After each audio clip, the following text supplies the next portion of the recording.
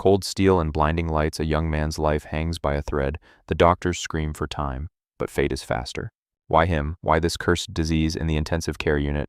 Chaos reigns as the surgeon bellows orders against death's silence. Hands off, the doctor roars, desperately pumping the chest. Every shock is a final violent prayer for a miracle that won't come. The flatline echoes like a death knell, a young life snuffed out before it could bloom. What a tragic, premature waste. The rhythm of life ceases, defeated. The medics step back. So many dreams unfulfilled, so many paths left forever untaken. It was a fleeting existence, a mere whisper in time. Suddenly, a blinding light erupts from his chest, his soul taking flight. Gravity is gone, weightless and free. He drifts into the unknown. Is this the gateway to the great beyond? Below, two travelers trudge through the dirt. Hey, this looks like a decent spot to dump a body. One mutters. The shovel hits the earth beside a cold corpse. Poor Li Huo, the star of today's impromptu and very lonely funeral. Died so young without even tasting marriage. One sighs, the other snaps. Shut up and keep digging, time is money. Hurry it up. The bosses don't like to wait for a dead man, they sweat, driven by greed and haste. Death is final. No use crying over spilled blood, they joke. These two were supposedly his closest colleagues at the office. Suddenly, the corpse twitches. A hand shoots up. Excuse me, could I ask a quick question? The dead man chirps. Shovels fly as the men scream in terror. Zombie, the undead are rising. They vanish into the distance in record time. Rising like a ghost, the young man blinks. Who were those idiots? His head feels like it's being split by lightning. Memories clash and burn within his mind. He stares at his new hands, strong, calloused, and very much alive. He tests his limits with a leap. This isn't his old, frail frame. This body is built like a mountain. High five for reincarnation, he cheers. So, his name is Li Huo, not bad for a fresh start in this world. Lost in the wild, he wonders where to turn. Suddenly, a rustle behind the rocks catches his sharp new eyes. Creeping forward, he discovers a tiny, trembling fox. Pitiful whimpers fill the air as it struggles against a cruel fate. The poor creature is caught in a hunter's trap, its eyes welling with very human-sounding tears of absolute despair. Easy there. Little one, I'm a friend, he whispers, carefully prying the jagged iron teeth of the trap apart. With a snap, the beast is free, thank you. Young master, the fox yaps before vanishing into the thick brush. He waves goodbye like a fool before reality hits. Wait, did I just have a full conversation with a literal fox? The forest is eerily silent, chasing the horizon. He sprints toward the sun, praying for a sign of human civilization. There, figures in the distance, he's finally found humanity, though their faces don't look very welcoming at all. Look, an undead, they cry. It's possessed the corpse of our county official. Kill the monster before it escapes. Leading the mob is a fierce young lady, her gaze sharper than any blade. He steps forward to plead his case. I'm 100% alive, I swear, he shouts, realizing these people didn't come here for a friendly chat. Shing, her blade tastes the air. Don't move an inch, monster, she commands with icy, soul-chilling authority. The steel is inches from his throat. Wait, you've got the wrong guy. I'm just a victim of weird circumstances. Sudden pain flares in his eyes as he shields them. The girl pauses, her suspicion momentarily wavering at his reaction. No demonic aura, she muses, sheathing her weapon, but I still need to verify your soul is truly untainted. Who are you, she demands. He checks his foggy memory. Li Huo, a humble guard of this very county. She narrows her eyes. Never heard of you. She pulls out a mystical mirror, glowing with an ancient, eerie light. He peers into the glass, but the face staring back is a complete stranger. Who is this man he's become? Memory loss is common when the soul wanders too long, she concludes, satisfied he isn't a demon in disguise. Go home and rest your weary soul, she sighs, turning her back on the most confused reincarnated hero ever. Back in the city, the gossip spreads fast. The man who cheated death has forgotten his own friends. What a miracle. He's alive, and that's reason enough to hit the tavern. His friends cheer, already dreaming of cold ale. We even got paid for digging his grave, double the profit, double the drinks. They laugh heartlessly into their cups. But we spent 50 whole yuan on his burial mat, one grumbles. He's definitely going to owe us for that. Don't worry, we'll just deduct it from his first paycheck, the other smirks, clearly a master of petty finance. Payday is in 2 days. Until then, let's drink to forget this weird day and his growing debt to us. Deep in the emerald woods, an elder fox turns to the kit. Did you truly escape a hunter's cold steel? Our hero rescued the trapped vixen, carefully freeing her. In return, the mystical fox offered her deepest gratitude. But repaying a life debt is never simple. Finally, the young man, Liu Mu, regained his consciousness. He let out a weary sigh. Waking up now was a total disaster, especially with that specific problem. He chugged some water, but his little brother was still out of commission. 3 days of total failure. A hospital visit was definitely required. Suddenly, a familiar voice called out to him from the front door. Who's bothering me now, he grumbled. Outside stood an older woman, the one who treated him like a nobody. She handed over 2 months' wages plus a bonus for his dismissal, a golden handshake for his troubles. He thanked the elder but wondered why she came at such an awkward time. Their brief meeting ended. Back inside, he prepared for the day. Soon, Liu was wandering through the bustling city streets alone. He ignored the delicious street snacks. He had a bigger crisis downstairs and a hospital to find. He spotted a master healer surrounded by a massive crowd of desperate patients seeking a divine miracle. The old man was performing flashy sorcery, mixing the spirits of heaven and earth into glowing potions. He handed a vial to a woman, promising she'd conceive a son if she drank the mystical brew. Incantation water, he called it. The lady was sold, convinced this holy water was the real deal. The master announced he was closing shop. As the crowd dispersed, only our skeptical hero remained behind. Liu pegged him as a total fraud and prepared to leave, but the old man suddenly grabbed his hand. "Don't go just yet, young gentleman," the geezer smirked. Liu was confused. What was this all about? The old man looked deep into his eyes. "Your brow is dark, a shadow of doom looms over you. Your body is here, but your soul is drifting. Without karmic balance, you'll be dead in 6 months." Liu turned aggressive and flashed his badge. "Keep scamming people, and you're going straight to jail, old man." The old man just chuckled. He turned away, leaving Liu with a chilling, cryptic warning about fate. "Life and death are for the gods to decide. Believe or not, it's your choice," the healer teased. He claimed he'd done Liu a favor today, a favor that apparently cost exactly 800 gold coins. "You've lost your mind to greed," Liu yelled. Then he noticed his heavy money bag was gone. That sneaky old fox had pickpocketed him. "Hey, that's my money," Liu screamed. But it was too late. The old man vanished into thin air like a ghost. Liu tried to chase, but he was gone. Where did he go? Liu panicked. Broken alone, he didn't know what to do anymore. He threw his hands up, screaming at the sky, "I believe, come back, great immortal, please." He begged the honorable immortal to return and explain the prophecy. He was a total believer now. Suddenly, a girl called his name. "Liu Mu, why are you screaming?" He explained he'd been robbed. It was the lady from last night. She reminded him she'd already delivered his salary earlier. "I went to buy something, then that old wizard stole everything." Liu asked her about soul balance. She nodded. Souls must be balanced, but why would a non-cultivator like him care about such things? "Just curious," he lied. "What happens if someone loses their 7 souls?" He was sweating buckets. She stared at him intently. Was she reading his spirit sadly? Her cultivation level was far too low. Liu sighed. The girl explained that the 7 souls govern the body's vital and mystical powers. Without them, a person becomes different, not quite human, and certainly not an ordinary citizen anymore. Each soul has a specific duty. She began listing them: the dead dog, the antidote, and more. First is the dead dog, ruling over sensation. Lose it, and you'll fall into a permanent slumber. The bad heart controls your breathing. Without it, every single breath becomes an agonizing struggle for life. The falling arrow manages the subconscious. Without this soul, you'd become a mindless, forgetful shell. The devourer of evil banishes sickness. Lose this protection, and your body will rot with constant illness. Antidote governs restful sleep. Without its power, the night becomes a never-ending nightmare of insomnia. The purifier cleanses internal impurities. If it's gone, your body becomes a toxic wasteland of filth. Finally, Bird Yin controls a man's vitality. She asked Liu why he was suddenly so interested. "Rising with the sun, our hero looks like a complete zombie. Lately, sleep is a myth, and he only crawls out by high noon. By midday, the sassy lady mentions she was looking for him, pointing toward his impending doom. Our guy is absolutely shaking in his boots. Terrified, he stammers, 'No way,' while the elder demands to know what happened to Liu. With trembling lips, he reveals his 7 souls and are gone. He begs for salvation, but the girl scoffs. How can an ordinary guy lose his very essence? Is he a wandering ghost or an evil spirit? Losing 7 that fast is unheard of. Without them, his body is vulnerable. Once the soul is gone, every demonic wind can waltz right in."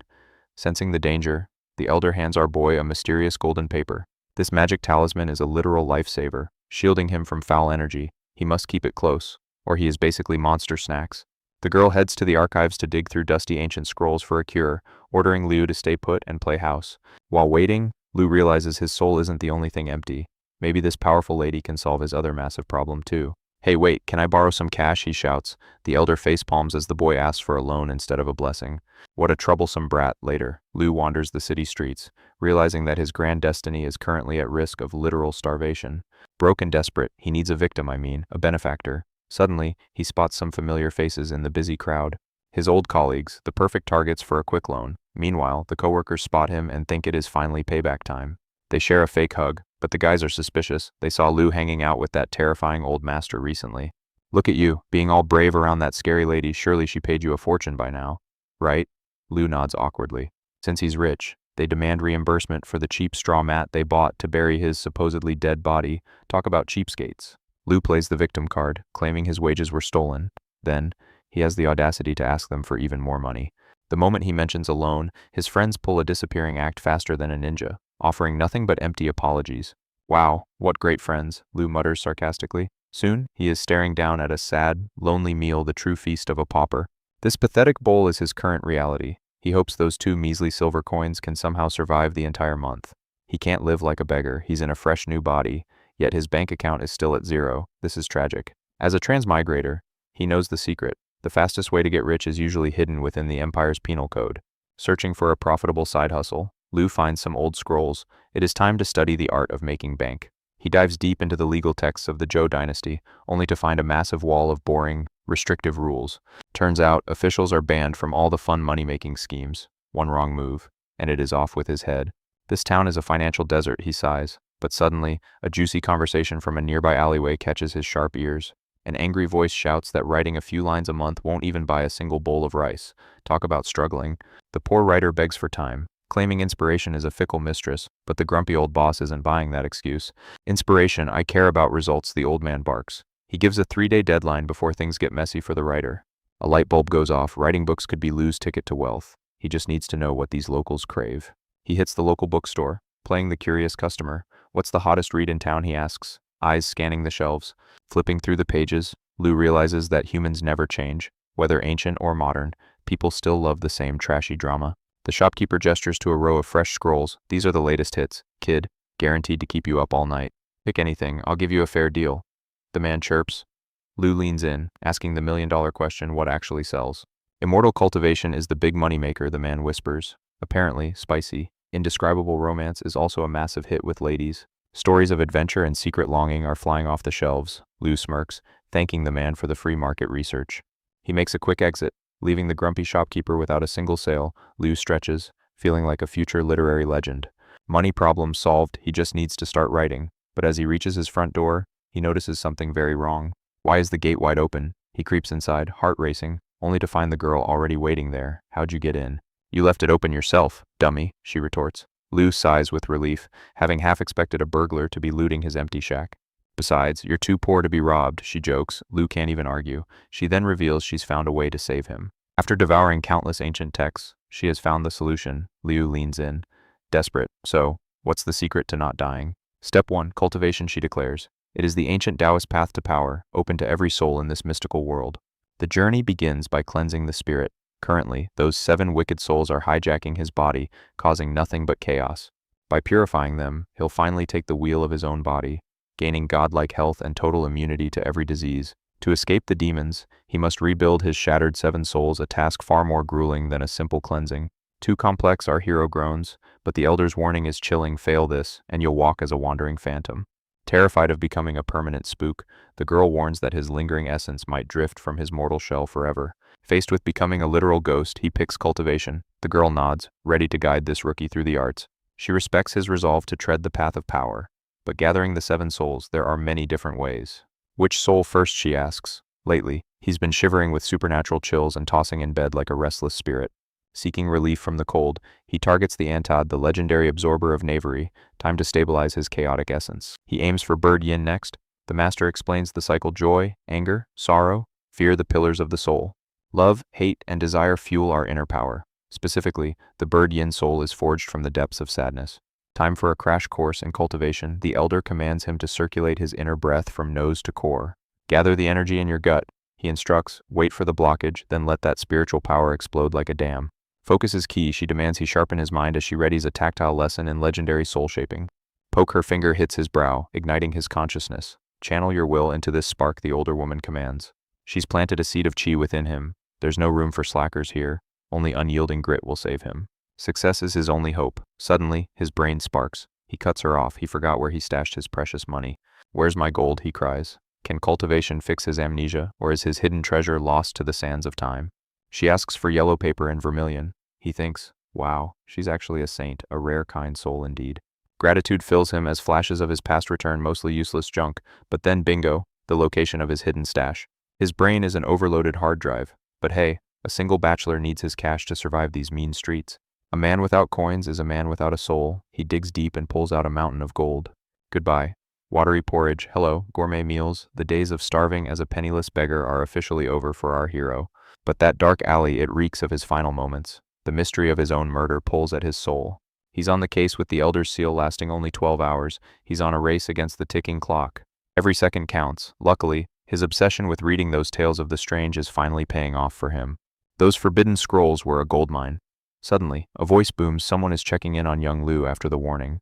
A visitor appears, concerned by rumors of Liu's brush with death. The man stands at the threshold, eyes wide. "You okay, kid?" he asks. Liu lies through his teeth, but his grin is so wide it's practically suspicious. "Found some cash?" Liu beams. "Time to clear my debts." The visitor's eyes light up. Everyone loves a paid tab.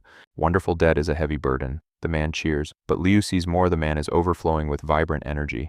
7 emotions, 7 colors, that brilliant red, that's pure, unadulterated happiness. The Elder's teachings were right on the money. Time for a field test. While the aura is visible, Liu decides to play a game with his guest's emotions. "Actually, I lost the money again." Liu sighs. He watches as the man's aura shifts through the emotional spectrum. "Psych, a kid found it for me," Liu adds. He's bouncing the poor man's feelings around like a spiritual ping-pong ball. The pieces fit. Liu spins a wild yarn about dreams, robbery, and miraculous finds. It's an emotional roller coaster for him. "Enough about the money," the man gasps. Liu's chaotic storytelling is literally draining the poor guy's energy like a vacuum. His head is spinning. It's as if the young man had sucked out all his energy with his relentless talking. Liu offers a cheeky apology and waves goodbye. First soul mission accomplished, but the path ahead is still long. Zhang's a good guy, but way too frugal. Next up on the emotional debt collection list, the boss, Li Si. Li Si rules this turf with an iron fist. Liu gets beckoned into a tent where the entertainment is legendary. Looking for some fun, handsome, the girls giggle. They try to lure him inside, but Liu has business today. "I'm here to settle up," Liu declares, flashing his coin bag. Boss Li blinks debt repayment. "Now that's a shocker. You're back in the game. Keep managing the street," Li says dismissively before turning to leave for other business. Liu is baffled. Where's the aura of joy? This boss is colder than ice when it comes to cold cash. Plan B time. If money won't trigger emotions, pure kindness will. Our hero starts a legendary good deed spree. Feeding strays, rescuing kites, escorting elders. Liu is becoming a local saint just to farm those sweet, sweet soul points.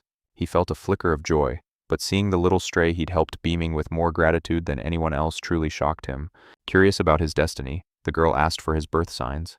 The young man began reciting the celestial symbols that marked his arrival. As he listed the zodiac animals, the elder woman whispered cryptically the 4 pillars, a day of absolute yang power. This was legendary. While he was confused, asking what it meant, the girl revealed his secret. He was born with the rare gift to harvest spiritual energy. This sacred energy allowed him to tread the path of cultivation, granting him a strength that eclipsed the power of any ordinary mortal. The boy cheered, claiming heaven's favor, but the girl quickly dampened his spirits. A special cultivation physique is a dangerous double-edged sword. Such a body is a prize for masters and demons alike. If this secret leaked, he would be hunted down like a legendary treasure. Terrified, he begged for guidance. The elder reassured him, as long as he kept his mouth shut, his unique aura would remain hidden. No one could easily detect his constitution here. Besides, in the heart of this county, vile spirits wouldn't dare crawl out and fight.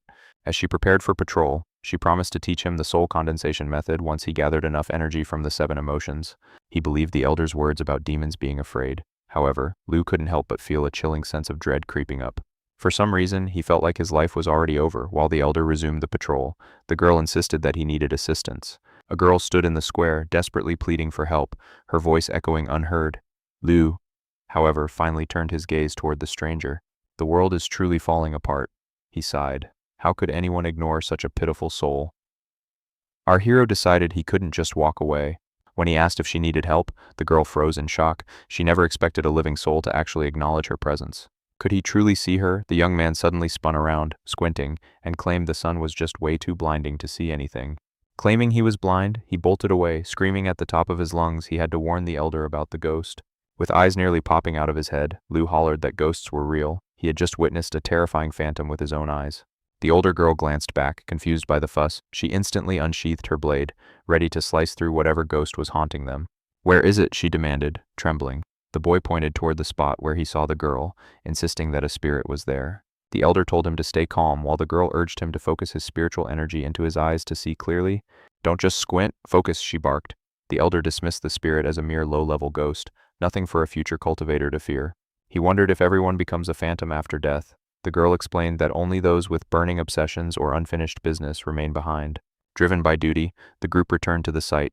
The boy noted that the spirit had begged for help to finish her business. "She's desperate for help," the boy insisted. The elder woman nodded, stepping forward to interrogate the spirit and uncover her tragic story. The ghost girl bowed deeply, pleading for mercy and promising to live a diligent life in her next reincarnation if they helped her. When the elder asked her desire, the girl cried out to save her baby. Her family and husband were gone, leaving her alone. Though she had succumbed to illness and passed away, her living infant was still cradled in her cold, spectral arms, needing immediate protection. Witnessing this gut-wrenching scene, Liu turned to the elder, his heart breaking as he asked if there was any way to save her. She is beyond saving, the elder sighed.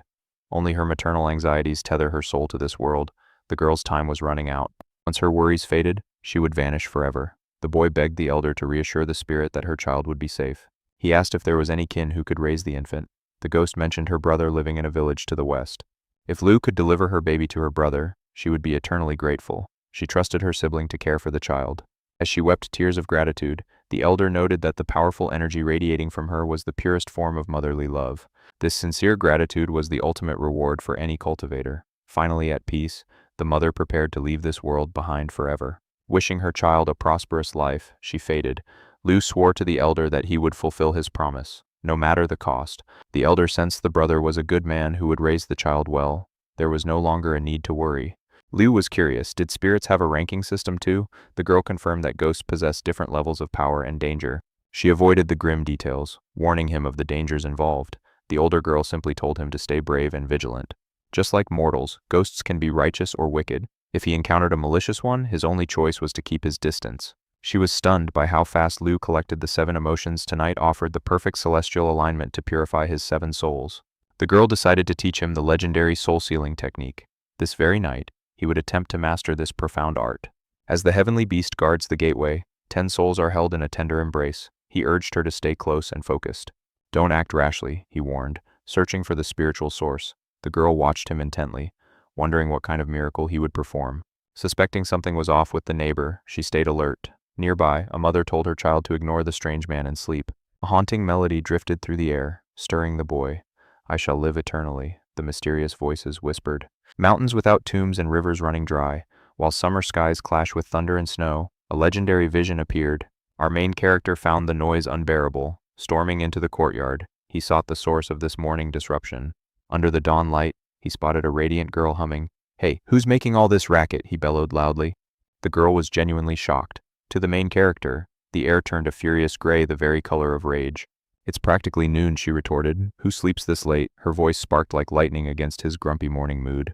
Looking at that gray aura, he realized she was still fuming. His own eyes flashed gray in stubborn response. The boy stood his ground, stating he would sleep whenever he pleased. He wouldn't let her judging eyes win. And I'll sing whenever I want, she snapped back. It was a classic clash of 2 very stubborn souls. A heated debate erupted over fundamental rights. What truly mattered more, the sacred right to sleep or the song? Liu let off steam, feeling his anger subside. Meanwhile, the girl scoffed, deciding he simply had very weak nerves. Retreating inside, Liu decided to dream of fame. Soon, he would sell his literary masterpiece and finally thrive today. Next door, the neighbor was absolutely livid. Wang Wan nervously asked who had triggered her mistress's legendary fiery temper. That wretched neighbor, the woman hissed. Swearing had parched her throat, and she desperately needed a drink to cool. At the bookstore, the owner marveled at Liu's manuscript. This wasn't ordinary writing, it was something truly special and captivating. The dramatic tale of the kitsune left the shopkeeper stunned. Return home for now, he said. Great news follows. Liu visited every bookstore in the county. In this world of ink, he sought his one true path to fortune. The morning was eerily silent. There wasn't even a single helpful soul in sight as the boy walked past. Suddenly, splash, the neighbor drenched the road, soaking him. Our protagonist stood there, dripping with pure, unadulterated indignation. Mistress, please don't be nervous, Wang Wan pleaded. The haughty lady simply turned away, ordering her back to work. Despite the soak, Liu offered a cheeky wave. The landlady quickly intervened, calling the girl away before he could. She's a beauty, but her temper is a disaster. Liu sighed. Her explosive personality was truly something to behold. Wang Wan whispered that their neighbor was an official. We won't have to fear bullies anymore, she chirped happily. Little did she know, Liu heard everything. He stood there, realizing the bully they discussed was actually himself. Isn't he handsome? He doesn't look like a villain, Wang Wan teased. The mistress just huffed in typical fashion. That girl has a sharp eye, Liu chuckled. But the landlady remained wary, suspecting his good looks hid trouble. The more handsome, the more suspicious, the mistress warned. Meanwhile, Wang Wan worried her mistress was refusing food again. I refuse to get fat, she declared. Liu smirked, realizing her ultimate weakness, she couldn't stand aromatic food smells. The mere scent of a meal was her kryptonite. Wang Wan sighed, knowing living without food was impossible anyway. Strategically, Liu began searing meat on hot stones. The heavenly aroma wafted over. Now, let's see her resist this. Hanging laundry, Wang Wan caught the scent. It was divine. The fragrance of sizzling meat melted her every resolve. The neighbor clutched her head in agony. Wang Wan, do you smell that? The scent was far too enticing. It's coming from the neighbor's yard, Wang Wan pointed. Liu admired his perfectly cooked, sizzling stone steaks with pride. Two curious faces peeked over the wall. Liu grinned, knowing his psychological culinary warfare was working like a charm. Smells good, doesn't it? Liu teased. The woman bristled, demanding to know what the young man was actually doing. Just cooking, he replied. Move your stove, she demanded. My house, my rules, he shot back effortlessly today. She claimed he was disturbing her peace. Liu laughed, wondering why his cooking only seemed to haunt her specifically. She tossed a sharp insult his way, but Liu remained unbothered. Wang Wan watched, amazed by his calm nature. My apologies, Liu said with a smile. As a peace offering, I've prepared a special treat for you both. The girls froze in shock. This sudden kindness was completely out of character for the grumpy neighbor they knew. I, Lianyang, would rather perish than eat a single bite, she declared, her pride far stronger than her hunger. Dizzy and exhausted from her own rage, Mrs. Liu stumbled. Her yesterday's fatigue was finally catching her haughty soul. Suddenly, a firm knock echoed. Wang Wan, see who it is, the mistress commanded from her weary, dizzy state. Wang Wan opened the gate to find Liu standing there. With a confident aura, he introduced himself for confrontation. He hadn't come for a fight, but to offer a sincere apology and the delicious meal he had specially prepared. A small token for the lady, he said humbly. The maid's eyes twinkled with greed. She loved a good bribe, accepted, she chirped, scurrying inside to find her mistress. Madam, neighbor Liu brought a peace offering, the lady scoffed. Throw it in the trash. I'm dieting, you eat it, girl. Wang Wan's stomach growled in hungry anticipation. Just one bite. Madam, it's divine. Besides, one tiny taste won't make you fat. One bite became 10. Soon, the plate was empty, leaving poor Wang Wan with nothing. Blushing with sugar guilt, the lady roared, that Liu, he's totally sabotaging my weight loss. Outside, Liu smirked. Mission accomplished. Then, he bumped into his old pal, Mr. Joe. Still kicking? Kid Joe asked. Liu nodded, fully recovered and ready for action. Joe laughed. You were a total scaredy cat before shaking like a leaf at shadows. If the chief hadn't inspected you, I'd swear you were possessed by a foul demon. Safety first, Liu joked. Secretly, he needed those 7 emotions to level up his skills. Joe sent him to find Old Man Wang, the office's resident gambling addict and slacker. Wang was busy losing his soul at dice. A coworker was caught slacking nearby. Back to work, Liu barked. He needed to clear the room for some private business. Once alone, Liu leaned in. It was time to play a high-stakes game. A match, Old Man Wang blinked. Since when do you know how to gamble? Liu smirked. He didn't just know how to play, he knew how to lose professionally. After losing several rounds on purpose, Liu sighed. That's enough for today. I'm tapped out. Wang cackled at his easy win, but suddenly felt a wave of strange exhaustion. Later, Liu nudged the snoring man. Hey, wake up. I need a favor from archives. I'm looking for some light work in Yamen. You know, something low risk. Wang grumbled, rummaging through dusty scrolls. Let's see what horrors we have today. Sheep gored and drained of blood. Spooky. Liu shook his head. Too much cardio. Vengeful water ghosts, Wang suggested. Liu groaned. Next, I'm not a fan of drowning. A teleporting corpse from an open grave, Liu paled. I'm looking for work, not death. How about a haunted abandoned house, Wang offered. Liu didn't even wait for details. He turned and bolted. None of these pay enough for a one-way trip to hell. Demons, ghosts, and disappearances. How do normal people even survive in this world? Night fell, and the shadows grew teeth. Wait, is the darkness moving? Ghostly outlines shimmered in the gloom. Liu's heart hammered against his ribs like a drum. A terrifying cackle echoed. Your soul looks delicious, little boy mine for the taking. Before he could scream, demonic magic locked his joints. He was completely paralyzed. A rotting hand reached for his throat. Move, damn it, move, he screamed internally. Suddenly, his secret amulet flared. The chief's gift blasted the ghost's hand back. Thank God for office perks, Liu scrambled away as fast as his legs allowed. You can't run, the spirit shrieked, its eyes glowing with a murderous, hungry light. Snap paralyzed again. The ghost glided close, savoring the scent of his fresh terror. I love it when they try to run, it hissed, clutching Liu's face with ice. 7 souls are already gone. Give me the rest and help me ascend. Out of nowhere, a golden light exploded. Amitabha. A monk slammed the demon away. Liu dove behind his savior. Master, you're a lifesaver, I owe you big time. The demon snarled. A monk, how dare you ruin my gourmet dinner plans? I am Shandu of Jinhan Temple, the monk declared with a divine, calm power. Humans walk the sun, ghosts walk the dark. Step across and face heaven's judgment. Harvesting souls violates the heavenly path. This humble monk shall purify your karma and grant you rebirth. The ghost sneered. Even Buddha lacks the power to save me. Hold my bowl a moment, the monk requested. Liu agreed, but the artifact weighed a ton. I offer salvation one last time, the monk cried as the ghost lunged for Lu's throat. Lu hoisted the heavy bowl as light exploded everywhere, yet the vengeful spirit refused to submit. Stubborn, aren't we? The monk sighed. Fine, I'll save you the hard way. Whack, since kindness failed, physical persuasion shall save your soul. This monk is savage, Lu thought. That ghost got pulverized, talk about tough love. Why resist when a literal saint is helping you? I'm sorry I was wrong, the ghost wailed. I'm just helping, the monk replied with terrifying calmness. Spare me, the spirit begged. I'll spare you, but keep acting up and your soul is toast. I yield never again, the ghost promised. Lu returned the heavy artifact to its holy owner. Deepest thanks, young benefactor. The monk bowed. Lu breathed a sigh of relief. Finally, it was over. Fear no more, the monk assured him. That nasty spirit has been properly educated by this servant. I shall guide him toward righteousness now. With a final prayer, the monk turned to depart. After a few paces, he paused. Wait, your 7 souls are missing some vital pieces, young man. Take these Buddhist prayer beads, a little gift to keep you safe from the shadows. These will ward off common spooks and spirits. Lu clutched the sacred beads like a lifeline. Thank you, master, he cried. Amitabha. The monk chanted. To save others is to save oneself. Lu felt a pang of envy. Even ghosts are leveling up, meanwhile. I'm just a damsel in distress. These beads aren't a permanent fix. I need to recover my missing souls before things get worse. I owe that girl a huge thanks. Her talisman was the only thing that kept me alive.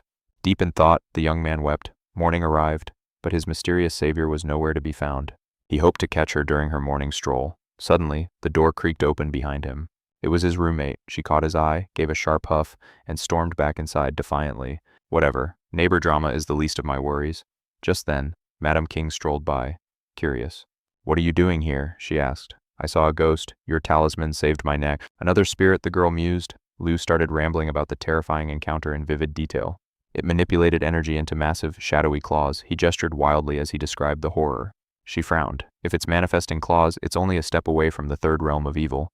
Then this monk showed up, Liu continued. He totally schooled that ghost with high-level Buddhist arts. Look, he gave me these beads. If that spirit was strong, this monk must be a god. How can I protect myself like that, he asked. Teach me the ways of the immortal arts.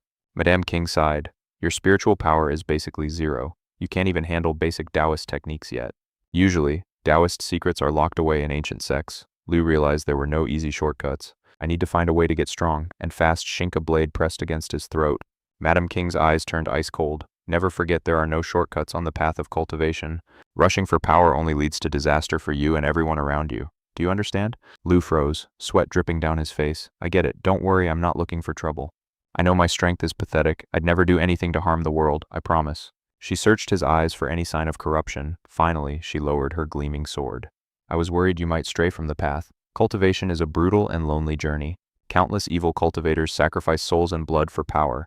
It's a path to total ruin. In the immortal world, such crimes are punished by death. Just last month, a traitor was caught. Vile cultivators, obsessed with blood, harvest souls like cattle. Madame King warned such sins bring divine wrath. In the immortal realm, judgment is absolute. Just last month, a high-tier truth comprehension devil faced his final reckoning. Annihilated by the righteous sects, his soul shattered into fragments. The fallen cultivator realized the immortal realm hunts evil. One girl's blunder left poor Lu in a lethal bind. She handed him a blade. The Jinghong sword, she whispered, a divine tool for a desperate man. Take it, and no ghost shall dare haunt your path. She offered the steel and a mysterious tome. Everything you need is here, she claimed, detailing the secrets of this mystical world. With a final wave, she vanished. Find the 7 souls quickly, her parting words echoed in the wind. Grateful, Lu gripped the manuscript. It was time to master his new destiny. He dove into the scrolls, mapping the power realms and the structure of the heavens. This wasn't just a book, it was a treasure trove of forbidden knowledge. From cultivation ranks to secret talismans, the history of the world lay bare before him. The Taoist scriptures felt familiar, the way and its virtue resonated within his very core. Surge of realization, true power is fueled by the breath of the spirit. He devoured the ancient wisdom, imagining how these arts could transform the common world. Mastering the sacred finger mudras seemed almost too easy. Had he done this before? But memorizing the divine thesis drained his very life force. His limits were approaching fast. Heaven's thunder roared. Blood sprayed from his lips as he collapsed at death's door. Miles away, Mrs. Jing froze, her heart hammered against her ribs. Something was terribly wrong. In the village, a wise elder shared news with the folk. Suddenly, he sensed a shift. The great Tao bell rang, a sound not heard in ages sent chills through the air. The bell rings for a reason. The villagers rushed toward the sacred main hall.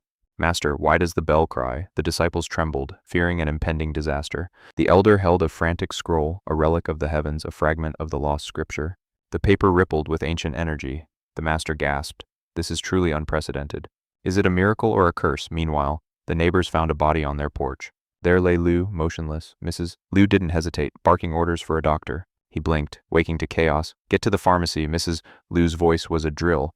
Liu sat up, head spinning. What happened? The world felt like a hazy dream. You passed out in the dirt, Mrs. Liu scolded him like a naughty child.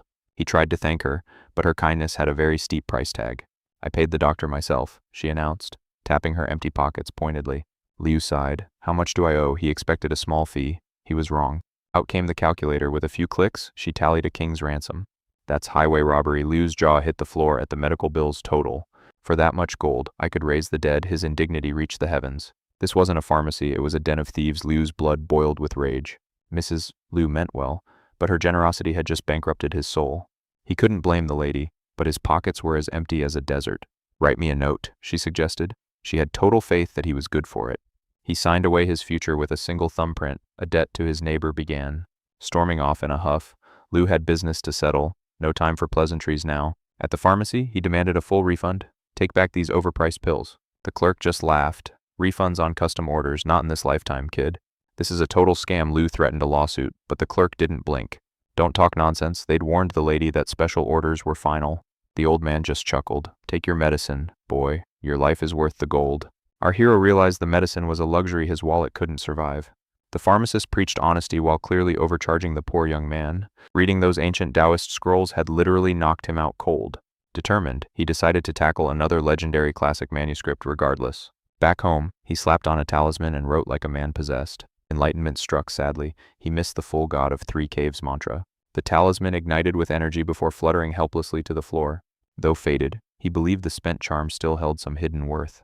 It was time to prepare. He needed more than just ancient scrolls. Thinking of his cute neighbor, Wang Wan, made his heart flutter wildly. He cooked legendary lamb kebabs, filling the air with heavenly, savory scents. The mouth-watering aroma drifted over the wall to a hungry Wang Wan. Tempted by the smell, she peeked over to see the master chef. She saw Liu grilling meat that looked absolutely divine and succulent. One invitation later, the radiant young lady joined him for a feast. She devoured the food as Liu plotted his move to get closer. He asked her age 16 and her home while she kept eating greedily. She couldn't remember her past, too busy entering a meat-induced trance. Serving her mistress since age 6 left her with very little freedom. He told her to stay and eat, using meat as a bribe. Then he sent her to find Miss Li Qing in the city. She worried, but he blamed his tendency to faint at random moments. In the shade, he practiced secret Taoist arts to gain divine power. Mastering the legendary finger seals was his only path to true strength. Heaven and earth are boundless, he chanted, seeking a cosmic response. The universe ignored him, forcing our hero to rethink his entire strategy. He studied the manuscript, wondering if his hand signs were just wrong. After more hand gymnastics, he prepared for one final desperate attempt. Borrow the cosmos' strength, he shouted, pouring his soul into the spell. Thunder roared and lightning flashed as a monsoon drenched him instantly. Liu face planted while Wang Wan nearly choked on her delicious kebab. Dropping her meat, she screamed that their neighbor was dead again. Madame Liu ordered a doctor, thinking the boy was truly finished. Liu bolted up instantly, terrified of the impending medical bills. Shaking, he insisted he was fine to avoid any costly debts. The madam questioned his health as he recalled vivid spiritual visions. Trying to stay calm, he met Miss Liu's concerned, intense gaze. She suspected a terminal illness was lurking behind his sad eyes. Sensing her sympathy, Liu realized it was time for some drama. He told her she'd likely guessed the truth about his condition. He dropped the bombshell he had only 6 months left to live. She panicked, checking his pulse and declaring him perfectly healthy. Healthy people don't collapse twice daily, he argued with tragic flair. He claimed agony kept him awake, explaining his late morning starts. Guilt-stricken, she promised to stop her loud morning singing forever. Our hero flashed a convincing smile, vowing to clear his debts before his clock ran out. Mrs. Liu confessed she'd ordered the premium meds, ensuring only the most expensive care for him. She insisted he owed nothing. As she departed with her maid, she offered a permanent helping hand. Come to me for anything, she promised. But the boy, he was already plotting his next move. Thinking she was a total pushover, he hoped karma wouldn't bite him for this blatant deception. The Taoist classics were the real deal. It was time to grind and push his limits. Testing the 9 words of truth, he accidentally triggered a bell that echoed through the village. The villagers groaned 18 times in 3 days. That Taoist bell was becoming a serious noise complaint. This hadn't happened in decades. Was the bell malfunctioning, or was something supernatural afoot? Silence finally returned. As the village settled, Li Mu dove back into his mystical studies. Deep in meditation, he battled his inner demons, sadness and rage clinging to the core Taoist principles. Mastered the basics, he opened his eyes, finding himself within a hauntingly vivid, shadowy forest.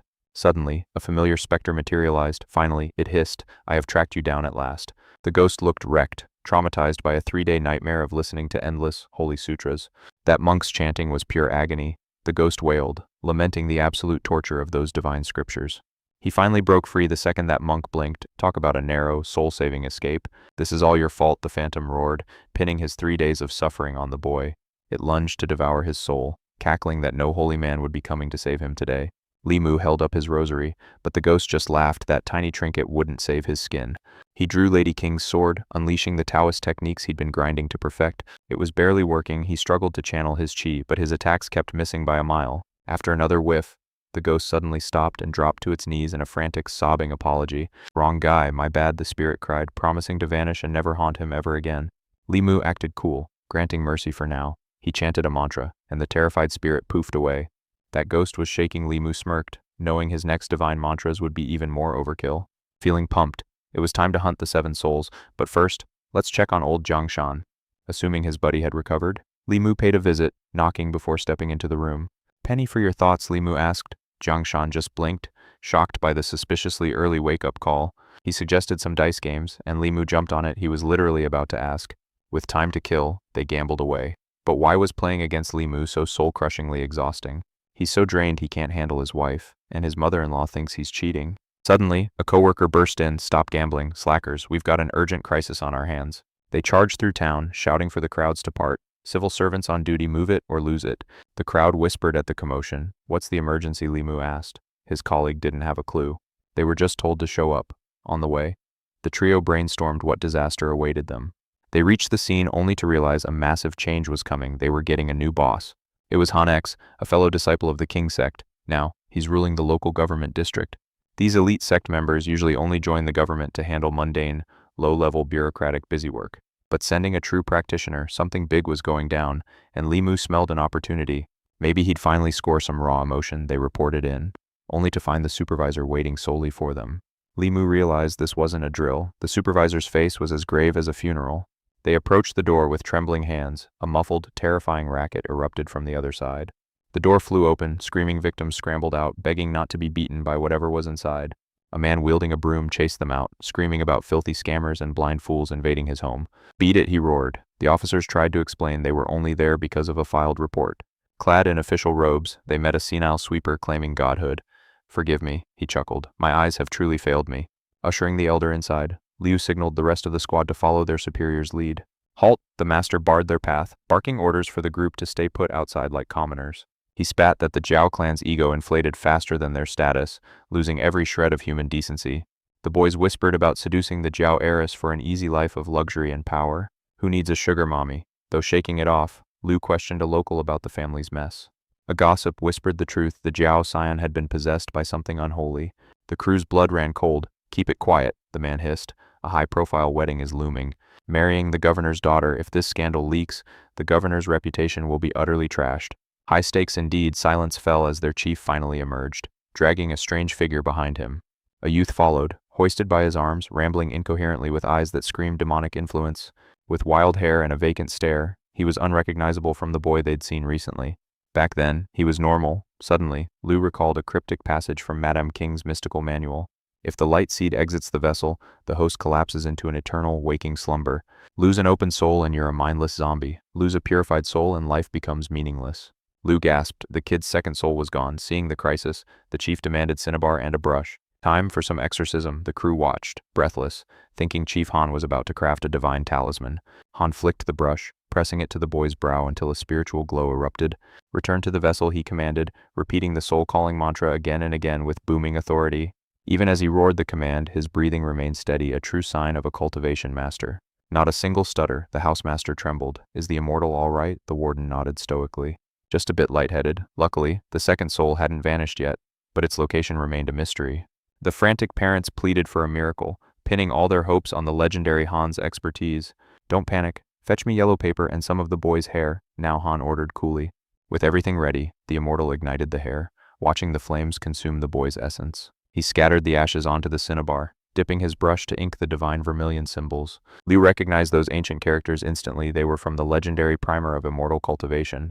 He's tracking the divine path, the boy whispered. Meanwhile, Han's hands moved in a blur of seals. Clenching the paper in his fist, Han began a secret incantation that baffled everyone watching.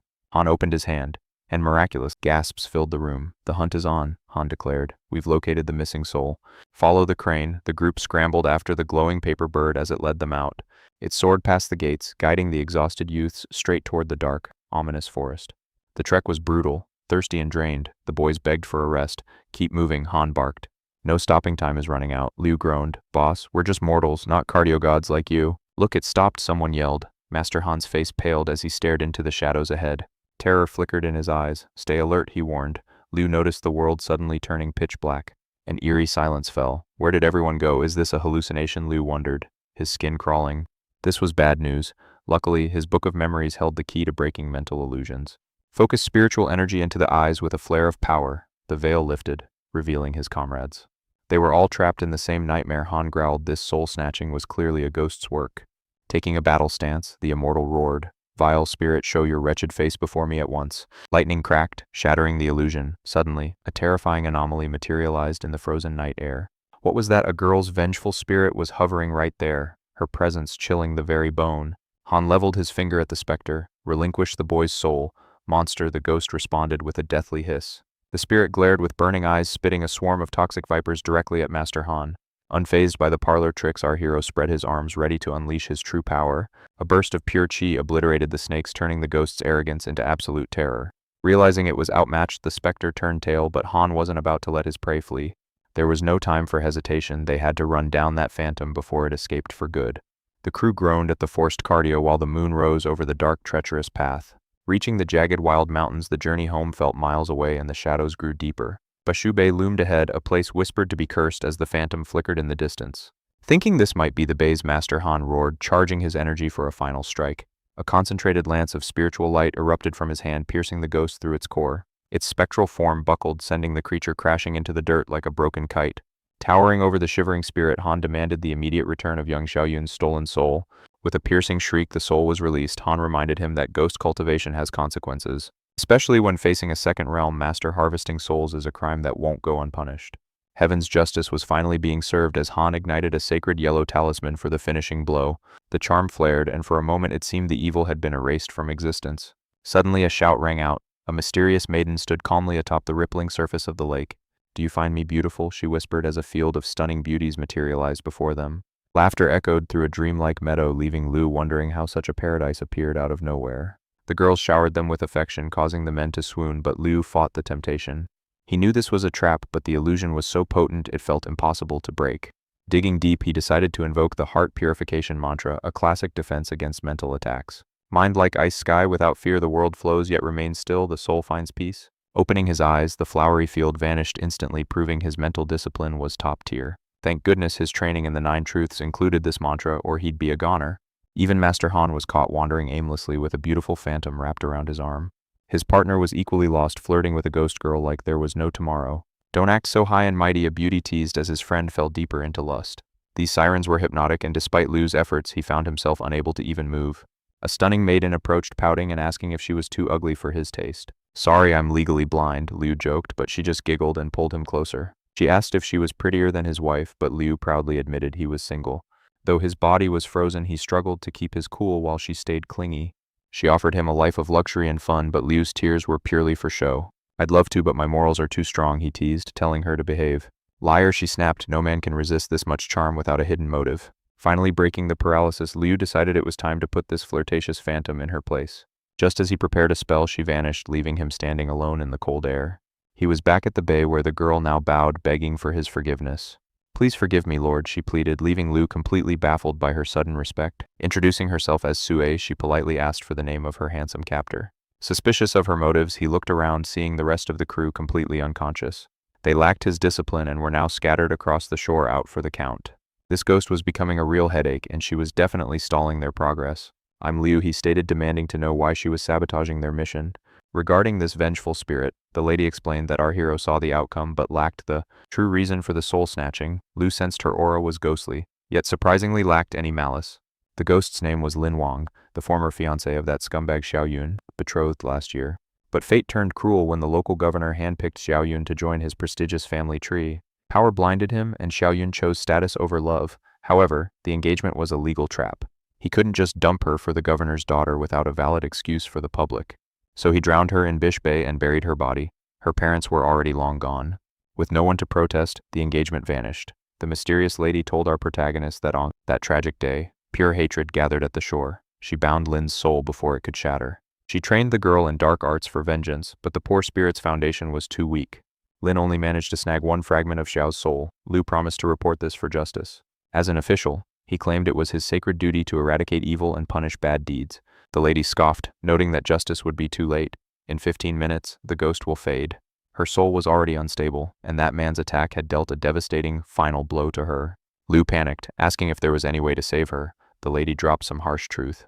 Ghostly cultivation is built for destruction, not healing. Her essence was shattered beyond any ghostly repair. Only a Buddhist master reciting a divine sutra could possibly reconstruct her fading, broken soul foundation.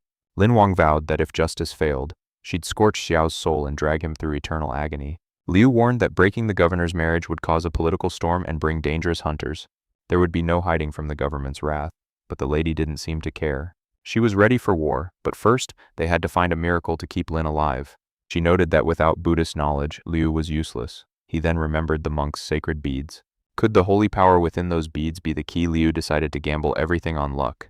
He told her he'd give it a shot. She looked skeptical, asking if he practiced any Buddhism. Liu admitted he was an amateur but was willing to try. He struck a classic meditation pose. Assuming the lotus position, he began chanting every holy incantation he'd ever heard in his life. He shouted, "Form is emptiness, emptiness is form." It sounded profound, even if he was winging it. Miraculously, Lin Wang's fading outline began to stabilize. At a nearby temple, things were getting weird. The monks realized the heavens were moving. Suddenly, the ancient Buddha statue began to glow brightly. The monks started praying like their lives depended on it, while Liu felt like a complete failure. He thought he'd botched the words until a blinding radiance erupted from his skin. Talk about overkill. Liu was literally blinded by his own holiness. He squinted, wondering why he was turning into a sun. The girls stared in absolute shock. His companion couldn't believe this layman was radiating such pure power. Liu kept yelling about the light, realizing that Buddhism means light was being taken literally. The boy was a human flashbang, and he had zero idea how to turn the thing off. The lady was stunned. Was this guy really a genius or just a dangerously lucky idiot? Liu was on the verge of tears, begging for help. She told him to disperse the energy. He was sweating bullets, struggling to contain the holy aura. Finally, the blinding intensity began to fade. It actually worked. Liu realized that Buddhist techniques were basically a cheat code he'd just unlocked. The lady was baffled. A layman using high-tier Buddhist arts, this guy was definitely a main character. She asked where he learned such a feat. Meanwhile, Lin Wang's ghost was still looking rough. She was running out of strength. Liu asked for the next step. The lady sighed and decided to put her faith in this human flashlight. She explained that Buddha's light can heal ghosts. As long as Liu kept his heart pure and avoided violent thoughts, he could save her. They had to try again, slowly this time. No more accidental flashbangs. The stakes were high. Liu summoned the sacred Buddha's light to shield her. He steeled his resolve and prepared for a second, more powerful attempt. Success at last. The divine radiance enveloped Mrs. Lin. As the light took hold, Liu felt a soft, mysterious warmth radiating. It felt dazzling and smelled heavenly. Liu reached out, shocked to find the spiritual energy was actually tangible to his touch. "Are you all right?" the girl asked. Liu nodded weakly, admitting he was just exhausted and desperately needed to recover his strength. Lin noted that as a ghost, gender no longer mattered. Our hero didn't argue with such unique ghostly support and hospitality. She felt she could never repay him. Liu blamed the government's incompetence for her suffering, vowing to make things right again. He looked at her, thinking she was 10 times more grateful than that brat Zhang Zhuan. Talk about a spiritual loyalty bonus. Liu thought about sharing his profound virtues, but Taoist rules generally forbid showing off such inner power to the outside world. He realized his current power was limited. Manipulating an energy like Lin's was currently the absolute ceiling for his spiritual abilities. Liu asked if she still planned her revenge. Lin sighed. Noting the Zhao family's political connections made direct retribution nearly impossible, she decided to follow Liu instead. He promised that even if she stayed her hand, the law would eventually punish the wicked. When asked why he was helping, Liu simply stated he was doing his duty. He'd catch that rascal, governor or no governor. Tears formed in Lin's eyes, deeply moved by his resolve. Liu felt satisfied this was a truly legendary harvest of genuine gratitude. Lin praised him, wishing every official was as noble. The world would certainly have far fewer vengeful spirits wandering the night. Liu humbled himself, but he had a secret he needed to gather his 7 souls. Lin was key to forming the first. He decided Lin should stay with Mrs. Su until the trial. Lin agreed. Though she teased him about his soft personality, she promised to teach him how to act tough later. Visit me after the trial, she teased. I'll have a special gift. Meanwhile, the master woke up with a spiritual migraine. He couldn't believe they'd all slept through a major ghostly encounter. All the men were in the same daze. They couldn't believe they had survived the night with such a powerful spirit nearby. The supervisor began barking orders, waking everyone up. After such a rough night, the men were finally coming back to reality. Liu's coworker raved about a sweet dream. Apparently, everyone had experienced the same pleasant illusion while they were knocked out cold. They wondered why the ghost spared them. Liu lied, suggesting she was just scared of the government's power. Smooth move, Liu. The chief remained stoic as they headed back. In town, rumors of a Buddha appearance were spreading like wildfire through the crowds. People lined up to see the divine miracle. The chief just shook his head at how easily people believed any wild story. Liu's coworker nudged him, asking how a young guy like him resisted the ghost's seduction. Was he made of stone or what? Liu just dropped the name Kin, and the coworker's face turned white. That's one way to win an argument instantly. The man warned Liu to never speak that name again. Some secrets are better left buried in the past, especially tragic ones. The crew thought Liu was totally unpredictable. How could a young man ignore such beauties? It defied all laws of nature. Turns out, the coworker's fiancé ran away with a rich guy. No wonder he tries to bury those painful memories in silence. Liu mused that no one is born evil, but Xiaoyong, that guy, murdered his own fiancé for a promotion. Absolutely despicable. Over at the Zhao mansion, a master arrived with a missing soul. He promised this would finally cure the young master's madness. As the soul returned, Xiaoyong woke up screaming like a banshee. He was still terrified of the ghost coming for him.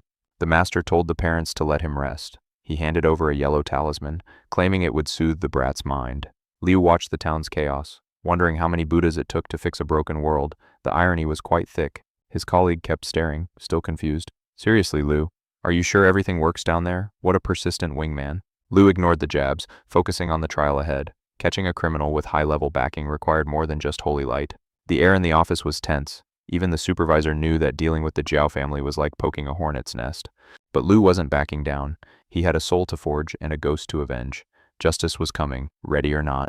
Lin's presence in his shadow felt reassuring. Having a powerful ghost waifu on your side definitely has its perks in this world. He checked his notes for the court case. One wrong move and the governor would have his head on a silver platter. Just wait, Xiaoyong, Liu whispered to the wind. No talisman in the world can protect you from the truth I'm bringing. The master at the Zhao house looked suspicious. Anyone who can play with souls for money usually isn't on the side of angels. Xiaoyong's parents were desperate enough to believe anything. They clutched that yellow paper like it was a lifeline to their fortune. Little did they know, their precious son was about to face a judge who couldn't be bribed with mere mortal gold. The stage was set, with a ghost by his side and a soul to reclaim. Liu prepared for the ultimate legal battle. Master Han signaled his servant to prepare a lavish reward. His eyes then narrowed as they landed on Liu. He froze in shock. The boy held Lady King's signature blade. How did you obtain that sword? The master demanded. The colleague chimed in, explaining the recent demon hunt. Lady King entrusted him with her steel for protection, he said. Master Han turned and vanished into the shadows without a word. Meanwhile, the colleague sighed. His crush on Madame King was strictly one-sided. Liu has a brighter future than you, the man scoffed. Liu felt a pang of despair. I can't even save myself. What hope do I have?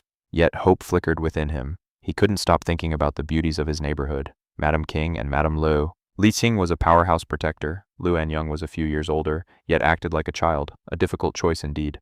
Stop overthinking. Liu shook his head, trying to banish those wild, unrealistic fantasies once and for all. Elmu posed a curious question to their colleague. A warrior goddess protector or a rich heiress, who would you pick? A man being protected. How pathetic, the colleague laughed. I'd choose the gold and the rich life every time. Li Sai simply refused to choose. Liu felt a strange sense of imbalance, unable to find true peace of mind. Elsewhere, Xiaoyun's soul finally returned to his physical shell. You're absolutely heartless, the woman remarked with a frown. That girl is your fiancé. You shouldn't treat her so cruelly. Xiaoyun remained unmoved by her words. Everything I do is for the family's honor, he replied coldly. They began making arrangements. Nothing could ruin this strategic marriage. Back at the office, Liu poked the dozing old man awake. It was time to wrap things up and head home. Back for another visit, kid, the old man grumbled. Liu shook his head, focusing on the task at hand. The Zhao case is closed. File the report so I can finally sleep, but the old man wasn't finished. Bring me Xiaoyun's file. That boy possesses the legendary fire physique. If he cultivates, he'll leave everyone in the dust. But his soul is a 5-star delicacy for demons. No wonder the restless ghosts were hunting him so relentlessly. Wang Wan's face lit up when she saw her neighbor return. Her eyes sparkled like stars as she greeted him. Hello, she chirped. Liu took her basket, surprised by the mountain of breakfast supplies she had bought. She blushed, looking away shyly. Liu smiled. Come inside. Let's share a meal at my place. The young lady's excitement was palpable. The two of them sat down for a cozy, intimate breakfast. It seemed she was still hungry, despite her blushing denial. Hold on. I'll whip up another plate of noodles. Liu prepared a delicious feast and the girl dove in with joy. Every bite seemed to make her glow. Liu reflected on his past meals, usually just a single penny bun. But since Wang Wan started delivering food, things changed. Now it was all savory onion noodles and egg fried rice. Eggs aren't cheap these days, he mused. This was the fuel he needed for his training. Wang Wan finished the entire spread and thanked Mr. Li. I must head home now, she said. Liu worried that his pantry would be empty if this continued. Meanwhile, Mrs. Liu gave the girl a stern lecture. Stop eating at a stranger's house and come straight home. But the noodles were so tasty, the girl insisted. Mrs. Liu simply sighed at her ward's appetite. The neighbor is underpaid, and you're eating him out of house and home. Wang Wan had a secret plan. I'll give him my dowry savings. Mrs. Liu knew she couldn't win. Fine. I'm going over there myself. Liu was startled awake by a sudden knock. Who's looking for me at this ungodly hour? He opened the door to find the formidable Mrs. Liu. What can I do for you, neighbor? He asked. I need a favor. I'm busy during the day, so cook for Wang Wan. I'll pay you for her meals. Keep your money, Liu insisted. I owe you plenty. And cooking for one more is no trouble. I won't have it. That girl eats like a beast, she argued. I'll pay you a monthly fee to feed her. Liu chuckled to himself. At this rate, people might mistake me for a professional gigolo. He finally agreed, promising to return any leftover change. A strange but domestic arrangement was born. The girl thanked him with a graceful bow, but as soon as the door closed, another knock echoed. Again, did she forget something? He swung the door open, only to see his frantic co-worker. I need a witness, save me, the man cried. His wife had accused him of a secret affair. I told her we were hunting a deadly ghost yesterday. The thing put us under a trance, I swear. We barely made it out alive. You have to help me prove my innocence. Man. Lies, she barked. If that's the truth, why did that spectral harlot drain my husband's very manhood? He's been a limp rag for a month, despite my constant warnings about those wicked pleasure houses. He just won't listen. One more mistake, and he's banned from this house forever. Liu sighed heavily. Once this scandal is buried, I'll return, Liu promised. The brother thanked him, wondering where they'd go. I'm heading out to crack a case, Liu declared. I'm coming too, his brother cried. Nowhere is safe. He whispered, the moment you leave, my wife will demand proof I can't provide. I need an escape. No matter how he tried, he was shooting blanks, Liu warned. This mission is a dance with death. I'm coming regardless, the brother insisted. Liu gave him a grim look, presenting two final options. 1, face your wife. 2, I choose 2, the brother shouted before Liu could even finish. They reached the Lin village. This was Lin Juan's former home, Liu noted, eyes scanning the silence. The brother was baffled by their plain clothes. In this deadly game, blending in is survival, Liu countered. Keep your mouth shut and stay alert, Liu warned. In this place, unnecessary words can get you killed. An elder approached with suspicious eyes. Who are you youngsters, and what's your business in these parts? Greetings, elder. I'm Lin Chuan's distant cousin. Come to check on her well-being, Liu lied smoothly. She vanished months ago, the elder sighed. Even Master Xiao's search parties came up empty-handed. Banished, Liu feigned shock. My poor cousin lost to the winds. How could this happen? A tragedy, the old man lamented. She was destined for greatness, a life of luxury with the Jiaos. Since when do you have a cousin? The brother hissed. And why is she supposedly a beauty? Family secret? Liu winked. Suddenly, a chilling voice cut through a stranger asking about the missing girl. Is Miss Lin home? The newcomer asked. The elder grumbled. The village was getting far too crowded. He turned, but saw no one. Looking down, he gasped. A tiny man stood there, radiating malice. The pint-sized stranger asked if others were snooping. Just these two. The elder pointed toward Liu. Claimed to be her cousin, the elder added. The dwarf smirked. The brother felt a sudden chill. What's the real case? The brother asked. Lin Juan's disappearance, Liu replied with grim determination. Why this case? The brother questioned. It's not our jurisdiction, and it's way out of our league. Demons and ghosts take people every year, Liu countered. Do you remember the elder's words? The girl and Xiaoyun were lovers, Liu reminded him. The brother struggled to connect the pieces. Then it clicked. Xiaoyun was set to marry the governor's daughter. A massive scandal loomed. You think the Xiao family made her disappear? The brother gasped, realizing the depth of the plot. Go home, Liu said firmly. I won't involve you in a case paved with political corpses. Are you insane? The brother asked. He noticed a change. Liu wasn't the coward he once knew. Liu used to hide from his own shadow, avoiding trouble. Now he was walking into the fire. Crossing the veil taught me one thing, Liu said darkly. It taught me how to truly live. Footsteps echoed. The dwarf from the village emerged. Why throw your life away so eagerly? Boy, mind your own business if you want to see tomorrow, the dwarf spat. Liu bit his lip, frustrated. His spiritual senses had failed him, the stranger sneered.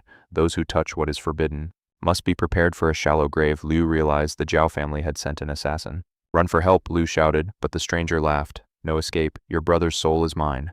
A yellow talisman struck the brother's back. He froze, his body convulsing as a paralysis hex took hold. Blinded and trapped, the brother fell. The assassin turned to Liu. Now it's your turn to scream. Liu didn't flinch, drawing his celestial blade. The villain halted, eyes widening at the sword's holy light. A magic sword for a petty official. Interesting. The assassin grinned, but the bounty is too high. He hurled cursed paper dolls. Liu felt the surge of ghostly energy. This was an evil cultivator. Wicked arts, Liu shouted. He knew only the pure light of Buddhist magic could crush this darkness. Manifesting the Dharma shield, Liu prepared for war. The villain gasped. Where did this power come from? Divine Buddha light, how does this brat know secret monk arts? The mercenary realized he was in trouble. You've officially ticked me off, the villain roared, preparing to unleash his most devastating, soul-crushing, forbidden magic. He struck a dramatic pose, chanting a blood destruction hex. Our hero smirked. He'd seen this basic spell in Chapter 1. 300 words of pure garbage. This evil cultivator actually thought such a low-tier move could finish him. Our hero joked that if this trash-tier spell actually worked, he'd swallow his own legendary sword right there. As the mercenary prayed like a desperate man, our hero was busy daydreaming about the beautiful Lady Lin. Suddenly, the heavens cracked. A massive bolt of divine lightning crashed down, obliterating the very ground itself. The rascal froze. He hadn't even finished his chant, and his combat stats were 0. Talk about bad luck. It didn't even matter. The villain was instantly toasted into a pile of crispy, overcooked, mercenary-flavored ash. Hero wins by doing nothing. He quickly freed his brother, peeling off the restrictive talisman with a grin. Where'd that little gnome go? The brother asked. Our hero just shrugged, calling the lightning a lucky accident. 1 minute he was a threat, the next he was literal dust. Mother Nature clearly wasn't a fan today. Turns out the Zhao family is totally unscrupulous. They've been hiring professional assassins to massacre government officials for years. What's the move, Chief? The duo decided to hit up the local judge and see what he had to say. The brother approached Elder Zhang, who immediately mocked his bruised face. What happened to your mug? Man. He claimed he fell, but Zhang laughed. Your wife beat you again, didn't she? What a disgrace for manhood. I have serious business, the man barked. A woman had vanished, and the village suspected a cold-blooded murder. Now that got the old man's attention. He leaned in, eager to hear every juicy, dramatic detail of the case. Get this, the woman disappears, and the fiancé is already planning a wedding with someone else. That's super sus. No body, no leads, and a groom who's already moved on. This math is definitely not adding up. Judge, it's not logical, the old man mused. Unless the groom knows she's never coming back. Time for a forced interrogation. He ordered the suspect brought to the magistrate immediately. He wanted to look this guy right in the eyes. He's from the Zhao family, the man whispered. The judge froze. Not the family with the high-ranking official son. Oh, it's not that family. The old man's courage suddenly returned. In that case, we can take our time. Wait, a human life is at stake. He pivoted instantly. We must drag him here for questioning this second. But there was a massive problem. The suspect's future father-in-law is a total beast. Bringing him in won't be easy. Who is this terrifying father-in-law? The judge asked. When he heard the governor, he nearly had a heart attack. Mr. Zhang literally choked on his tea. He frantically beckoned the man to come closer for a private word. Get out, leave now. The old man didn't want to see his face for at least 5 business days. He literally kicked the man's butt out the door, then immediately panicked and yelled for him to wait. Is this info legit? He demanded. The man swore he'd investigated every single lead himself like a true pro. Send the messengers once they hit the village. This entire twisted web of lies is going to unravel completely. The plan was set. In 2 days, the governor's daughter would go strolling with her bestie, the judge's own daughter. Get 2 elite bodyguards. If anything goes wrong, I'm personally taking your head. Talk about high-stakes security. The man ran back to report. Did he agree? Our hero asked. He didn't answer. He just beat me up. Then why are you so happy? Our hero sighed, realizing he'd have to handle this using his own methods. I've got my own brilliant ideas, the brother insisted, his genius plan staking out a house of easy behavior. Our hero was lost. Why were they spying on a brothel? This didn't look like high-level detective work at all. Xiaoyong was supposed to be a disciplined nerd who only cared about his books. A total model student. But the stakeout proved otherwise. For 3 days, this scholar had been visiting this house every single afternoon. Despite having a beautiful governor's daughter as a fiancée, this guy was out chasing cheap thrills before the wedding. If the bride saw him here, the marriage would be canceled in a heartbeat. Some guys just love trouble. Meanwhile, the governor's daughter and her friend were out on the town, totally unaware of the drama brewing. Zhang's daughter teased her friend, wondering if her perfect Zhao family prince would make an appearance today. The man confirmed it every day like clockwork. Xiaoyong leaves his books for a very scandalous stroll. A hard-working hunk of a fiancé. That's the Prince Charming they were promised. But the plan was simple. The spoiled governor's daughter was actually playing secret spy. If he's caught acting trashy, the wedding is history. No more political free rides for him. Once the marriage dissolves, he's fair game. Target spotted, that's our man, Xiao Yun. The bride-to-be watched in horror as her perfect man strolled into a house of pleasure. Why is a decent man entering that den of sin? The girls were absolutely shook. I was told he was a saint. Someone definitely sold us a lie. They whispered. It's definitely him, the bride sighed. Men are dogs, and we aren't even wed yet. Tea time was over, shopping therapy was calling. Spying on a loser was a waste of time. Outside, Xiao Yun was busy buying gifts for his mistresses while bragging about his schemes. Little did he know, his bride was lurking nearby, catching every single disgusting word. She's just a fat paycheck to me, the groom's insults cut deeper than any blade. Heartbroken and humiliated, the governor's daughter retreated, begging to be left alone in her sorrow. She's not spoiled, she's fragile, Liu noted. This girl was way too easy to hurt. If they don't break up soon, we're moving to Plan B. The brothers' patience was wearing thin. Since when do we have a Plan B? Since I decided a killing spree is easier. While they plotted, the legendary Mr. Lei was making his grand exit from another funhouse. A girl chased him down with a parting gift. Come back tomorrow for a real surprise. But our hero has strict standards. I don't take freebies from pretty ladies, he smirked. He hadn't paid a cent, yet they were obsessed. The life of a visual god is exhausting. Will you return, sir? Suddenly, two dark shadows lunged at him from the alleyway. Stop right there. Lee, relax. It was just his annoying coworkers on a mission. New mission, Operation Heartthrob. You need to make that governor's daughter fall for you. Absolutely not, Lei barked. I've touched everything in this world except feelings. His principles were made of iron. Faking love, that's crossing a line he won't touch. But then they mentioned a girl named Kin Kin. Lei's heart winced. He told them to shut it. A fight nearly erupted before Liu stepped in. There's a woman being betrayed just like her. Her fiancé is a murderous scoundrel who'd kill anyone to climb the social ladder. The villain even tried to seal her soul. Lei's cold heart finally began to melt into rage. It's our duty to bring this trash to justice, Lei sighed, finally accepting the mission. The trap was set, but could a cynical playboy really pull off a sincere romance? He's a natural-born charmer. The brother laughed.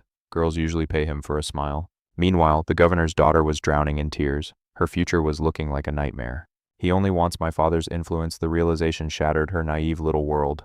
I'm just a fool. Who could ever love someone like me? Then, fate intervened. Crash, she collided right into the handsome Lei. He stumbled back with dramatic, graceful flair. Are you all right, milady? His voice was smoother than silk against her broken heart. She looked up and gasped. An actual deity was standing right in front of her. I'm glad you're safe. What's your name? He didn't even flinch at her appearance. No one had ever spoken to her with such reverence. I'm Chen Miao Miao. 3 days flew by in a romantic blur. Her friend came to say a final goodbye. Thank you for the truth, Miao Miao smiled. Because of that, I found my true destiny. He's unusual. My looks don't bother him at all. He sees my soul. He said I've filled his entire heart. There's no room for anyone else but me. Don't let a pretty face fool you, but Miao Miao was already lost in her fairy tale. With such a stunning figure, why let that scoundrel deceive her returning home, she decided.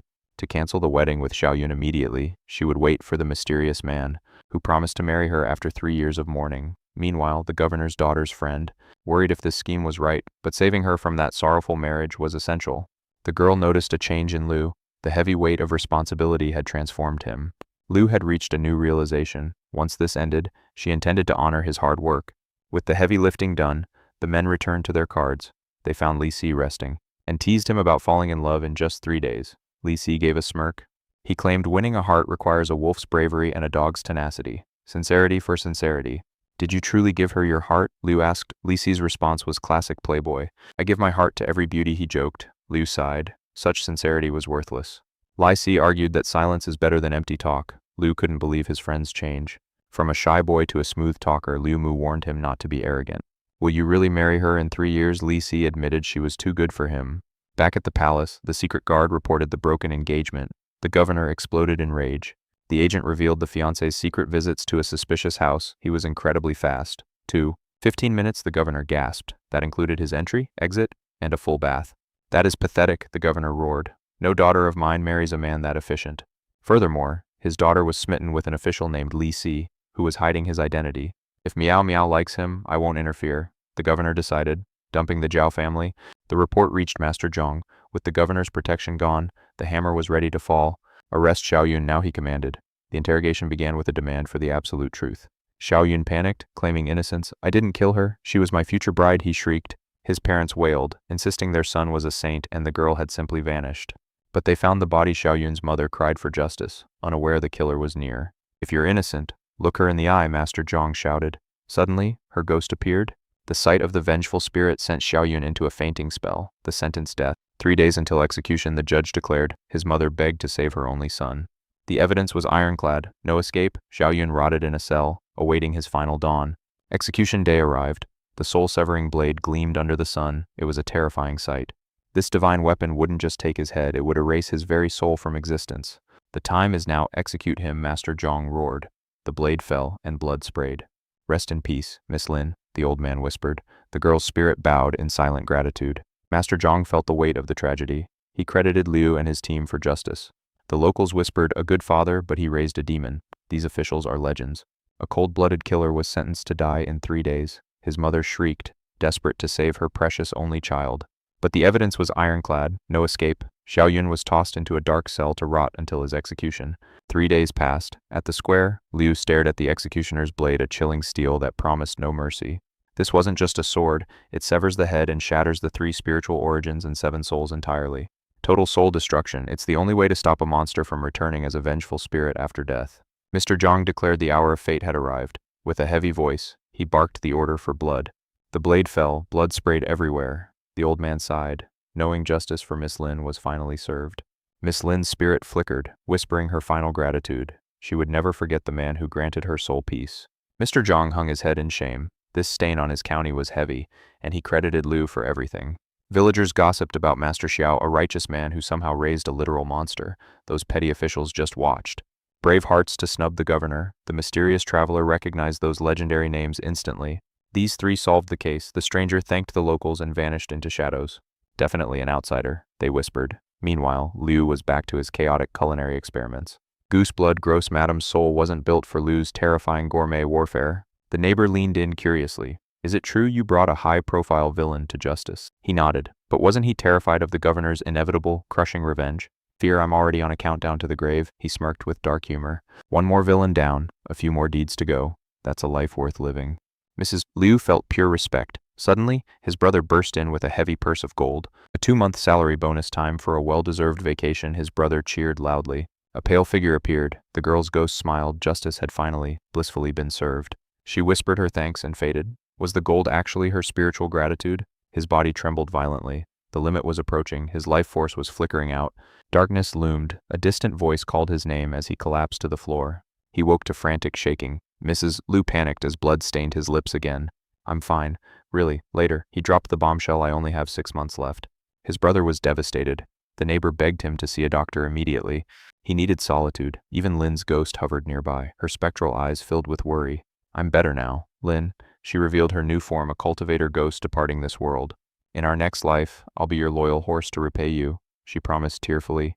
Farewell, Lin. Now, it was time to turn all that joy into raw, unstoppable power. Lotus position, ancient mantras, it was time for a legendary, soul-shaking breakthrough. Fingers blurred in seals, success the first soul, the spectral sentry was finally awakened. A supernatural radar, no enemy could sneak up on his spiritual detection now. Time to test the forbidden Taoist techniques that he once utterly failed to master. Words of power echoed. His magic sword unsheathed itself and danced in the air. He reached out, seizing the hovering blade. This was peak flying sword mastery. Controlling a flying treasure, that's third realm stuff. He was breaking all the rules. The second word of truth was his cheat code, bridging the gap between realms. He slumped, drained. Controlling such power at his level was like draining an ocean. Sleep took him instantly. At dawn, a mysterious hand reached for his shoulder. The spectral dog barked. He struck first, pinning the assassin to the ground. Still half dreaming, he realized his hand was resting on something surprisingly soft. Liu, why are you grabbing me there? His neighbor squeaked, blushing furiously. Total panic, she was in pain, and he was still holding on for dear life. He let go, face redder than blood. Accidental fan service, this was peak awkwardness. My bad, infinite apologies, she laughed. He was just being a very dutiful official. She brought chicken soup, but the mood shifted. Her friend was traumatized by the execution. She's been bedridden with a fever ever since. She needs a spiritual miracle. Medicine won't fix a shattered spirit, he said. I'll draw a Taoist talisman. You a talisman master? She stared, her wide eyes filled with total disbelief. He grabbed his brush. It was time to show off some real spiritual mojo. Wait outside, he commanded. The air hummed with the scent of impending magic. Mrs. Liu stepped out, trembling. Was he really a hidden master of the arts? Did I overact, he wondered. Drawing a talisman from scratch, easier said than done. Seeing him struggle, the neighbor offered medicine, worried he'd kick the bucket early. He insisted he was fine, focusing on drawing the mascot. First attempt, total failure. Second try even worse, concentration was 0 as the difficulty spiked to nightmare mode. Tossing his trash, a spark of genius struck. If the mind is clear, the sky won't fall. Channeling his focus, a calming talisman appeared just then. His neighbor peeked inside. This heart-cleansing technique was no joke, but she only saw the pile of discarded paper. "You pervert," she barked. Was he doing unholy things while thinking of her? He panicked, swearing he was just drawing a harmless talisman. No adult activities here. He presented his masterpiece, the calming talisman, and began explaining its miraculous effects. "Just dissolve it in water for Wang Wan. Within 30 minutes, she'll feel brand new." She left to test it, leaving our MC feeling like a true cultivation genius. He'd finally unlocked a new skill. Suddenly, Miss Liu burst in, dragging Wang Wan along. "Got any cheat codes?" Liu begged. She wanted a talisman to eat without gaining weight. If a face preservation talisman exists for beauty, surely there's a fat-burning charm too. Eternal youth and a perfect body. She was ready to pay any price for those gains. He declined the cash, promising to sketch a custom talisman once his schedule cleared up. Poor girl gains weight just drinking water. No wonder she's desperate for magic. Drawing talismans is hard labor. His wrists were swollen, but his duty called. While resting, Madame King spotted him. "Hey, you," she called out with authority. His heart raced seeing her. "When did you get back?" she asked about his soul creation. "Success," he beamed, crediting Miss Li Huo before returning her precious sword. "You need this for your dangerous missions," he said, proving he could finally hold his own. She swapped it for a better blade. "With this, one-shotting weak spirits is a breeze." Plus, she left a secret sword manual in the duty room, a true power-up. He was thrilled. Time to infuse this new steel with his own burgeoning magical energy. This soul purification tier weapon fit him perfectly. Next stop, the local bookstore. Oh right, his novel. He'd been so busy playing hero, he forgot his literary dreams. "Any news on my manuscript?" he asked the shopkeeper with high hopes. "Rejected. Try selling this trash elsewhere." The clerk sneered. Our MC was stunned. A masterpiece from another world failing here. Surely someone has a keen eye. He hit every shop in town, searching for one person who wasn't literary blind. Total rejection streak. Every expert gave him useless advice on how to fix his work. Frustrated, he realized the novel path was a dead end. Time for a new hustle. "How will I afford my cultivation?" he sighed, until an old man approached him. Negotiation successful. Word reached a mysterious girl that the deal was finally sealed. "He got top dollar. Give him whatever he wants," the girl ordered her staff. "And don't rush his writing," she added. "A genius needs his own space." "But we'll lose money," the clerk whined. She didn't care. Her word was absolute. Next day, he strolled through the hills, pockets heavy with that sweet book money. Step 1, pay back Mrs. Liu. Step 2, summon the legendary yin bird. Other mages have sugar daddy masters. Me, I've only got my wits and luck. Solo leveling is rough when you're relying on hand-me-downs and stolen books. Approaching Bishu Bay, he wondered what kind of gift Sue had waiting for him. "Who's there?" he called out, spotting a suspicious shadow lurking behind a tree. A stranger stepped out, smirking. "Didn't expect to see you here, kid." A fellow practitioner. No wonder he spotted me. The youth demanded his identity and his reason for stalking. "My pathetic brother died by your hands," the stranger growled, his eyes burning with a thirst for blood. Mocking the boy's sickly appearance, the villain hungered to see if his strength matched his reputation. Those emerald eyes flared with pure malice. To the boy, the figure before him was a literal demon. The stranger sneered. Even if his brother was a weakling, he was a soul-sealing expert. Liu was a novice. "How did a brat like you destroy him?" the green-eyed fiend hissed, his gaze piercing through the young man. A third realm opponent, Liu's only hope was the 9 words of truth. It was one strike or certain death. "Keep silent and I'll peel back your skin to scour your soul myself," the villain roared in fury. "Begone," the boy screamed. Suddenly, a blinding bolt of divine lightning tore through the dark sky. The green dwarf vanished, narrowly dodging the crackling surge. Liu cursed as his opponent escaped the blast. The lightning spell, the dwarf gasped. He was stunned that a mere child could wield such heavenly power. "That amulet saved my life," he chuckled. "How can a boy who hasn't refined 7 souls use such magic?" He realized the truth. This brat was a Taoist. A rare breed with dangerous, ancient tricks up their sleeves. A replacement talisman. Liu gritted his teeth, realizing the demon had cheated death with a lucky charm. "I'll try again," Liu roared, summoning another bolt, but the agile demon danced between the deadly strikes. His accuracy was terrible. After several failed hits, the ground was transformed into a charred, cratered wasteland. "My pants are on fire," the dwarf yelped. "What kind of Taoist are you if you can't even hit me? Once I devour your soul, your Taoist secrets will be mine," the villain cackled, closing the gap. The power gap was immense. The dwarf's long, slimy tongue lashed out like a lethal whip. "Die, brat." Now Liu waited for the perfect moment and slapped a dazed talisman directly onto the monster's forehead. The dwarf froze. His eyes widened as he spotted his brother's stolen amulet in Liu's trembling hand. Fate was sealed. Liu unleashed the lightning spell point blank, incinerating the green dwarf in an instant. A green dragon soul erupted from the corpse. "How dare you destroy my physical body?" it shrieked. I'll shred your spirit into pieces, the dragon hissed. Liu's internal energy was now completely spent. The lightning hadn't finished him. With his reserves empty, Liu's only hope was his sacred Buddhist rosary. The draconic spirit lunged forward. Trembling, the young man held up the glowing, ancient prayer beads. Radiant light exploded from Liu's body. The dragon laughed. That little toy won't save you for long. Let's see how long you can hold that barrier. Liu knew his spiritual power was fading fast. The lightning drained him, and the pearl's energy was flickering. He had to reach Bishi Bay to survive. He scrambled toward the bay, the vengeful dragon soul snapping at his heels like a persistent nightmare. Running won't save you, the ghost hissed. Liu tripped, his rosary snapping and beads scattering everywhere. The dragon loomed over him, jaws open, time to die. Suddenly, a mysterious hand grabbed its tail. Who dares? The dragon shrieked. A ghostly girl appeared, her presence chilling the very air around them. You're brave to touch my people on my turf, she whispered before devouring the dragon's soul whole. Tastes like chicken, she joked. She turned to Liu, impressed by the exhausted young cultivator's raw grit. A total rookie wounding a veteran demon. Not bad, kid, not bad at all for a beginner. With a gentle touch, the beautiful ghost girl scooped him up and carried him into the mist. Liu dreamt of a dragon crushing his skull. He screamed himself awake, clutching his throbbing head in terror. Still alive, he was in a strange room. The girl offered a drink, smiling mysteriously at him. A second later and you'd be monster snacks, she teased. Where's the demon? Liu stammered out. I already absorbed it, she replied casually. Liu's heart raced. He was a guest in her bayside home. Eating a third-realm lizard spirit, that meant this girl was a powerhouse of incredible cultivation rank. The imperial court respected ghost cultivators with souls. She was definitely no ordinary wandering spirit. Daoist arts are secret, she noted. But you're too weak to be a core disciple. Who are you? Madame Su leaned in. Sensing the pure thunder aura, how does a brat like you use divine magic?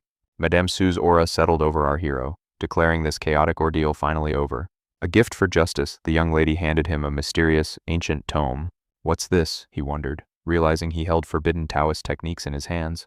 10 years ago, a priest fell in battle, leaving behind these legendary manuscripts. She had mastered these secret arts through a decade of intense cultivation. Our hero grinned. This book was the ultimate power-up for his journey ahead. He pledged his thanks, while Madame Su invited him to visit more often. New quest, she needed him to track a mysterious judge from 20 years ago. Hidden by illusions, this hut is invisible to ordinary men. Truly a sanctuary. If danger strikes, lure them here, she whispered. I'll handle the rest. He grabbed the loot, a soul-nourishing bag left by that lizard demon. This wicked treasure held another trapped soul, captured by an evil cultivator. Suddenly, a ghost popped out, cursing that four-legged snake for catching him. Then he saw our hero. Not you again, the spirit shrieked, absolutely terrified. Don't let him escape, our hero yelled as the panicked demon tried to bolt. Madame Su's power surged, trapping the cowardly ghost instantly. He begged for mercy. I was wrong, he wailed, desperately playing on the young lady's kindness. But Su wasn't playing. She gripped his throat, cutting off his ghostly screams. How did you know my souls were incomplete? Our hero demanded, eyes narrowing. The ghost confessed he'd absorbed a spirit with the magical Heaven's Eye technique. It allowed him to see the very essence of a human's 3 souls. Skeptical, our hero decided to test this Heaven's Eye technique for himself. It worked minimal energy cost, plus he could read his enemy's power level. He tried it on Madame Su, but his vision hit a massive wall. Too strong, this technique is useless against masters far above his own level. What about your missing souls? Su asked, curious about his path to power. Cultivating souls is brutal. Why not just become a ghost cultivator? She teased. No thanks, he replied. I haven't even had my dream wedding yet. Su smirked. Ghost cultivators can find beautiful partners for pair cultivation. You know, pair cultivation. Suddenly, our hero was paying very close attention to the offer. Reaching the middle level meant he could inhabit a body like a living person. Su leaned in close, testing him. Meanwhile, the trapped ghost saw an opening. Can I go now? The ghost whispered, but our hero wasn't feeling generous. You tried to kill me twice. Maybe I'll let Su just eat you. The ghost pleaded for mercy between fellow spirits, but his acting was pathetic. Suddenly, a monk appeared. His search for a runaway spirit had hit a dead end. Seeing his chance, the ghost begged the monk to take him back instead. I'll listen to your sutras forever. I love your reading, the ghost lied shamelessly. Madame Su refused to let him go, but the ghost started chanting desperately. The monk smiled, asking to take the spirit for some spiritual re-education. He's all yours, our hero sighed, handing the ghost to the traveling monk. The ghost vanished into smoke, diving headfirst into the monk's pot. Sealed shut, the monk marveled at our hero's rapid growth and righteous deeds. You possess a powerful Buddhist aura, the monk noted. You must meet Buddha. Our hero humble bragged. It's all thanks to these lucky rosary beads, master. A monk's prayer beads shattered, leaving our hero devastated, but the master claimed these were mere trifles. He saw enlightenment in the youth, suggesting he renounce the world and follow the Buddha's sacred path. Our main character quickly rejected the idea shaving his head wasn't the plan. Thankfully, Madame Sue stepped in. She argued he was a natural for ghost cultivation. Why become a monk when you can command spirits? The boy defended her, noting that despite being a ghost, she was kinder than most living souls. The monk admitted this girl possessed power beyond his own, yet her human heart remained untainted. The main character grew wary. If this monk tried exorcising his ghost companion, things would get bloody. They parted ways after some advice. The monk handed over a secret manual, a sutra for his journey. This sacred text was meant to burn through the fog of karma and awaken the boy's hidden wisdom. As the monk chanted, the youth hummed along. Clearly, the boy was fated for a divine connection. "If you change your mind, find me at the Temple of the Golden Mountain," the monk called out. Madame Sue giggled, realizing the old monk was just testing the boy's spiritual potential all along. With just one sentence, the boy manifested Buddha's light. Talk about an overpowered talent for cultivation. Madame Sue playfully gripped his sword hilt, teasing the young master in her classic flirtatious style. He turned beet red instantly. She admitted his Taoist foundations were solid, even if he was easily flustered. "Mastering both paths is a nightmare," she warned. "Don't get greedy, or your foundation will surely crumble." But our main character knew the truth in this world. Absolute strength was the only real currency. Without Sue's help, that lizard demon would have devoured him. Weakness in this world equals certain death. Survival was his priority. Returning to the city, he plotted his next move to gain true power. Fusing the second soul, Bird Yang, was essential. To succeed, he needed to harvest raw human emotions. Distance was a deal breaker. He had to be close enough to feel their heartbeats for the technique. Hearing a pavilion needed a storyteller, he saw the perfect chance to farm some juicy emotional energy. The owner's eyes lit up. This was the exact special guest his mistress had mentioned earlier. "Ready to spin some tales?" he asked. Just then, the mistress herself descended like a graceful goddess.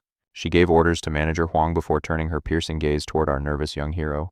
He froze. The mistress of this grand pavilion was actually his beautiful neighbor. What a lucky coincidence. Manager Huang watched as the boy thanked Mrs. Liu for her invaluable help with a low bow. He pretended to admire her pendant, but his eyes wandered lower. A truly heavenly view, indeed.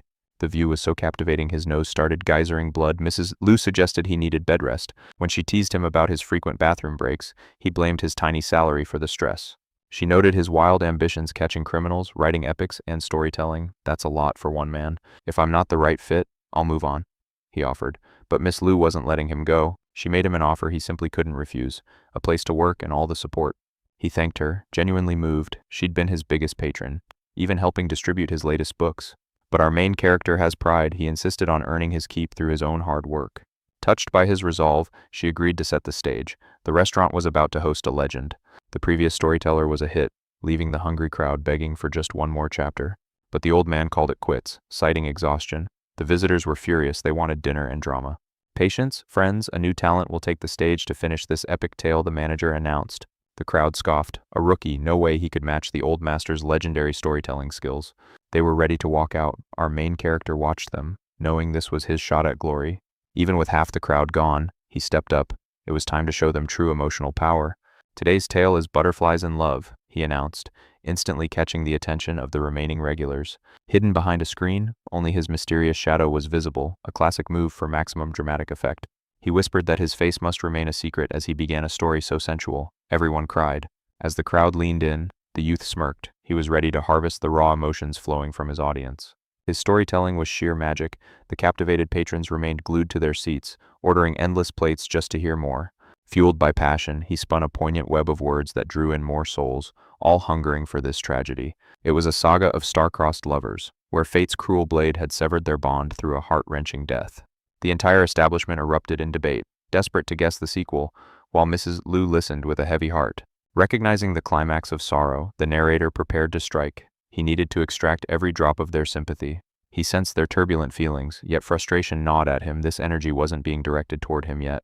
A sharp realization hit. If he couldn't claim this emotional harvest, he was merely wasting his precious breath. He let out a dark scoff. His chance to refine the bird's yin and restore his power was slipping away. Suddenly, the voice went silent. As the crowd clamored for more, Liu coldly announced that the show was over. Outrage exploded. The audience, having paid their dues, demanded the conclusion as chaos began to ripple through the room. "Fraud!" they screamed, feeling taunted by the cliffhanger. No one leaves a soul-stirring tale half-told without consequences. But then, he felt a surge of pure, delicious anger. He realized this fury was his true way out.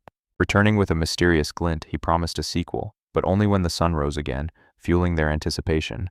The mob roared with indignation, threatening him to finish it now, unaware that their wrath was exactly what he craved. Back at his sanctuary, a neighbor paid a visit. He initially braced himself for more angry fans from the pavilion. Mrs. Lu's eyes shimmered with curiosity. She was obsessed, desperate to know the final fate of our tragic protagonist. He promised to resume the tale right where the tension snapped, all while casually tending to his kitchen duties. Amidst the rhythm of washing vegetables, his voice wove the narrative once more, pulling her back into the dream. Mrs. Lu was utterly possessed by the story. Her mind became a battlefield of boiling passion and stormy emotions. The finale was devastating. Mrs. Lu wept as the heroine faced misery, her beloved lost forever to the void. Sobbing, she begged him to rewrite destiny for a happy ending, but the youth remained firm. Fate cannot be changed. As she pleaded through her tears, he caught a glimpse of her beauty, yet his cold ambition remained unshaken. His nose began to bleed from the sudden tension. Turning away, he ignored her desperate pleas to fix the tragedy. She even offered a legendary, delicious feast if only the lovers could reunite, but he refused to alter a word. "You are truly heartless," she cried. Meanwhile, he calmly pulled a struggling fish from the vat, unbothered by her insults. In a remarkably good mood, he hummed a strange melody while deciding how to prepare his fresh catch. The lady continued to sob, watching her enigmatic neighbor with a mixture of sorrow and deep, lingering confusion. "What is that haunting tune?" she asked. It was a melody unlike any she had ever heard in this world. He called it Butterfly. Captivated and momentarily happy, she begged the young man to sing the song once more. Desperate to escape his clingy neighbor, he pointedly asked if her shop didn't require her immediate attention. Cornered by her persistence, he continued humming the melody while the aroma of his cooking filled the small room.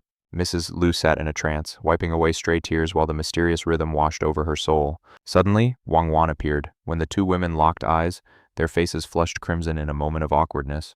Flustered and shy, Mrs. Lu claimed she was just leaving, her face burning as she scurried toward the door. He called out that dinner was nearly served. Soon, Wang Wan was by his side, helping him prepare the feast. Peering into the bubbling cauldron, he checked his masterpiece while she warned him the flames were roaring too high. Wang Wan sighed happily. Life here was a dream. Curious, the youth asked about the world they left behind. She spoke of a place where everything had a steep price, forcing their move to this humble, quiet county. He questioned why her mistress lived such a solitary life. Wang Wan revealed that she had always been alone. Her past was tied to traveling musicians. She was a lost child whom her family could never truly find.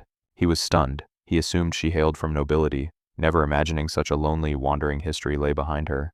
When asked how they met, Wang Wan's voice softened. She spoke of a time of famine and desperate survival. Abandoned by her parents for eating too much during the Great Hunger, it was Mrs. Lu who saved her. He gently patted her head. A child of such hardship, how did she ever survive the cruelty of this world? Rely only on yourself, he advised. Soon, Wang Wan's divine stage performance captivated every soul in the audience. She endured grueling chores for the troupe, saving every coin while the landlady plotted their grand future escape. From ransom to retail, her iron will stunned him. Such legendary grit was rare, even among elite warriors. Suddenly, a familiar tune drifted from next door. It was his butterfly melody, echoing through the evening air. Mrs. Lu had mastered his song after just one listen. Her musical genius left our hero completely speechless. Intrigued, Mrs. Liu asked for the full version. She had a brilliant business proposal for the young man. "This butterfly legend could go viral," she exclaimed. "If it blows up, they could dominate the publishing world." From books to grand operas, the potential was limitless. Fame and fortune were finally within their grasping reach. Patenting the story was a stroke of genius. Our protagonist realized he was sitting on a cultural goldmine. "The choice is yours," he said, "but I have one specific condition." Mrs. Liu promised him massive compensation. But it wasn't about the gold. Our hero had a different prize in mind for this epic production. "I want the lead role," he declared. The girl laughed. "Acting takes 10 years of blood, sweat, and tears." "You can't just walk onto a stage," she teased. "A mere 15 minutes under the lights requires lifelong dedication."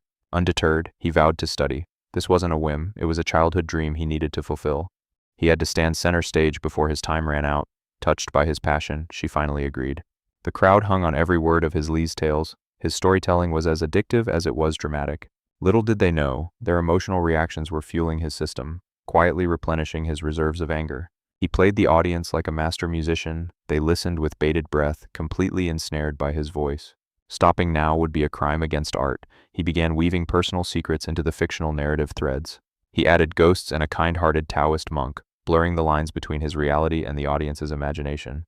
This new chapter featured an old man's struggle and a mysterious monk. Even the narrator felt the impact. He was starting to believe his own lies. Suddenly, he stopped, leaving the crowd desperate for more drama. "Come back tomorrow," he shouted as the mob pounced. He needed to escape this sea of raging fans. If he kept this up, he'd soon harvest enough negative emotion to forge a powerful second soul. But the exits were blocked, angry listeners were already waiting by the back door, hungry for the ending. Maybe I overdid the cliffhanger, he whispered. Then, a devious plan sparked in his mischievous mind. He stepped outside and blended in. Where's the storyteller? He asked the mob with a straight face. Isn't he inside? They yelled. He pointed back toward the building, acting just as frustrated as them. That crook always stops at the best part. Let's catch him and break his legs, he shouted loudly. He bolted away, realizing that while gathering rage is easy, refining it into pure power is incredibly difficult. Back at the station, he learned the truth. The 7 emotions are split into 4 positive and 3 negative. I see, he muttered. Mastering the balance of these forces was the key to his ultimate cultivation path. Mrs. King warned him purifying negative energy is 10 times harder than refining joy. There are no shortcuts here. To forge the 7 souls, one must endure the fire. There is no easy path to becoming a god. He had gathered anger, sadness, and fear. Now, King challenged him to find the remaining hidden emotional sparks. 6 months remained. The girl turned to leave for patrol, but paused at the door with a smirk. So, how does that story end? She asked. He froze. Did the boss lady actually know his secret? Telling stories isn't a crime, she noted coolly, as long as it doesn't cause a literal riot. Anyway, she demanded to know what happened to the old man. Our hero had no choice but to continue. He narrated the tale of the vineyards with newfound passion, while Mrs. King listened with genuine, quiet interest. She thanked him and vanished into the night. He never expected his boss to be a secret fanboy. His thoughts drifted to his brother. Why steal that specific book from Old Man Wong? It made no sense. Why not take the manual for Taoist soul purification instead? And what about that mysterious, talking heavenly fox? Do foxes truly repay kindness with revenge? He wondered if the beast he saved was a male or female. Suddenly, Old Man Wong stormed in. Return my book this instant, he roared. The boy quickly handed it over. Old Man Wong, got any books on soul purification? The old man squinted in confusion. Why would a brat like you need such high-level scrolls? I've hit a wall, old man. Is there really no easy way to the top? Wong laughed. Who said no shortcuts? Wong explained that the path of perfection is often paved with stolen, harvested souls. If you've got the guts, shortcuts are everywhere, but our hero refused to become a criminal. No human souls, fine. Just harvest some demon souls instead. Wong made it sound easy. Those Taoist disciples aren't just traveling for the scenery, they're hunting demons for a reason. Capturing a demon soul sounded tempting, but the boy knew the easiest path was dangerous. I refuse, the boy snapped. If we kill for souls, aren't we just like them? What's the difference between a man hunting a demon and a demon hunting a man? Wong realized the kid was dangerously principled. Once you taste that quick success, you're hooked. You'll never go back to normal practice. Soon, you'll be killing innocent demons for sport. And after demons, humans are next. The boy stood firm against the old man's cynicism. Wong preached the law of the jungle, but the boy wasn't interested in a debate. He asked about a judge from 20 years ago. Wong's dusty memories finally began to stir. That judge married into power and only lasted 6 months, a short-lived, lucky career. Wong remembered a mission. 2 villagers were found dead, drained of every drop of blood. Definitely demon work. You and Madam King are free, so go play detective and investigate. It was the perfect excuse for a professional investigation. They arrived at the village quickly. The locals were told the big guns had arrived to exorcise a nasty evil spirit. Madame King immediately took charge, interrogating the villagers while wondering if this happened before. A local complained about mauled sheep. Our hero knew this wasn't just a hungry wolf. Only a beast or a demon could leave such a mess. They headed to the scene. Something felt off at the chicken coop. Tucked in the dirt, a mysterious tuft of hair. Check this out, he suggested. The girl analyzed the evidence with the eyes of a pro.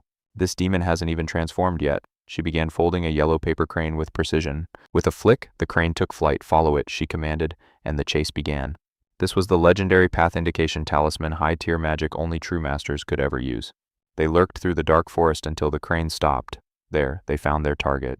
A weasel was roasting a chicken over a campfire. Talk about a sophisticated little monster. The weasel sensed them and vanished. They tracked the furry thief to a nearby cave. Suddenly, a massive weasel emerged. Get lost, humans, it growled with a terrifying, deep voice. Our hero drew his sword. Look, it's just a few chickens, no need for blood. Just write an apology letter and pay the villagers back. Let's be reasonable here. Cultivation is hard for beasts too, so why fight? But the weasel wasn't buying it. You humans are all the same cunning thieves who only want our souls for power. If I go with you, I'm dead. Madam King had enough and drew her blade. One strike and the beast shrieked. Our hero was shocked. This demon was no weakling. But she blew it away with one hit. Wait, have you reached the condensation stage? She nodded calmly. The weasel panicked, desperate to protect what was hidden inside the cave. Another weasel appeared, begging for mercy. We're tired of fighting. Let us be together. He bowed low. I stole the chickens. Kill me, but please spare my girlfriend. We aren't here to kill you, the girl replied. moved by the beast's selfless loyalty. If a demon is willing to die for another, can he really be called evil? You really don't want our souls, the beast asked, trembling in total, stunned disbelief. The poor girl's soul was harvested by some trash cultivator. Her foundation was totally wrecked, forcing him to take action. A little soul-nourishing chicken soup was needed, honestly. These weasel spirits were just misunderstood fluffballs who never hurt anyone. The lady offered healing, but Liu had a brain blast. Sure, demons and ghosts differ, but energy is energy, right? Buddhist mana is the ultimate universal patch. He figured holy energy could fix even a demon beast's broken body. He channeled that golden light, and boom, it actually worked. The beastman looked at him like he was a god. Madam King was stunned. Since when are you a monk? Liu smirked, promising he'd never betray his mistress for baldness. She rolled her eyes. Focus on gathering your 7 scattered souls first, you dork, she teased while they walked.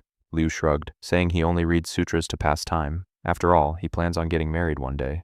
They decided to haul the weasel back to town for judgment, off to court for some fuzzy justice. Just as they headed home, Madam King froze. The scent of a high-tier demon hung heavy in the air.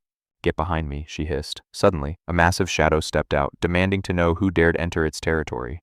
This aura was insane, way scarier than that lizard chump, a werewolf demon now. This was a real boss fight. The beast licked its chops. 2 fresh pelts and a gallon of human blood. Today is my lucky day. Humans taste so much better than those stringy mountain monsters, the villain sneered, looking hungry for a snack. He eyed Madam King's cultivation foundation. 1 bite of you, and I'll hit level 4, she told Liu to clear out. I'll handle this trash, she declared. The beast laughed. Eating her meant he'd finally rule outside this forest. He shifted into a terrifying tiger form. Come at me together, he roared. Liu realized this thing was a hybrid nightmare. A werewolf. Huh, sharp kid. The beast then creepily offered to make the girl his pet to spare her life. In your dreams, furball, she snapped, swinging her lethal blade down with pure, unfiltered killing intent. Fine, we'll do it the hard way, the demon growled. Don't cry when I start tearing your limbs off. The carnage began. Madam King knew she couldn't let this man-eating freak escape alive. The stakes were too high. He was wild and unpredictable, but if he relied only on raw instinct, he was no match for her refined skills. With a flicker of steel, she buried her blade deep into his side. The werewolf howled. Ouch, that actually stung. Time for a little magic trick, he grinned. He unhinged his jaw, and a foul, black miasma erupted forth. Pure hatred energy, she gasped. 1 breath of that stuff would paralyze her soul. Time for a counter move. She whipped out a glowing yellow talisman leaf. Be gone, filth, she commanded, waving the darkness away. The curse shattered instantly. She stood tall, breathing easy, while the werewolf stood there looking like a complete idiot. What how he screamed, but this furry villain still had a few more dirty tricks up his sleeve. Try this on for size. Dark shadows with glowing red eyes began crawling out of his very skin. Ghosts, these were the resentful souls of every innocent life he'd ever devoured, twisted into vengeful spirits. She had to clear the mobs first. Looking at the sheer number, she realized this demon was a serial killer. She dove into the fray, but something was wrong. These ghosts felt weirdly immortal. They just wouldn't stay dead. It was an endless wave. They weren't strong, but they were slowly draining her mana like a battery leak. Her strength was flagging, but then a flash of steel. Liu appeared at her side, sword drawn and looking heroic. Need a hand? Mistress, he asked. She blinked in shock. Liu, what are you doing back in the danger zone? Buddhist magic is the ultimate ghostbuster, he declared. I won't let these low-tier spirits exhaust my lady. He began chanting, his body erupting in a golden aura, but Madam King worried his cultivation was still way too low. Don't overdo it, she warned. I can handle a little pressure, Liu shouted back, gritting his teeth in determination. He cranked the chanting up to 11. The werewolf snarled. 2 pests for the price of 1. I'll make your deaths quick, the beast roared, preparing to turn them both into minced meat. He lunged with razor-sharp claws. Get back, Liu, she yelled, preparing her final stance against the beast. Suddenly, a hand gently tapped the werewolf on the back. Amitabha, a calm voice whispered into the monster's ear. The tiger demon froze, turning around to find a humble monk standing right behind him. Pure terror was coming. Master Xuandu, Liu cheered. The werewolf blinked. Where the hell did this bald guy come from? The monk smiled peacefully. You're a bit too thirsty for blood, friend, he said, introducing himself with absolute boss energy. Spinning around, the demon snarled, demanding to know what this bald intruder wanted. The monk simply sighed, his gaze piercing. Humans follow the path of light, demons walk the shadows. You chose to hunt the innocent for your own greed. Heaven's eyes are wide open, beast. I've come to cleanse your heavy karma before the divine lightning strikes you down. I shall grant you a peaceful rebirth. The tiger burst into a mocking, bone-chilling laugh at the monk's mercy. Drawing a foul breath, the beast unleashed a tide of suffocating negative energy that blackened the very air around him. Suddenly, a solar radiance erupted from the monk, forming an impenetrable golden barrier of divine light against the creeping darkness. Let's see how long your faith holds, the wolf beast howled. unleashing a shockwave that made the very earth tremble. The youth clutched his ears in agony. It's the tiger's soul-shaking roar, a forbidden technique that shatters the strongest minds. Truly a stubborn one, the monk muttered. He redirected his spiritual pressure toward a massive, ancient tree nearby. With a thunderous crack, the oak splintered, crashing down like the fist of a mountain directly onto the werewolf's head. Flattened and defeated, the tiger gasped in shock. How could his legendary sound technique be countered so easily? It's impossible. Desperate, the demon tapped into darker arts, summoning a swarm of wailing, vengeful ghosts to swarm the holy man. "Save us," the phantoms shrieked. Rage finally blazed in the monk's eyes as he looked upon the demon's many victims. "You have no right to toy with these souls." The werewolf only sneered, promising to add more corpses to his collection. "Today, justice is served," the monk declared, snarling. The wolf lunged, his claws flashing in the moonlight like lethal razors. He aimed to scalp the monk clean, but Liu screamed a warning. "Master, watch out for those cursed claws." The beast's paw struck the monk's skull, but a blinding flash erupted, followed by the tiger's scream of pure agony. The tiger's paw shattered against the holy scalp, seizing the opening. The monk delivered a thunderous, bone-breaking right hook. With a resounding Buddhist battle cry, the monk stood tall. "Is his head made of solid diamond?" the youth gasped. "He has achieved the fourth realm of the indestructible golden body," the girl whispered. "He is a living divine fortress." Possessing strength that far surpassed any demon, the monk calmly approached the broken, whimpering creature lying in the dirt. The werewolf looked up, trembling like a leaf as he begged for mercy, a bit late for a change of heart. To ensure the beast's sincerity, the monk delivered a heavy holy boot straight to its snout. "Stay down, demon. I'll be good. Master, please, save my soul," the tiger whimpered, suddenly becoming the most pious beast in the forest. Hoisting the fallen trunk, the monk scoffed. "A demon doesn't get to dictate the terms of his own salvation. Your sins are too heavy. I will now erase your physical form and your corrupted soul from this existence." The monk began tenderizing the demon with the massive log. Dust billowed as the holy pulverization commenced in earnest. "So this is the peaceful Buddhist way of fighting?" the boy asked, watching the brutal, rhythmic smashing of the beast. "Only a master could make violence look so zen," he added. The dust settled, revealing the monk leaning peacefully. The tiger lay unconscious in the grass as the black malice finally began to leak from its broken, battered body. "No escape for you," the monk muttered, extending a glowing palm that pulsed with a divine, overwhelming golden energy. As the palm suppressed the malice, the boy pointed out the wandering souls. "I shall guide them home," he promised. His composure was terrifyingly perfect. How does he switch from a warrior to a saint so quickly, the girl marveled. Chanting Amitabha, he flicked his sleeve. The spirits of the innocent began to drift upward, bathed in a soft light. "I will use the teachings to ensure their swift reincarnation," he whispered. The phantoms vanished into the moonlit heights. Truly magnificent. The monk smiled. The young man bowed, awestruck by this fierce, muscle-bound savior of the innocent. "The hour is late. Why not rest at my humble temple tonight?" the monk offered with a surprisingly gentle smile. They accepted eagerly. "Stay with me," he said. "Tomorrow, I shall help solve the heavy burdens on your hearts." The youth thanked him, feeling his own chaotic spirit finally finding some peace in the presence of the master. The monk gestured toward the ancient gates. "Follow the path of light, and your long journey ends right here." A young disciple greeted them at the temple gates. "Master, who are these two visitors from the magistrate's office?" "Guests for the night," the monk replied. "Apologies for the delay, a small pest problem needed some serious clearing." He ordered the disciples to prepare the meditation halls. "And what about that thing you're dragging, uncle?" they asked. "Just a wild beast," the monk shrugged. "Tomorrow, I'll have the tailor turn him into a very comfortable rug." The youth stared in awe. Nearby, a hidden weasel demon trembled in absolute terror. "Demons barred from the temple. They'll just have to wait outside like good little pets." "That weasel's cultivation foundation was trashed. Run away, please. They couldn't even crawl." "See you tomorrow in the meditation room," our hero waved off his fluffy companions. "Meditating hard, but Taoism in a Buddhist monastery, that's like bringing a sword to a fistfight." He cracked the manuscript, the Heart Sutra piece of cake. This wasn't even a challenge. It promised divine light. "Let's give this a whirl," he smirked, starting the holy chant. What else can this do, he wondered. Nearby, the monks were deep in their own prayers, chanting to end suffering when suddenly the Buddha statue lit up like a disco ball. "Tell the abbot," the monks scrambled out of bed, eyes wide at the divine fireworks. "The statue's gone supernova," she cried. King knew these treasures didn't glow for free. These artifacts were reacting to something big. Our MC's memory suddenly clicked into gear.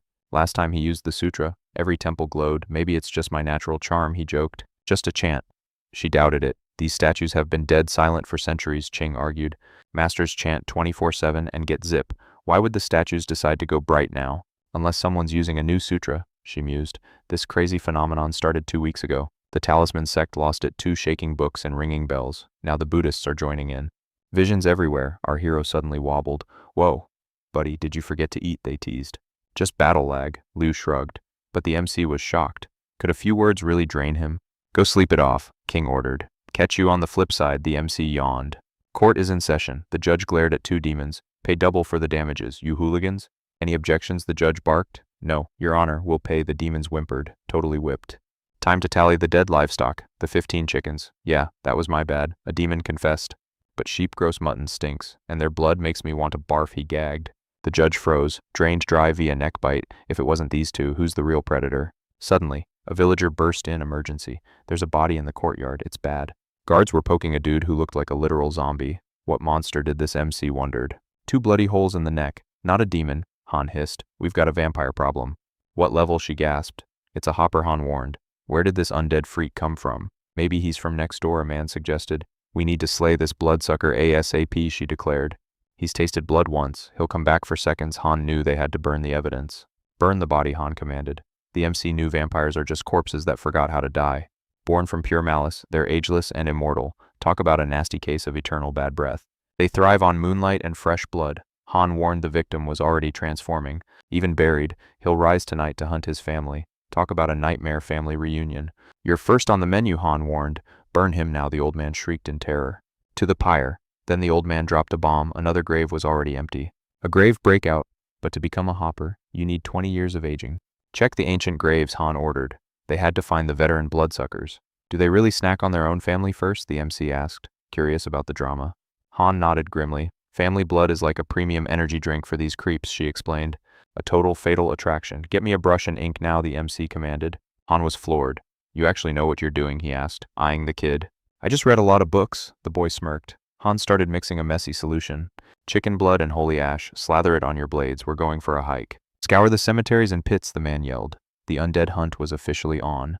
Return before sunset. If disaster strikes, signal for backup immediately. Commander King ordered Liu to stay behind and guard the relatives. Don't let them leave, she warned. If their ancestor has truly turned, he'll return for blood. Our hero recalled a rumor sticky rice seals the dead, but Han scoffed, calling it pure nonsense that would only get them killed. Stop bullying my subordinate, the girl intervened. There was no time for petty squabbles now. King demanded to know his source. Liu explained a Taoist master, a pro at hunting Jiangxi, vowed that sticky rice halts the undead. Even better, hold your breath to become invisible. To Liu's surprise, the boss didn't reject the idea. Whether it worked or not, he prepped. He sprinkled the rice as a backup. Meanwhile, Han noted the burial seemed perfectly normal. Was this tragedy just a fluke? King shook her head. A coincidence highly unlikely. A normal corpse doesn't just rise. Unless bitten by a high-rank leaping vampire, it shouldn't happen. Yet investigations showed the man died of natural causes, not some monster's bite. But the killer was definitely an undead leaper. Outside, Liu's comrades stood guard, weapons ready. King feared her aura would scare the beast away from the hall. Inside, Liu waited, heart pounding in the suffocating silence. It was 2 a.m., and everyone else had drifted off. Just as his own eyes grew heavy, a sharp knock shattered the quiet. He grabbed his blade. He rushed the door, only to find his brother. Find anything, Liu hissed, nerves on edge. Only a bad stomachache, his brother groaned, frantically searching for the nearest restroom. Liu pointed the way, and his brother vanished instantly. Does he even care about the vampires? Maybe he was just overthinking things. But then another heavy thud echoed at the door. Is that you? Liu cautiously turned the handle, but a massive shadow loomed over him. A suffocating aura exploded. A giant with glowing red eyes snarled, sounding like a starving beast. The monster was here. Liu didn't hesitate, firing his flare gun to alert the entire squad. The signal lit the sky. It's in the hall, the team realized, rushing toward the danger. The vampire lunged, teeth bared, but stepped right into a trap. His leg burst into smoke. Thanks, Uncle Lin, Liu cheered internally. But wait, there was someone else nearby. Jiang Shan, the poor guy, froze as the vampire pivoted and lunged straight for his throat. Hold your breath, Liu screamed. Panic-stricken, Jiang Shan clamped his nose shut, terrified.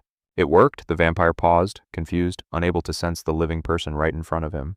Liu breathed a sigh of relief. This monster was about to meet the higher-up's wrath. Han acted first, slapping a yellow talisman onto the beast's forehead. Freeze, he commanded. The vampire turned into a statue. Liu and Han moved in, unleashing a flurry of strikes. But the talisman ignited, the seal broke, and the vampire regained its terrifying agility. It dodged their blows and struck at Liu with razor-sharp claws. Then, King intervened.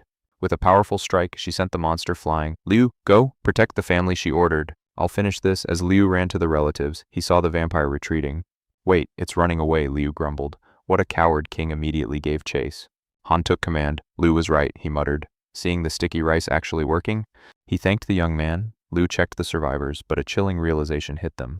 "It's Grandpa," one man cried. "How he'd been dead for 6 months. It made no sense." Suddenly, the monster reappeared. It hadn't fled. It was plotting a deadlier surprise. It was a feint, Han realized. "Everyone, inside, lock the doors and stay quiet." Liu, the rice, but as Liu threw it, a sinister black mist swallowed the grains. The sacred effect was neutralized. "Watch out," Han yelled as the beast lunged at Liu. The vampire's claws were inches away. Liu barely had time to react to the killing blow. Our hero scrambled to retreat, baffled by the monster's predatory instincts. How could this bloodsucker track his every movement? Was his pure yang physique leaking? Han screamed for the boy to move, seizing the opening. He hurled himself forward, aiming directly at the undead nightmare's heart. His steel found its mark, but the vampire only howled as dark miasma erupted. To Han's horror, the creature shattered the blade with ease. It pulled the steel out effortlessly. The sacred peachwood blade was in pieces. Their secret weapon had just become expensive kindling. The boy's jaw dropped. How could a divine relic be pulverized so easily? This wasn't just a vampire. It was drinking the moon's very essence. The monster's aura grew twisted and terrifying. Then, in a sudden blur, the creature vanished into thin air. Cold sweat poured as he realized even his heartbeat was a beacon. Suddenly, a cold claw raked across his shoulder, drawing blood. It was a ghost. The boy realized he couldn't possibly react to that supernatural speed. Survival was starting to look like a pipe dream. The vampire flickered through the shadows like a glitch, appearing and disappearing to shatter the young man's focus and drive him into despair. "He is too fast for the naked eye," the boy panicked. They needed a way to bind this beast before they were shredded. Han was bleeding out, yet he began chanting, desperately channeling forbidden Taoist arts to turn the tide. Suddenly, the very essence of heaven and earth surged toward Han. The vampire shrieked, sensing a power that defied its dark nature. A majestic ancestral phantom materialized above Han, radiating divine fury. This ghostly guardian lunged, overwhelming the monster with sheer celestial might. The vampire was helpless against this spiritual giant. With one decisive gesture from Han, the phantom sliced the monster clean in half. The threat was finally neutralized. To ensure no resurrection, Han prepared to reduce the remains to a pile of purifying ash. Adrenaline faded, and our hero nearly collapsed. Luckily, Qing caught him, her eyes wide with worry as she checked for injuries. "We actually survived," he whispered, but Qing shook her head. A deadly corpse poison was already creeping through his veins. She leaned in close, focusing her spiritual energy. With a gentle touch, she began drawing the toxic darkness out of his system. The poison vanished, leaving the boy safe. With her so close, his face turned a brilliant shade of crimson. "Mission accomplished," she noted. "Let the Zhang family know the nightmare is over. It is time for us to head home." His friends insisted he stay bedridden until he recovered. Nobody dares to disobey a direct order from the fierce Madame King. Despite the jagged wound, the poison was gone. Just as he relaxed, Mrs. Liu burst in, demanding to know where he'd vanished. She gasped at his shredded shoulder. He tried to play it off as official business, but she immediately sent for a doctor. His friends chuckled at how cold he was being to his lovely neighbor, even though she was clearly worried sick about him. The wound still throbbed with a vengeance. He realized that a few inches deeper and he'd be shopping for a prosthetic arm. Wang Wan winced, covering her eyes at the sight of the carnage. Soon after, the physician was ushered into the young man's room. "This looks like a beast's mauling," the doctor exclaimed. He ordered the ladies to clean the wound while he mixed a potent remedy. Our hero realized he'd have to strip to get treated. Taking off his shirt, he prepared for the stinging wash of the medicine. "Wait, a gentleman's reputation is at stake," he protested. He insisted on washing the wound himself to protect Lady Lu's pure maidenly honor. Lady Lu bit her lip, moved by his ridiculous sense of nobility. "Who could have possibly done this to you?" she asked softly. Then his brother began the epic retelling, starting from the very first missing chicken and sheep. He went into full storyteller mode, detailing the vampire encounter and how our hero ended up looking like a chew toy for monsters. "Demons and vampires," the girl stammered, her mind reeling. Before the brother could add more drama, the young man had seen enough. He literally kicked his gossiping brother out of the room. The man fled, shouting that his official duties were calling him away. "I'll finish the thrilling saga later," he yelled while running. The girls watched him go, telling them to stay safe and healthy. The young man really did have a sturdy constitution. Being a government official apparently meant wrestling monsters on a weekly basis. Mrs. Liu wondered if he should just quit before he got eaten. "Is it true? Did you really catch the legendary beast?" "I almost became its snack," he joked. Wang Wan noticed her mistress always acted this way whenever their neighbor was away from home. "You know, my lady has been losing sleep over you for the past 2 days, the maid teased, exposing her secret feelings. Overhearing this, Lady Lu turned beet red. "I wasn't worried, I was simply concerned about local safety," she stammered, completely flustered. "You were literally peeking over the fence every 5 minutes, Wang Wan giggled. The boy realized both girls had been frantic about him. "With so much chaos happening, I'm rarely ever home," he sighed. He truly appreciated that they cared so much for his well-being. Mrs. Liu argued his job was far too suicidal. If he kept this up, he'd end up as a permanent resident of a cemetery. Why not just retire and write books or give speeches, she suggested, hoping he'd trade his sword for a much safer calligraphy brush. He shook his head. An official doesn't run from danger. Our duty is to ensure the people can sleep soundly at night. Life is precious, our hero declared, moved by her worry and vowing never to waste his life again. Confused, Wang Wan asked her mistress what Li meant by those deep, dramatic words about his existence. The landlady sighed, explaining that the girl was too innocent to understand the harsh realities of this world.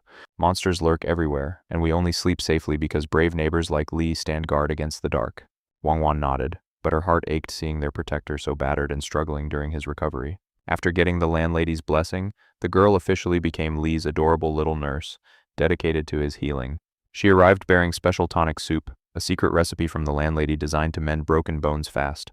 As she fed him, Li felt a wave of warmth. Only his mother had ever shown him such kindness. Curiosity piqued, the girl bombarded him with questions. Do demon tigers really talk? What do vampires look like? Can they really leap across rooftops and suck blood, she asked, while Li patiently answered every wild question. Suddenly, his colleague Madame King arrived, startled. Li jumped up, introducing her to his sweet little caregiver.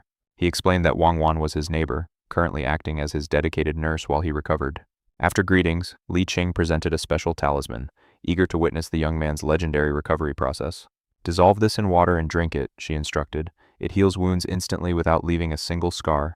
Wang Wan rushed for water while Li thanked her, noting the court was still holding those troublesome weasel demons. They'd be freed after paying for the chaos, but the girl revealed that sticky rice truly stops the undead. Once the neighborhood disaster settles, the judge plans to reward our hero for his incredible bravery and service. Li questioned if Han's technique was pure Taoism, seeking the secret behind such overwhelming and mysterious power. Its lineage power. Han's ancestors from the upper three realms left these divine Taoist abilities to their kin. By channeling this, Han summons a powerful doppelganger shadow to unleash devastating magical strikes upon his enemies. Even at the soul condensation level, he can manifest a shadow clone that mimics his peak combat strength. Li was stunned. Han was only level 2 but managed to slay a level 4 vampire truly legendary. Comprehending the Tao is a cheat code. If his thunder technique improved, no demon tiger could survive him. Suddenly, the mysterious Li Huo appeared, ready to put our protagonist through a grueling secret training session. They headed far from the city center to avoid prying eyes while Li practiced his explosive lightning arts. Focus, she commanded, as Li unleashed bolts of thunder, trying to master the art without any outside distractions. You're doing it wrong, the girl critiqued, pointing out that his lightning lacked the proper direction and flow.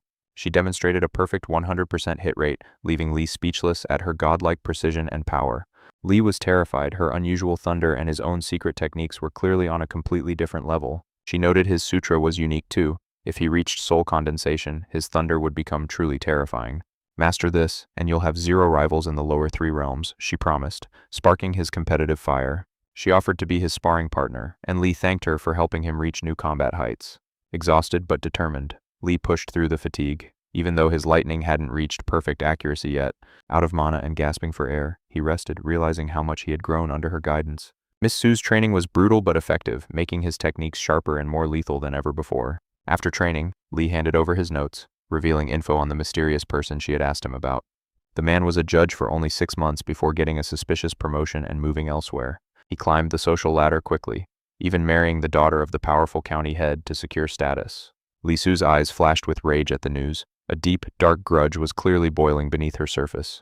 It's not a life-and-death feud, she lied poorly, but Li vowed to take revenge if he met him.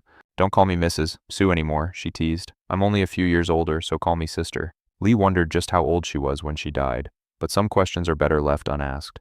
I'm eternally 18, she chirped, before demanding a massage, making Li regret ever mentioning her age. She found Li's stories fascinating because they portrayed demons and ghosts with human hearts and tragic loves. Leaning in close, the girl asked with a mischievous smile. So, when is the sequel coming out? Volume 1 is just the beginning. The sequel is still a work in progress. He promises the next manuscript soon. She was stunned that a young official penned this. How could a government man write such scandalous tales? Low wages make for great authors. Our hero writes these novels just to keep his pockets lined with gold. The story is poetic, but reality is harsher. Men aren't usually this kind to demons or vengeful spirits. Only someone with a pure soul could write this. Li Su praised the young man's surprisingly gentle heart. Not all men are heartless villains, just as not every demon in this world seeks to cause total destruction. He only writes the truths within his soul, but what exactly is hidden in this young man's heart? Why the obsession with ghost waifus? He claims he's just trying to change her mind about men. There was no hidden agenda, but she wasn't convinced, wondering if he had a secret dragon obsession. Is it a fetish, she teased? He panicked. I'm just a healthy bachelor in the prime of my life. Love knows no racial boundaries, whether human, demon, or ghost. Everyone deserves a shot at true romance. Lisu shrugged it off playfully. After all, she had already decided to become his sworn sister. This conversation was getting way too awkward. He quickly bid his farewells before things got even weirder. He thanked her for the hospitality and bolted. The poor guy didn't even realize his own accidental charm. He retreated in a flash. She shouted after him to bring snacks for her bored little sister. The bookstore was absolutely swamped. Everyone was desperate to grab a copy of Mr. Li's latest bestseller. A tiny favor turned into a gold mine. Madame was shocked at how much one book changed their fate. Rivals were already hunting for the mysterious author. The girl realized her neighbor was a total genius. Mrs. Liu marched into his courtyard. She had finally made a major decision regarding their future. He was mid-training, sword in hand. What decision, he asked, looking like a total martial arts pro. His toned physique left her speechless. A deep blush painted her face as she saw his bare chest. She covered her eyes in total embarrassment. He casually explained he was just working up a heavy sweat. Suddenly, a mysterious yellow mist appeared. Is that the aura of lust, he wondered, feeling highly suspicious. Was his kind neighbor actually a predator? He couldn't believe she was eyeing him like a tasty snack. He decided to ignore the thirst for now. Mrs. Li barked at him to put some clothes on immediately. She tried to scrub the image from her mind, but his impressive build was burned into her memory forever. I'm decent now, he called out. Finally, they could get down to actual business without the blushing. Is the second volume ready for the world? She proposed a juicy profit-sharing deal for his masterpiece.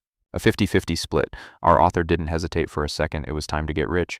Volume 2 was finished and ready for print, but she had questions about his recurring ghost heroines. Why always the ghosts, she asked. She was convinced he had a very specific, supernatural type. He's just giving the readers what they want. It's not a fetish, it's marketing strategy for maximum profit. He insisted he prefers real, living women. Ghosts are cool, but flesh and blood is much better. He couldn't help but notice her own beauty. She figured ghosts were just naturally drawn to his aura. Back to your training, she teased. She didn't want to distract him from his shirtless sword practice. He shouted one last time that he likes humans, but his desperate explanations only made him look guiltier. Talking only made the misunderstanding worse. He sighed and cracked open a new book about mystical foxes. He remembered the little fox he once saved. He wondered where that clever creature had ended up now. He hoped it was safe from greedy hunters. Little did he know, that fox was far from ordinary. Deep in the misty mountain valley, an old grandmother was trekking through the suffocating summer heat. A pack of foxes suddenly swarmed her. They were eager to see what treasures she brought from town. Is that fried chicken we smell? The forest was filled with the delicious scent of human snacks. There was plenty of food for everyone. The foxes feasted happily, praising the old woman's legendary cooking.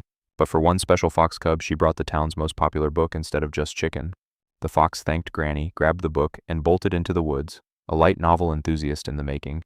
It was a spicy tale of demons and ghost waifus falling for humans, classic fox repaying kindness tropes, peak literature. Meanwhile, our hero meditated on the sutras. His internal energy roared like a legendary demon tiger, pure, raw power. But he refined it until it melted like spring ice. Finally, his second soul was on the verge of manifesting. A massive surge of energy erupted. The second soul was finally condensing. Talk about a major power-up. A whole month of grinding paid off. With 2 souls down, he just needed 2 more to survive that deadline. 6 months, please. Our main character was ready to defy fate with wounds healed. Vacation mode was officially over. The second soul was a success. Time to put back on the uniform and return to the daily patrol grind. Over at the shop, Mrs. Liu was busy shutting down a sketchy businessman. Her no was absolute. Mr. Ren scoffed, calling her a weak woman. He claimed running a shop was too hard. Classic misogyny 101. He acted like he was helping while plotting to steal her manuscripts. This guy was as stubborn as a mule. Realizing she wouldn't budge, Ren played it cool and walked out. But that snake was definitely up to something. Liu knew a predator when she saw one. Just then, our hero arrived. Curious about the suspicious visitor's intentions, she explained he was a rival owner trying to snatch the publishing rights to the main character's blockbuster story. But she wasn't selling. That story was her pavilion's golden goose. It was the main attraction, drawing in visitors. This intellectual property is worth a fortune. Madame noted that the man's offer was basically an insult. He was just testing her, thinking she was a defenseless woman with no powerful backing. Big mistake, buddy. Liu wondered why she felt so alone. She'd only been here 2 months, hardly enough time to build an empire. The main character stepped up. I'm the official in this district. Remember, everything on these streets is my business. He was her ultimate shield. The girl teased, asking if a mere guard counted as a high-ranking official. Liu just smiled. If trouble came knocking, he'd be the one knocking back. Touched, she reached for his hand. She whispered that she was counting on him. Suddenly, after all that tough guy talk, our hero got thirsty. Mrs. Liu rushed to make tea, hiding a smile. He promised to handle any problem. He had many powerful friends. He finished his tea and headed back to patrol. I'll be back for dinner, he called out, smooth as silk. Left alone, she looked back on a past she tried to bury, a past that should have stayed dead. At age 7, her life was sold for a few coins, sold to a music troupe like a commodity, fed once a day. She was forced to practice until her fingers bled. It was a hellish existence for a child. She bandaged her own wounds in the dark while the elders bullied her. She suffered every blow in silence. But she refused to be a victim. She mastered every instrument, determined to never rely on anyone ever again. Working 6 hours a day, she ignored every helpful man with a hidden agenda. She was her own savior. She finally bought her freedom and opened her own store. A long journey brought her to this very region. She built her pavilion from nothing. Years of blood, sweat, and tears went into these 4 walls. She had never relied on a single soul until now. She didn't even know what support felt like.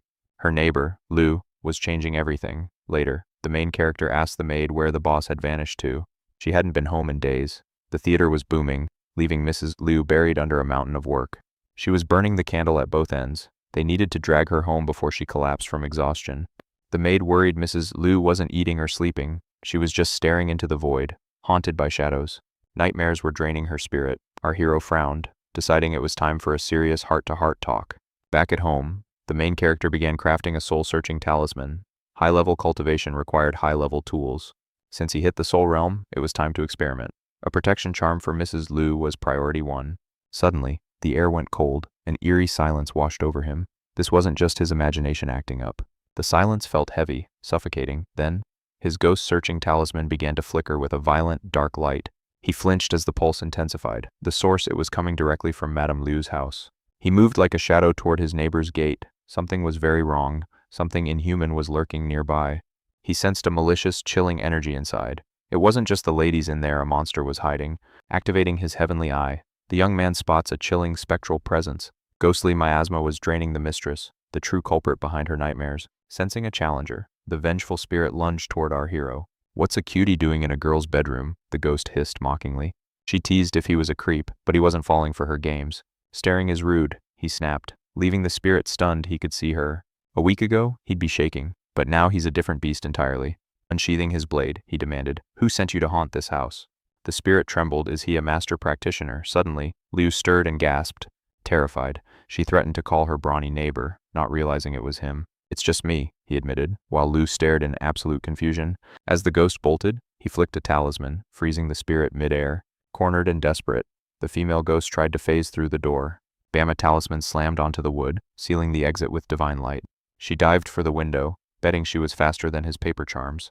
Too slow, he peppered the glass with seals faster than the eye could follow. "Checkmate," he declared. The room was now an inescapable spiritual prison. Liu flipped the light, demanding why he was chatting with shadows at midnight. "And why are you half naked in my house?" she shrieked, face turning red. Oops, in his heroic rush, he'd completely forgotten to put on a shirt. She huddled under the covers, convinced her neighbor had finally lost it. He tried to explain the situation, but she just wanted him out. With a quick tap to her brow, he forced her vision to align. Liu froze as the room twisted, revealing a pale figure draped in white. Realizing it was a literal ghost, she let out a blood-curdling scream. The spirit hissed, "You've got guts, kid. Now, give me your life." He countered with a Buddhist technique, radiating a blinding, holy sunlight. The ghost recoiled in agony. A monk, where did he get this power? Her spectral form began to fray. "Get back," she shrieked in terror. "Why haunt these innocent people?" he demanded, his voice like rolling thunder.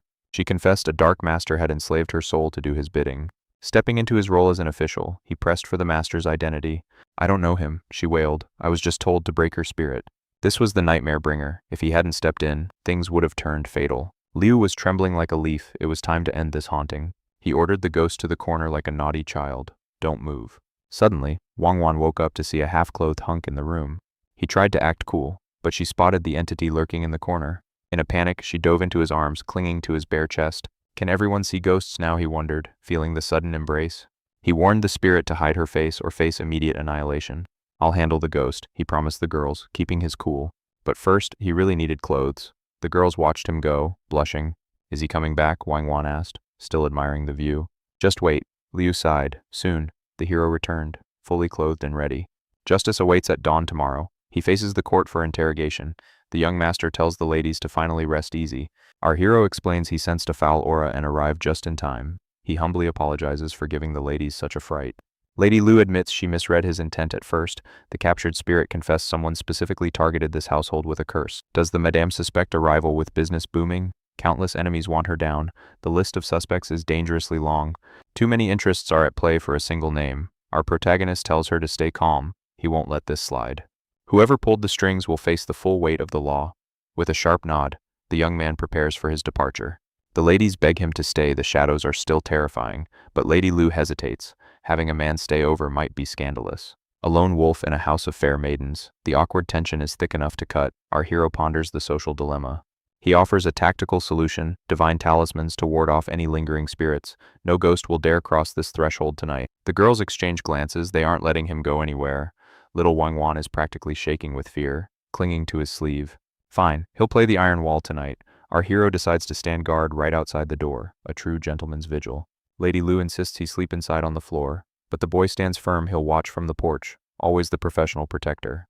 If trouble stirs, just call out. Madame Lu realizes that even without seeing him, his presence is a massive spiritual shield. With a powerhouse guarding the door, even the king of underworld couldn't scare her. She finally feels a moment of true peace. 2 months in this strange new world already. He stares at the moon, wondering how his old comrades are faring back home. Suddenly, a warm blanket covers his shoulders. It's Madame Lu, worried the midnight chill might steal his health away. She notices the shadow in his eyes. Why so sad? He admits he's beginning to forget the faces of his own kin. He's drifting in memories of a life left behind. The girl sighs, admitting some pasts are better left buried and forgotten. Regardless, that spirit really did a number on Madame Lu. He turns the conversation back to the dangers she faced. She's never seen such bravery before. How can he not tremble before the undead? Aren't they the stuff of nightmares? He admits he was once a coward too, but ghosts are just illusions. Human strength will always be the superior force. Secretly, he muses that he's a bit of a ghost himself. The girl lets out a tired yawn, her eyes growing heavy. He's young, yet carries the weight of a seasoned warrior. Being a supernatural guard is a heavy burden to bear. Nothing in this life is free, but honestly, catching ghosts is way easier than managing a busy shop. Then comes a shocking proposal. Will you train me? She asks if they can practice the mystic arts together. She knows sect secrets are forbidden. If it's against the rules, she tells him to act like she never spoke. Enlightenment is for everyone. He's a rogue practitioner with no sect to answer to. If she has the talent, he'll guide her. Lady Lu's eyes light up with pure excitement. A new disciple is born. Our hero agrees to the legendary training arc. First, he must banish the remaining spirits tomorrow. By sundown, their first cultivation session officially begins. The deal is sealed. She promises to wait for his return. He considers the ancient Buddhist and Taoist path. These secrets shouldn't be hidden away. Even demons seek the way his old master, Qing, taught him well. Now, he'll pass that flame to Lady Lu. It shouldn't be a problem at all. He just needs to visit Old Man Wang to hunt for some beginner cultivation manuals. Suddenly, a soft weight hits his shoulder. She's fast asleep, whispering his name in her dreams like a secret. He gently tucks the blanket around her. The night air is biting, yet she fell asleep right there. What a stubborn girl. He scoops her up in a classic princess carry. The poor thing was exhausted from the constant hauntings. Rest well, little shopkeeper. Now that the malevolent energy is gone, she sleeps like an angel. He lays her down with unexpected tenderness. He resumes his post as the ultimate shield. No demon or low-level spirit will dare disturb her slumber tonight. The girls are finally in a deep, dreamless sleep. No more trembling. He whispers a soft, sweet dreams to the quiet house. Report time. He informs his superiors about the spirit strike on the bookstore. This was no random haunting. It was a hit. Her health was failing under the ghostly pressure. The warden's brow furrows in anger. This is an affront to order. That bookstore is a top-tier taxpayer who dares disrupt the economy with black magic. Our hero confirms the haunting is neutralized. The culprit is caught, but the owner remains traumatized. The warden issues a direct order: protect her at all costs. It's officially his mission now. Guard the pavilion owner as if his life depends on it. It's a high-stakes bodyguard assignment. One mistake and he'll be the one in the hot seat. Our hero accepts the burden with a sharp salute. But the fear hasn't totally faded for Lady Lu. Terrified of her own home, she decides to go clean the neighbor's house instead. Time for dinner. Wang Wan finished the chores. Boasting about her spotless dishes, Liu just told her to keep cleaning. Help me with the rest, Liu insisted. Suddenly, a familiar face appeared at the door. The young man had returned. Surprised, the girls asked why he was early. He explained that headquarters gave him a special, direct assignment. He was tasked to hunt the ghost personally and act as Miss Lu's bodyguard for the next 2 days. Liu and Wang Wan were thrilled, having a handsome powerhouse guarding them. Yes, please. But then, things got weird. Training begins now, he said. First step, lie down on the bed. Mistress Liu's face turned bright red instantly. He wasn't joking. Lie down. Now Wang Wan turned into a tomato and decided it was time to exit. This is not for children, she teased. Meanwhile, Mistress Liu was busy having a very wild, romantic fantasy. She wondered if he was paying her back with his body. Liu asked if she was ready for training. Do I need to undress? She whispered. The guy stared. Her mind was clearly in the gutter. Hold on, you've got it all wrong. Just the shoes. Lady, no need to strip. But for a maiden, showing her feet is for her husband's eyes only. Pure scandal. She begged to keep them on, but Leo insisted. To master the arts, your form must be perfect. He aligned her palms and crown. Suddenly, the memory of that terrifying ghost flashed in her mind.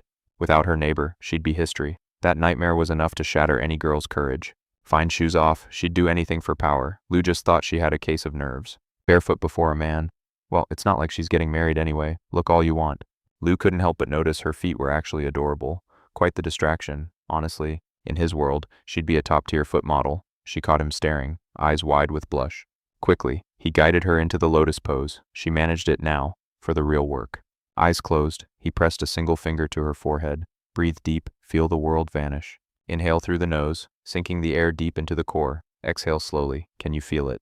A strange, warm surge flooded her soul. Something powerful was finally awakening inside her body. Focus, memorize the path of this energy. Let the ki flow like a river through your mind. He left a spark of his own energy behind, a temporary gift to jumpstart her cultivation. His ki wouldn't last forever. If she's just average, she must learn to forge her own power. The lesson continues. She bowed in gratitude. The path to greatness is never easy, after all. Once her spirit awakens, soul refining begins. But wait, little Juan crashes the party, her turn. Shoes off. Bedbound Lou wondered. How did this girl see that ghost last night? Even Juan was clueless. There's definitely something mysterious lurking within this girl's soul. It hurts, she cried out in pain. Relax, the agony is just the beginning of growth. Don't fight it, surrender to the flow. But man, that lotus pose is a real killer. My leg is literally snapping, the girl wailed in agony. Mrs. Liu remained cold. Cultivation training is no walk in the park. This stance is mandatory. The young man joked that he would shield them while they focused on crushing those pesky villains. Through her tears, Wanwan vowed to conquer the pose. Suddenly, she did it, a breakthrough in the heat of battle. Mrs. Liu beamed with pride, but our hero noticed something chilling. His ghostly spy had uncovered a truly dark secret. Mrs. Liu was secretly meeting the mastermind. Luckily, the villain has no idea their ghost informant was actually captured already. Time to flush this snake out, the hero smirked. Mrs. Liu suspected the bookstore owner was the one pulling the strings. That same shady owner returned today, acting like he just wanted to talk. Yeah, right, totally not suspicious at all. Send him in, the girl sighed. Enter Mr. Ren, greeting her with a fake smile. My, you look absolutely terrible today. He noted her weight loss, but she blamed the endless paperwork. Honestly, being a cultivation boss is just too much stress. Health is everything, Ren preached. You should really shield yourself from all this exertion before you completely collapse, my dear. The girl agreed, but then Ren dropped the bait. He offered to share the burden of her bookstore. Talk about sus. She declined, but Ren warned that overworking leads to terrifying nightmares. Evil spirits love a tired mind, he whispered darkly. It was you all along, she shouted. Ren smiled. Illusion magic doesn't just fool others, it charms the very soul itself. Ren pleaded innocence, claiming he was framed. Cure my nightmares, the girl countered, and I'll consider your proposal. The man played dumb, acting like a total fool. If Madame rests well, her dreams will surely clear. Stop hiding the truth, Ren, Liu warned coldly. If you keep lying, we have nothing left to discuss. Ren scoffed at her. You're just a naive newcomer trying to take a bite of a forbidden prize. The girl fired back, threatening to report him. Ren just laughed, convinced he was completely untouchable. I know your secret, he sneered. You're just a girl with a maid. No one is backing you. Without proof, your words are worthless, Ren mocked. But suddenly, the lady let out a chilling laugh. You're wrong, she whispered. I have someone terrifyingly powerful standing right behind me. Ren's face paled. Who? Before he could blink, a heavy metal chain whipped around his neck. Caught red-handed, Ren started stammering. It was just a prank. I'm a wealthy bookstore owner. You can't arrest me. Take this criminal away, Liu commanded. Let the magistrate teach him a lesson in true justice. Mr. Han leaned in, eyeing the bookstore owner. Is she married, that beautiful woman from the pavilion? She's my neighbor, and still single, the youth replied. Wait, are you falling for her, Han? Not at all, Han claimed. I'm just curious about a lonely, wealthy, and stunning neighbor. Han was suspicious. If Liu and that lady are together, I won't let him stand in my way. He asked a direct question. Who would you choose, the lovely Liu, or the mysterious Miss King? The young man shrugged. Why choose? Han exploded in rage. You want both, you shameless brat. You don't need these cultivation basics, old man Wang shouted, trying to hide his precious manuals. I need them, the guy insisted. Wang grumbled. Fine. Take them, but you better return them unharmed. How do normal people see ghosts, he asked. Wang sighed. Only those born for the demonic path. It's an innate gift, Wang explained, a soul inclined toward the darkness from the very start. He wondered if Wang Wan was a natural. Meanwhile, Lu gave the girls powerful protective talismans. Keep these close, he warned. They'll ward off any evil spirits trying to haunt you. Read these books, the young man urged. They contain the secrets of spiritual theory and ancient practice. The chi you gave me, the girl whispered. It's growing, I can feel the power surging. He reached out and grabbed her hand. Wait, she cried. You're holding on way too tightly. My apologies, he blushed, but your spiritual talent, it's off the charts. This is incredible. He asked for her birthday to check her destiny. She panicked. Is this a marriage proposal? You have a pure yin body, he exclaimed, born on a day of absolute, raw power. It's the ultimate vessel for cultivation, Lu explained, the girl's eyes filled with bittersweet memories. A master once predicted my fate, she sobbed. He said people like me are doomed to be lonely. I'm a danger to my own family, she whispered. My parents thought I was a curse and bad luck. They sold her to a music troupe, Liu fumed. They blamed you for their own misfortune. That master was a total fraud, he declared. Listen to me. You aren't a curse. A pure yin body makes you a genius, he shouted. You were born for legendary greatness. You don't have to comfort me, she sighed. I've been alone for so long, I'm used to it. Loneliness isn't your destiny, Liu argued. I'm a pure yang body, and I'm doing just fine. The records don't lie, he showed her. You aren't meant to be alone. You're a cultivation goddess. She read the ancient text. A soul different from normal, irresistible to restless, evil spirits. If we cultivate, she continued, our speed will be 7 times faster than any ordinary person. Pure yang and pure yin, the perfect match. They can perform dual cultivation to achieve divinity. Mrs. Lu started blushing. She imagined her and the boy as a legendary dual cultivation couple. We're a natural pair, she teased, but he just sighed. You're totally not my type. Her heart shattered. I'm beautiful, a great cook, and I'm loaded with cash. What's wrong with me? Why don't you love me? She screamed in a hilarious fit of desperate rage. Our hero was clueless. Why was his neighbor fuming like a literal volcano? He calmly listed his ideal type: sweet, obedient, and nurturing. Oh, and age. Definitely younger, he stated. Lu panicked. She was 3 years older. What's the issue? An older woman is worth her weight in gold. She scanned her mental list. Docile, polite, and younger. Wait, her eyes widened. Was he targeting little Wong Wong? You're scheming for Wong Wong, Lu barked. No wonder he was acting so suspiciously kind. He denied it, but then paused. In 2 years she actually would be perfect. Romance now, he sighed, with mere months to live. Love was a luxury. Is there no cure? Lu cried. It was time to reveal his tragic secret. 2 months ago, demons snatched his 7 souls. He needed 4 back to survive. The 6-month deadline loomed. He'd only recovered 2 souls so far. Time was bleeding out. Hurry up, she urged. But these souls weren't just items, they were human emotions. Born from feeling, he had to harvest the raw energy of these 7 emotions. The catch, he had to trigger these intense feelings in others. Not an easy task. Liu realized anger was one of them. No wonder he kept annoying her on purpose. He was just trying to survive. She suggested the theater to farm some tragic vibes. Harvesting the audience's collective sadness, it was the ultimate emotional shortcut. This is my dream, he lied smoothly. Meanwhile, Madam sent Wong Wong with a warning. 3 days to write the butterfly play, do it, and the pay doubles. Drama at the bookstore, a heavy fine and a 3-month shutdown crippled the competition. 50 brutal rod strikes followed. The man couldn't even stand. That's karma for you. Avenge me, his father cried, but our main character warned him, don't play with fire. The old man underestimated the new woman's backing. The main character knew better. Government practitioners are sharp. Just drop it, he urged. Go home and rest. Stop poking the county leaders. He began a special massage to heal the old man.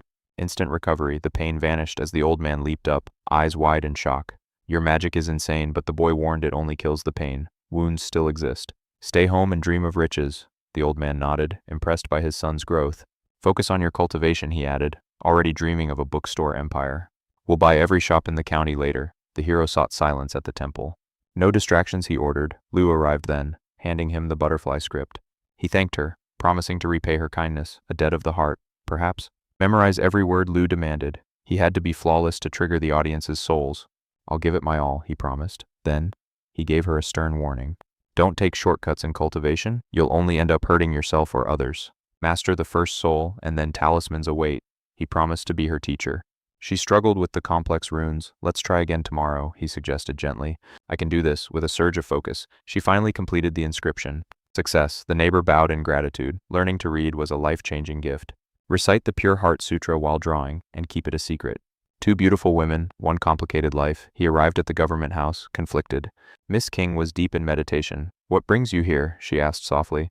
He lied about accidentally finding a mind-purifying sutra. It was a legendary soul-strengthening technique. It stabilizes my thoughts and guarantees talisman success. He offered to share the treasure. It's too precious, she gasped, but our hero insisted. After all, sharing is caring.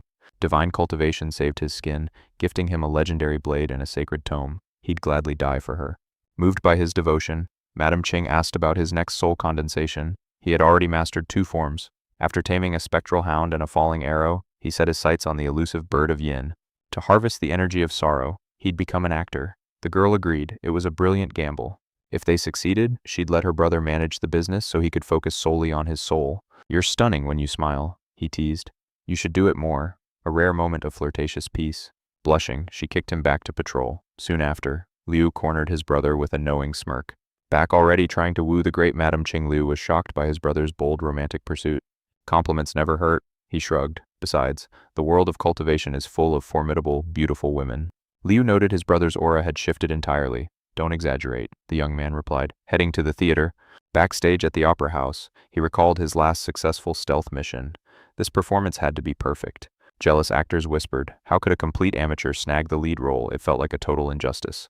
They knew this role was a golden ticket to fame. Everyone wondered what the mistress was actually thinking. Mrs. Liu hid a secret. If her neighbor saw her like this, his jaw would hit the floor. The young man stared at the actor across from him. That face, why did it feel so familiar? Recognition struck like a lightning bolt. It was Mrs. Liu. He hadn't realized it through the heavy makeup. Why the costume, he hissed. She coolly explained she was playing a vital part in the upcoming play. She was a master of disguise, perfectly mimicking a man. Then, his eyes drifted to her chest area. Where did they go? He stammered. Mind your own business, she snapped. Focus on your damn lines. After a rough rehearsal, the audience's lukewarm feedback stung. We need way more practice, he admitted. She agreed, but self-study had its limits. Isn't there a shortcut? A secret technique to master acting? No shortcuts here, he replied. She suggested a private late-night rehearsal at her place to perfect their chemistry. Overhearing actors shared a filthy look. They weren't thinking about acting, they were thinking about a scandal. Post-performance, he felt like a squeezed lemon. Turns out, manifesting raw emotion on stage was soul-crushing work. Every movement must be precise, she lectured. Mastery takes a decade of blood, sweat, and agonizing tears. He apologized for the late hour. Rest is vital for us both, he said, preparing to leave.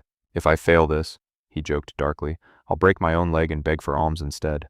I'll sit on the street with a bowl, hoping someone pities my miserable, failed acting career. She looked at him with concern. You're too hard on yourself. If I'm not, he countered, I'll die.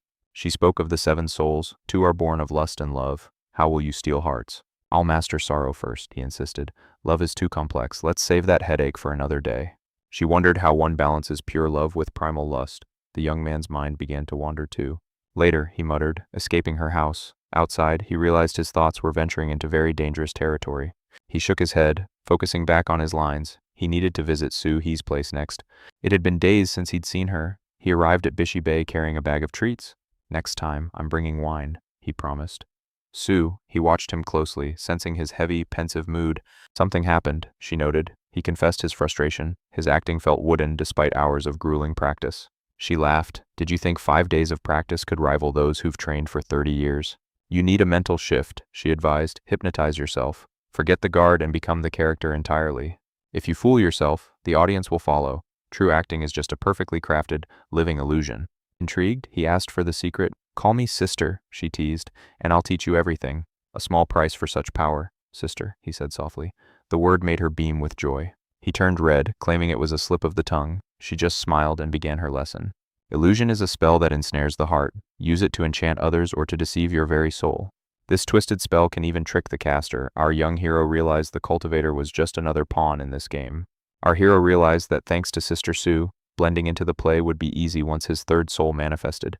After offering his thanks, she teased him for a reward. His answer, he'd whip up a legendary feast just for her. Su Hei chuckled, noting how he handed out copies of his life story like some grand, inspirational masterpiece. She jokingly offered to help him become a ghost cultivator. He replied that if he died, he'd definitely haunt her. With a promise to keep her company in the afterlife, he bid farewell and bolted toward the city at high speed. She was stunned by his easygoing reaction to her teasing. Meanwhile, he realized her jokes actually held hidden benefits. He decided to visit more often for the perks. Returning home, he found Madame Le waiting right on his doorstep. No time to rest, she shoved him toward rehearsal. The faster the show finished, the sooner he'd escape looming danger. 10 grueling days of stage performances flew by. Each show allowed him to harvest a massive surge of raw emotion. With enough energy gathered, it was time. As dawn broke the next day, he prepared to condense his 3rd soul. He'd attempted to fuse the bird yin soul during the night, but the outcome remained a complete and terrifying mystery. Praying for a miracle, he reached out with trembling fingers. As he made contact, a surge of realization hit him. I am finally a man again, he roared. Stepping outside for air, his neighbor noticed his suspiciously early start. He claimed he just couldn't sleep, but his radiant joy was hard to hide. She narrowed her eyes, sensing something big. She questioned the nature of the bird yin soul, born from pure sorrow. What secrets did this mysterious essence truly hold? Why was she so curious? Lu pressed him now that 3 souls were gathered. What would be his next legendary move? Fear, love, lust, and hate remained, but he knew love and lust would be the most treacherous paths to master. If a powerful practitioner fell hopelessly in love with him, could their devotion be the key to his next awakening? Just one devoted person could condense his next soul in 5 days. But where would he find such a girl? He scanned his options. His boss had a pure heart and iron discipline, but that path seemed like a dead end. Love can't be forced, after all. But then a wild idea struck. What if he groomed the perfect practitioner himself? His roommate possessed a rare pure yin body and insane talent. If she fell for him, the results would be explosive. He imagined a double harvest of both love and power, a dream scenario for any ambitious cultivator in this world. She felt his lingering gaze, but she wasn't defenseless. Han Young's senses were now sharper than a master's blade. Having purified her first soul, her perception was godlike. Meanwhile, on a lonely mountain road, a grim discovery awaited. 2 bodies lay cold, a father and son, simple hunters who met a tragic end while deep in the mountain woods. Their corpses were stacked eerily atop one another. It looked like a demon's feast, but something felt unnervingly off. Not a single trace remained, no tracks, no aura, nothing. His gut told him this was no ordinary monster attack. Their 7 souls are completely gone, he muttered. She gasped. Could he truly see the essence of the departed? Lu confirmed such rare magic existed and urged the girl to examine the victims through a more spiritual lens. He helped her trigger the heavenly eye. The horrifying truth was revealed. Every single soul had been brutally harvested. This wasn't a random demon attack, it was something far more sinister. They had to involve the magistrate immediately. Usually, only 3 souls vanish after death, but losing all 7 at once, that was a terrifying and unusual anomaly. The evidence pointed to a human killer. The brutal wounds were likely just a cover to frame a mindless demon. It was a calculated deception. The killer wanted everyone to look for a beast while they lurked in plain sight. Classic evil cultivator tactics, Han noted grimly. Even their magic guide talisman was failing to track the stolen souls. Elder Zhou warned that the culprit was still in control. Old Man Wang furrowed his brow, sensing a greater power. Soul power doesn't just vanish into thin air. Wang knew that even during refinement, a trace should still remain. A specialized talisman could find them, but it required a master above the condensation realm to even attempt it. All eyes turned to King. As a 3rd-level cultivator, she was their only hope to solve this gruesome mystery. Han cautioned that such a complex seal would take several days to create, time they simply didn't have to waste. If they waited, the soul power would vanish forever. Stealing her resolve, she decided to attempt the impossible task. They gathered hair from the victims as a catalyst. Qing knew the difficulty increased with every stroke of the brush. Creating high-level talismans required insane precision and a massive infusion of raw, spiritual energy to succeed. The challenge was monumental, but King hoped her Pure Heart Sutra would give her the edge she needed. Li Mu's talisman was a masterpiece, 0 cost, maximum power, provided your heart remains untainted. Success, to everyone's absolute shock. The girl manifested a mystical paper crane from the charm. It circled rhythmically, seeking the fragments of 2 scattered souls lost to the void. Suddenly, the crane surged toward the exit, leading the stunned investigators on a spiritual chase. It halted at a mysterious residence. Han pounded on the door, declaring a formal government raid. The gate creaked open, revealing Ren, the pavilion master, looking confused and slightly annoyed. "I've already paid for my past sins," the man grumbled. "Why disturb my peace again?" Ren claimed he hadn't stirred from home, but Han wasn't buying the innocent act. "A criminal fled into this yard," Han barked. Ren shrugged, granting them permission to search. Ren boasted that his son, an immortal's disciple, lived there, a place no lowly thief could enter. The sun appeared, but the paper crane immediately began circling him like a spiritual beacon. The stolen souls are inside him. The young man realized his dark secret was finally out. Exposed, the villain bolted. Han leaped over the fence, desperate to snag the fleeing culprit. Suddenly, a black cat lunged, drawing blood from Han's cheek. Qing's blade flashed, bisecting the beast. The young man thanked her, but the villain shrieked in fury over his precious pet's demise. "Capture him now," Qing ordered, but Liu sensed a suffocating, ghostly aura. This was no amateur.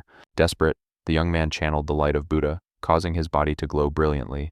"Are you a secret monk?" his shocked co-workers asked as the holy radiance intensified. Han bombarded him with questions. "When did you ordain? Why do you still have hair? Does it look like I have time for a wedding or a haircut right now?" he retorted. Han ordered everyone to link hands for the spell. He imagined the girl's soft touch. A blush crept up Han's face until he realized he was actually squeezing Liu's rough, manly hand. "Hold on tight," the young man yelled. "We have to shatter this formation immediately." He hurled a talisman, summoning lightning, yet the stubborn dark energy refused to dissipate. The charm lacked the kick needed. Focus all attacks on the core, Ching commanded fiercely. Steel sang as they lunged together, pouring every ounce of strength into the formation's heart. The dark shroud exploded into mist, revealing the suspect sprinting away like a coward. They prepared to give chase, but Ching raised a hand, stopping the frantic pursuit. Not in the city, she warned. We lure him out to keep the civilians safe. Han nodded at her wisdom. He and Ching would pursue, while Liu stayed to investigate. Entering the house, Liu dragged the father along only to find the son's room demolished. My son's sanctuary, Ren wailed. Liu demanded to know when this training truly began. Ren explained that 2 months ago, his son met a supposed immortal master of wood. This master promised the boy a path to godhood, and the father eagerly agreed. Your son didn't find godhood, Liu countered. He perfected himself through murder and soul theft. The master wasn't a deity, he was an evil cultivator grooming the boy for darkness. Ren refused to listen. He's real, I saw him walk on water and sit in fire. He rides the wind and vanishes into thin air, Ren shouted. Defending the fraud, Liu's heart sank. Those were Middle Three Realms techniques far beyond their current pay grade. Realization hit like a physical blow. His friends were walking into a Tier 5 death trap. They can't face a Middle Realm practitioner alone. Liu turned and bolted to warn them. Meanwhile, the chase continued, the criminal barely staying a step ahead of the law. How much longer will you run? The young man taunted, gaining ground with every leap. Han roared, even if you flee to the world's end, justice will find you, demon. The villain leaped, leaving a trail of abyssal smoke as Han prepared a final strike. That's not all, the villain sneered. King glared, sensing a pathetic attempt to stall for time. Capture him now, King ordered. Beside him, the girl unsheathed her blade, ready to spill blood. Suddenly, a colossal shadow loomed behind the youth. The criminal bowed low before this dark entity. Master, slaughter them, he begged. I'll devour their pathetic souls once they finally fall. The figure laughed coldly. You won't escape my blade, Ching roared, charging with lethal intent. With a flick of his wrist, the villain sent her flying. Such speed she gasped. Han screamed. Watch out, Han yelled. He surged with inner power, summoning the old man's spirit once more. Decent technique, the dark man sneered, but you lack the power to even scratch my skin. The talisman school is impressive, but their legacy falls short against my overwhelming darkness. Han froze in shock. We must retreat, the girl hissed. We cannot win this fight. The boys were stunned to see Liu. What is he doing in this cursed place? He's at the spiritual sight level. Han handed over a talisman, urging the youth to flee. You cannot hide from me, the villain roared as the three began their desperate escape. It's useless, the cultivator shouted. Liu suggested they split up to confuse their relentless pursuer. Try this, the youth roared, unleashing a bolt of lightning. The villain paused, momentarily surprised. Despite the shock, the pursuit continued. The girl ordered Han to seek help from the magistrate.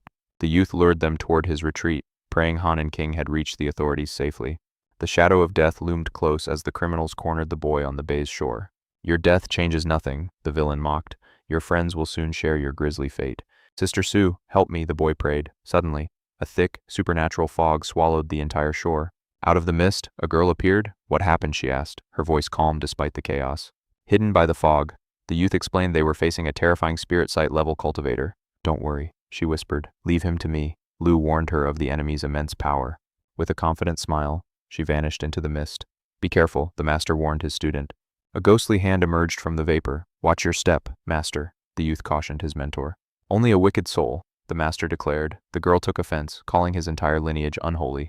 Burn, brat, the villain roared, unleashing a torrent of hellfire to consume her where she stood. The flames failed to pierce her. She activated the 3 true fires, shielding herself with divine light. Is that all, he mocked? She drew her bone swords, ready to test his legendary defenses. The youth watched in awe as Sister Sue clashed with the monstrous evil cultivator in midair. The villain struck with devastating force, blowing her back. The boy rushed to catch his sister. He's no ordinary practitioner, she gasped. He possesses a soul cover and far transcends the monk. I must borrow your body, she declared, merging her essence into the youth to boost his strength. He didn't resist. Channeling her power, he unleashed a thunderbolt that tore through the stormy sky. The villain remained unscathed, a valiant effort, he laughed, but ultimately useless against my might. With sword in hand, the boy lunged. Steel sang against steel as their blades locked in fury. He's too strong, Sue thought through the boy's mind. I can only focus on his protection. The criminal radiated pure malice, while the man in black remained as calm as a graveyard. With Sue's aid, I can push my cultivation to the 4th level, the youth realized. If he could master her magic, he could perform a technique far beyond his current limitations. Taking control of her power, he prepared for a gamble that would decide their fate. I have an idea, he whispered. He summoned the thunder once more, but with refined focus. Better, the villain admitted, but still not enough. The youth prepared his final secret trump card. He leveled his blade at the enemy's heart, A simple sword cannot harm me, the villain laughed. But the youth had finished his preparations. A new, legendary magic began to glow from the steel. Steel meant nothing now. He unleashed a god-tier technique so divine, its very name was forbidden. A forest of blades hemmed the villain in, trapped and trembling. The dark-clad menace finally knew true terror. The heavens screamed as celestial energy crushed him. 1,000 swords descended, shredding the villain's physical shell. Like a rat fleeing a sinking ship, his soul bolted, but our hero's eyes locked onto the ghost. One final spectral blade pierced the fiend's core. Is he dead? Sister Sue whispered, breathless with shock. Gone for good, he confirmed. Sue stared, wondering just how many legendary secrets this boy was hiding. She realized he was mere inches from the realm of creation. They were standing at divinity's doorstep. Sister, lend me your strength once more. He needed her mana for one last, impossible experiment. The attempt flickered and died. Stop, she warned. Pushing further will scatter my very soul to stardust. The sheer scale of that forbidden power was immeasurable. One wrong move and the world might break. Sue drained the criminal's remaining essence. Take him to the magistrate. Liu, this scum is finished. A pity they couldn't stay bonded. Together. Their combined might would have shattered the 4th level's ceiling. Madame King finally burst onto the scene, frantic. Where is that demonic monster? Did he escape? A wandering immortal saved me, Liu lied smoothly. He struck the evil cultivator down and vanished. I'm safe now. He smiled. But the girl snapped. You had no right to play hero alone. Liu had never seen his mistress this furious. Even old man Wang marveled at his lucky escape. The danger had passed, but Madame King's icy rage was just beginning to boil over him. I messed up, he admitted, hanging his head. I shouldn't have gone rogue without your orders. She began a blistering lecture. You took on a monster by yourself. Do you have a death wish? Why did you draw him away? You could have been slaughtered before we even reached you. I did what any man would do, Liu argued, their voices rising in a heated, stubborn clash. To break the tension, he stepped behind her, gently massaging her shoulders to melt her frozen anger. It worked. She softened, realizing he had risked his life just so she could breathe another day. I owe you my life and my path, he said firmly. Saving you was the only choice. He looked her in the eye. If death comes for us, I'll always choose your life over mine. Never again, she whispered. Or you're fired. Liu smirked, knowing he'd finally cracked her cold exterior. Nearby, Han clenched his teeth. He'd heard every word of their intimate, loyal back and forth. I'm yours to command, Liu promised her. Han fumed, labeling Liu a shameless, brown-nosing little brat. Have you no dignity? Han sneered. A real man doesn't grovel at a woman's feet like that. A wise man bows to the storm, Liu countered. Only a fool jumps into the abyss. Han was losing it. Why did the icy Lady King and even the pavilion beauties only have eyes for Liu? Jealousy burned like acid. He summoned a lackey, desperate for some much-needed ego-stroking. Be honest, Han demanded. Who's the real heartbreaker here, me, or that commoner Liu Mo? He's a peasant compared to you. Lord Han the lackey lied. Meanwhile, the investigation took a dark turn. 7 souls harvested in 2 weeks. Once the demons were gone, the killer turned on innocent humans. A chilling thought struck Liu. If the young criminal did this, was the man in black innocent? Had he executed a man who hadn't spilled a drop of blood? Guilt began to poison his mind. Look at his energy, Han pointed out. The boy is breeding an inner demon from his guilt. He was a dark cultivator, the girl snapped. There is no room for pity on this path. An inner demon left unchecked is a death sentence. One wrong thought, and you become the monster. She took his hand, her warmth acting as a spiritual anchor. Let me steady your heart, Liu. I'll do it, Han interrupted, desperate, but she refused. He is my subordinate. This is my duty. Han's blood boiled. They were getting too close. He had to get Liu away from her permanently. The path to the peak is treacherous, she warned. Guard your heart against the shadows within. Liu exhaled, the darkness receding. Thank you. The weight on my soul, it's finally gone. Han tossed a glowing emerald orb, full of demon-slaying essence, to the youth.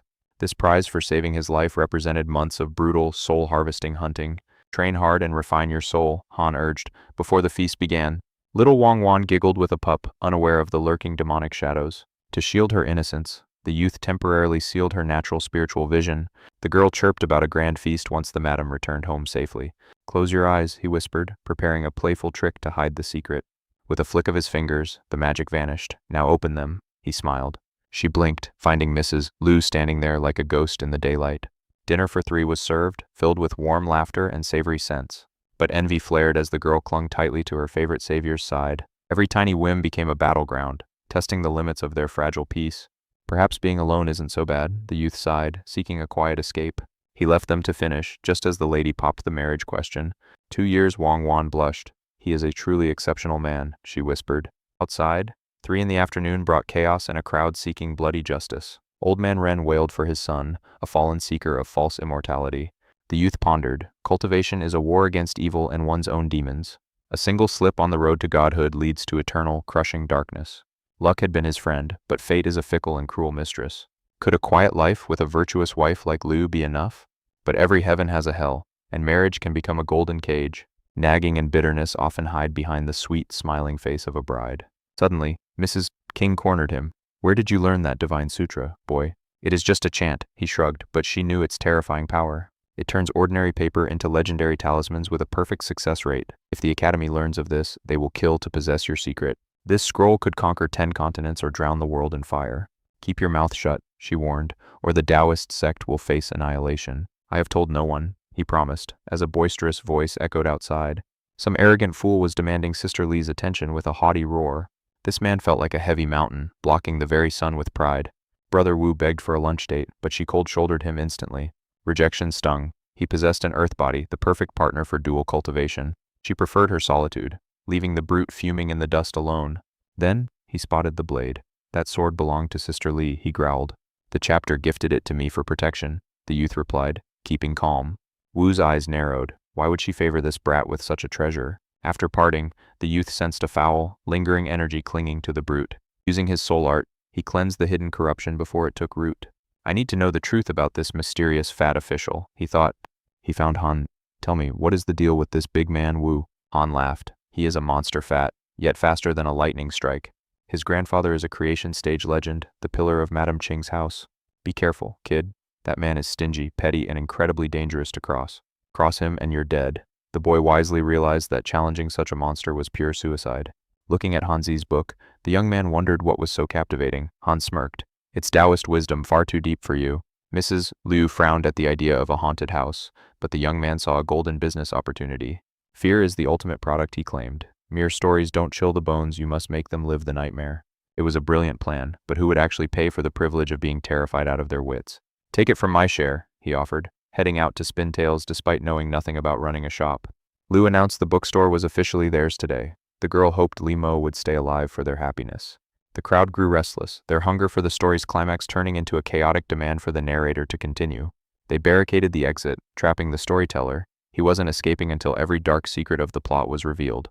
Darting outside, the young man felt a sudden chill. A mysterious voice whispered, "What happens next to your characters?" He looked up to find a stunning stranger blocking his path, her eyes piercing through his very soul. "Show's over for today," he stated firmly. "If you want the next chapter, you'll have to come back tomorrow." She wasn't taking no for an answer. Suddenly, a massive, spectral serpent materialized behind her, radiating pure malice. He froze. This wasn't just a girl, she was a high-level demon, a werewolf-class threat he couldn't possibly defeat. "Do you have a problem with me?" she hissed. Terrified, he quickly changed his mind. The story continues right now. He narrated until his throat was dry. The demoness listened, critiquing the hero's choices with a sharp, cold intellect. "Can I go now?" he pleaded. She ignored him, asking if he'd seen a man of towering height nearby. "There are many tall men," he countered, trying to stay calm. "Give me a description or I can't help you." She was breathtakingly beautiful, yet her mind seemed miles away, lost in a focused search for her missing target. She projected a mental image into his mind. As the figure took shape, the young man's blood ran cold. "Your heart is racing," she noted with a predatory smile. "You've seen him, haven't you? Tell me everything." He gasped, wondering if she was immortal. She simply replied that the man was one of her own kin. He denied everything. She shifted the image to another person, her gaze intensifying as she searched for a lie. His mind raced. First a lizard, now a snake demons were crawling out of the woodwork. He kept his face masked. She's definitely out for blood, he thought. If she discovered the truth, he would be her very next meal. Steeling his nerves, he maintained his innocence. Disappointed, the stranger turned away to find another source of information. She's a ticking time bomb, he realized. If he didn't report her to the authorities, the whole neighborhood was doomed. Seeing Brother Wu, a devious plan formed. He could use the law to handle this supernatural headache. He caught up to her, pointing out a fat man. "That's the county guard. He knows everyone who enters here. All demons are villains in his eyes, and this snake woman was no different." He watched as the trap was set. Brother Wu roared, "What lowly demon dares trespass here alone?" He immediately moved to eliminate the threat permanently. The battle was fierce, but Wu was left fuming. Somehow, the demoness had slipped through his fingers like smoke. "I'll hunt you to the ends of the earth," Wu bellowed, vowing to bring her to absolute justice. Even a fourth realm demon shouldn't have escaped Brother Wu, yet this mysterious girl had pulled off the impossible. Gripping his talisman, he decided to strike first. He had to eliminate her before she realized he had deceived her. He followed the trail of destruction. Shattered trees and massive craters marked the path of their violent encounter. He found a shimmering scale on the ground. She was close, wounded, and likely more dangerous than ever. He found her collapsed in the dirt, broken and bleeding. That maniac Wu really did a number on her. He reached for his weapon. This was the perfect moment to end her life and avoid any future revenge. He hesitated, looking closer. She didn't look like a monster, she looked just like a girl his sister's age. As a guardian, he couldn't just slaughter a defenseless being. He needed answers before he could deliver a judgment. He prodded her with a branch, trying to see if there was any life left in the fallen demoness. She groaned, her eyes fluttering open. Rising painfully, she hissed, You shamelessly tricked me. That's no way to treat a lady." "I have one question," he demanded. She glared back, her pride still intact despite her devastating injuries. "Just kill me and be done with it," she challenged, but he could see her wounds were far too deep. He turned on the villainous charm, threatening a forced wardrobe change. She coldly called his bluff. "Why hunt those two?" he demanded. She revealed they were her kin traitors who broke the code. They brought chaos and she sought justice, but our hero still smelled a lie brewing. She staked her soul. "If I lie, let me become a dog. Only humans are deceptive." Her eyes were crystal clear, no deception. Suddenly, a violent cough shook her fragile, weakened frame. She was running on pure spite. Guilt hit him. He'd definitely overdone the whole interrogation thing. Time for damage control. He hoisted her onto his back, taking responsibility for the mess he made. No hospitals or guards. Taking her to the law meant a death sentence. He needed a hideout. He rushed to the bay. Sue was horrified. "What did you do to this poor snake girl?" She blinked awake and immediately shrieked in terror at her tormentor's face. Talk about a bad wake-up. "Relax, I don't have a snake fetish," he explained. He only killed the lizard thugs she was hunting. He'd mistaken her for a vengeful demon and used that greedy fat merchant to trap her. A massive misunderstanding. The girl just spat back that all humans are born, breathing liars. He doubled down. "I swear if I'm lying, I'll turn into a mangy mutt right now." A spiritual oath. She knew no cultivator would risk that curse. The icy tension finally melted. He reached out to mend her meridians. Hesitantly, she took his hand, and the healing light glowed. A soothing warmth flooded her. "Don't stop," she whispered, actually enjoying the magical treatment for once. He finished, totally drained. Sue rushed in, hugging him. "You're too kind for your own good." Near the magistrate's office, a storm was brewing. Furious curses and threats echoed through the streets. "I'll find that demoness Wubo was having a total meltdown, surrounded by slithering snakes." Wubo bellowed that she was wounded and trapped nearby, likely hiding with some secret accomplices. Blind rage, he started slaughtering every innocent snake in sight, though his hatred remained unquenched. What a temper tantrum. Since he couldn't find the real demon, he was bullying ordinary reptiles. Time to smuggle her out later. He brought our runaway girl some steamed buns to recharge. She inhaled the food like a starving beast. "Need some frogs or rats for dessert," he teased. "Eat that filth yourself," she snapped. He offered chopsticks, but she stared at them like alien tech.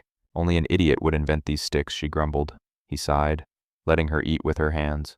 "Heal up and vanish," he warned. But she wasn't budging. She was a runaway with no home left. "The world is huge. Go explore," he suggested. She just ignored him. The girl was still hungry. Sue's jealousy was redlining. "You've been visiting the bay a lot lately, found a new favorite." "Typical men," Sue huffed, always chasing the new girl. He stammers, claiming it's just a debt. "It's strictly business once she's healed. This outsider demon is hitting the road," he declared. Sue gave him the side-eye. "If she's an outsider, then what am I?" "Your long-lost sister." Cut to the pavilion, a crowd gathered for a performance unlike anything they'd ever witnessed. It was a tale of terror. Rumor said the old bookstore was now a cursed haunted house. The owner sold out, and the new challenge was simple: survive the walk, win a silver coin. Silence fell until one brave warrior stepped up, lured by the promise of easy money. He vanished into the shadows. The crowd waited, wondering if he'd encounter something truly sinister inside. Suddenly, a blood-curdling shriek ripped through the air that definitely didn't sound like a human scream. Chaos, but then, a daredevil strolled out, demanding his silver. Was it all just a show? "Who's next?" he mocked. He told the crowd it was all fake, just smoke and mirrors. "Just guys in bedsheets," he laughed. Even a coward wouldn't be scared of that junk. Greed took over. The onlookers rushed inside, eager to claim their easy silver rewards. One man crept through the pitch-black hallway. It was spooky, but he was determined to get paid.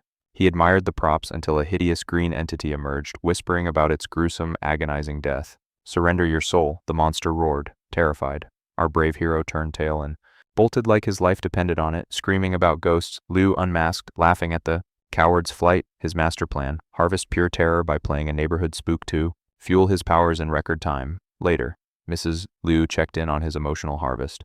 Followed by a greeting from Wang Wan, Liu promised the plan was almost complete. Soon, reaching the fourth soul's peak, the girls were eager for a recharge, but Liu teased that as the boss, the timing was hers, business-wise.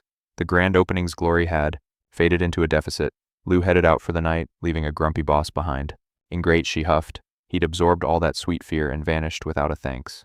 Mrs. Liu agreed, feeling like a total outsider to him. The girls gossiped about his character. Mrs. Liu played the critic, while Wang Wan stood up for our boy. Heading to the bay, Liu calculated that the snake demon's wounds would heal in days. His life was a blur of haunted houses and healing until a surge of magic hit the air. Fearing for Sister Su, Liu sprinted toward the bay to intervene. He sensed 3 auras, Su's flickering light, and 2 menacing demons closing in on her. He found her locked in a losing battle against 2 thugs. She's at her limit. Su felt Liu's arrival just as the demons mocked her failed escape attempt. Perfect timing, she smirked. With Liu there, these 2 were suddenly outclassed. Liu went full lightning mode, triggering a thunderous blast that rocked the entire bay. The demons barely deployed a protective dome, surviving the shockwave by a hair's breadth. That lightning is lethal, one hissed. A direct hit meant certain death or worse. Liu asked if they could truly tank his bolts. Su replied, "Don't bother talking. They only speak the language of pain." Taking the hint, Liu summoned his magic blade. He leveled the glowing steel at the villains, ready to end the charade. The demons realized their prey had teeth. One swung his magic rings, triggering a massive explosion. As the smoke cleared, a massive tiger and bull stood in their place. "Are you kidding me?" Liu joked, wondering what other zoo animals they had stored away. He readied his sword for round 2, but the beasts sensed their impending doom. "We're dead," they thought. Suddenly, a voice commanded them to halt the battle immediately.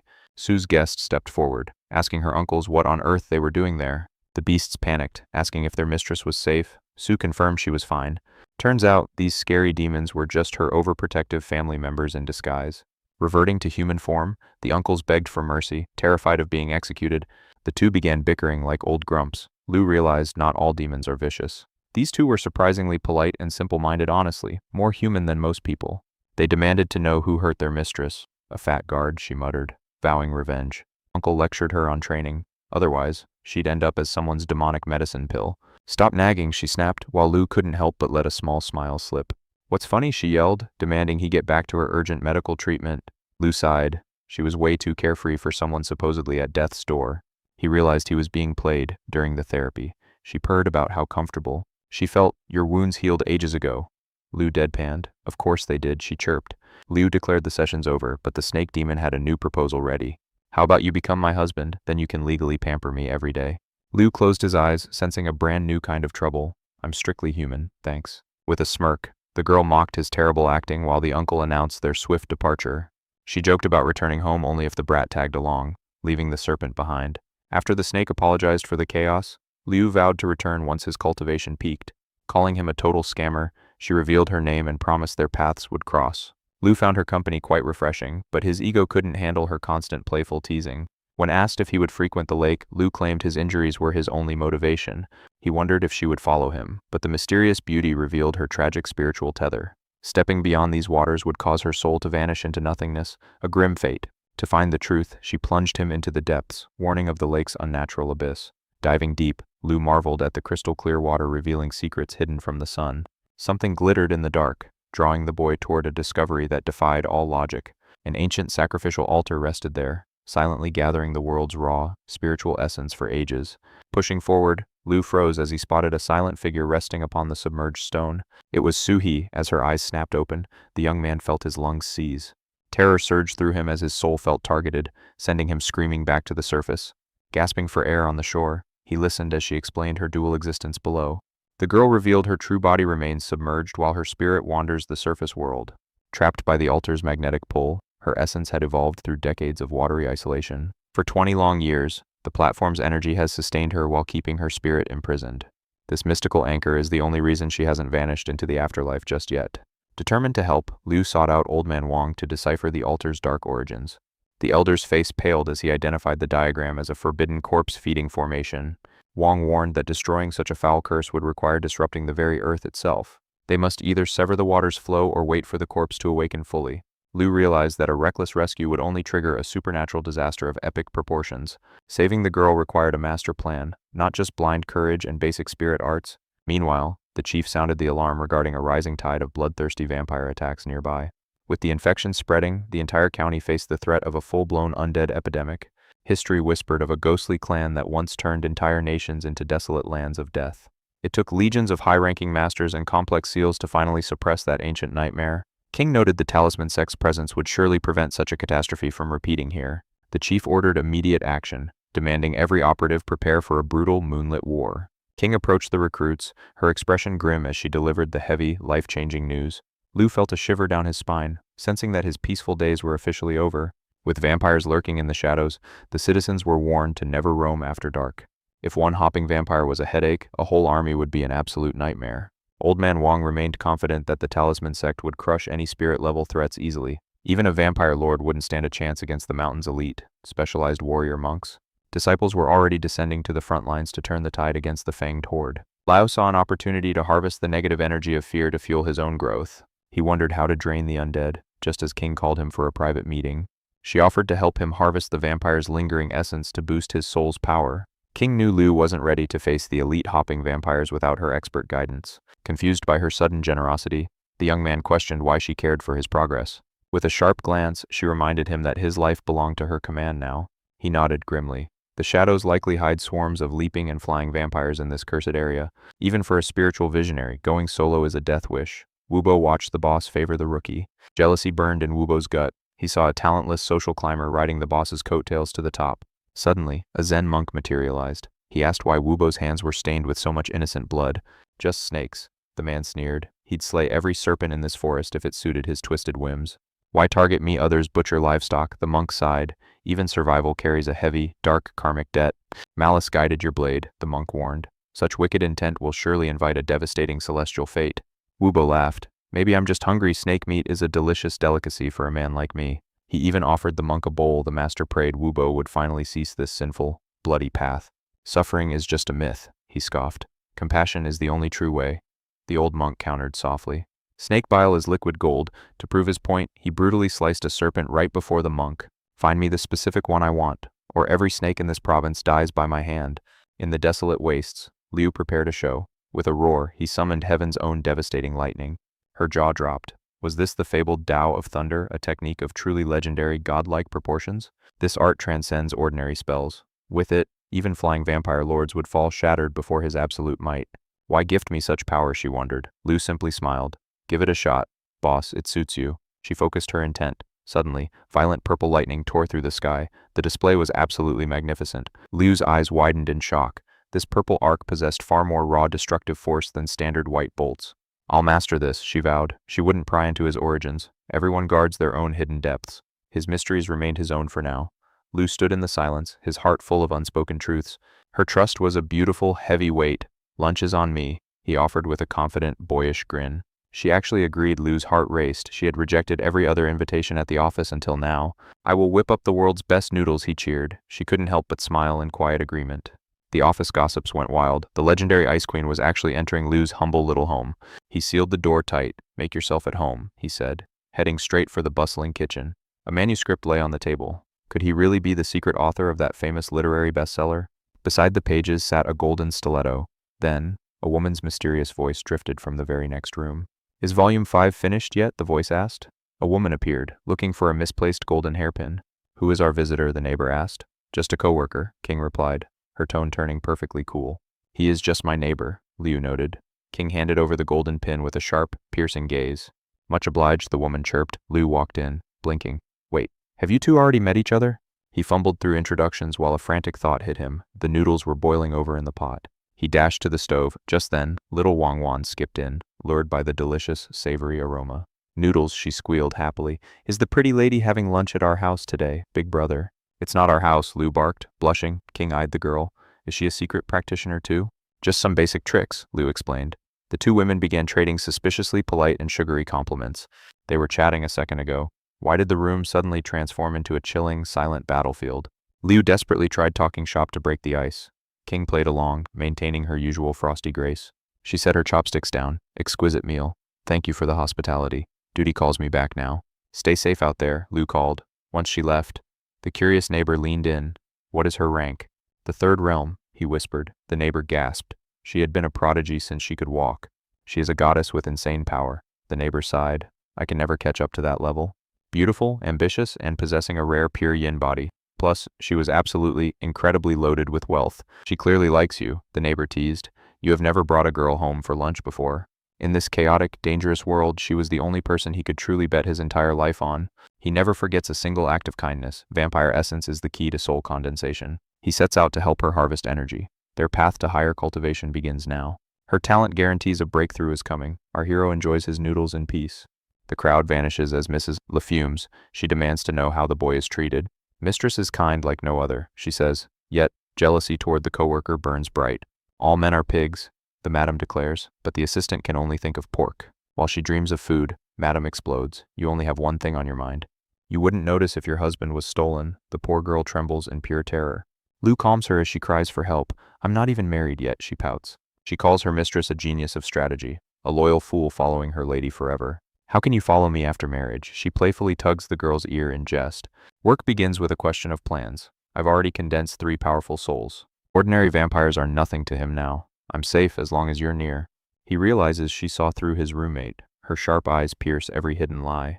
He regrets the deception about his heart. Pass the technique to whoever you choose. No explanations are needed, she says softly. Lou feels a wave of relief wash over. He's glad Mrs. King isn't truly furious. Why would I be mad, she asks. Senior coworkers watch the young man's room. He's still so green. They whisper knowingly. When she says she's angry, she's not. But when she's calm, she's absolutely lethal.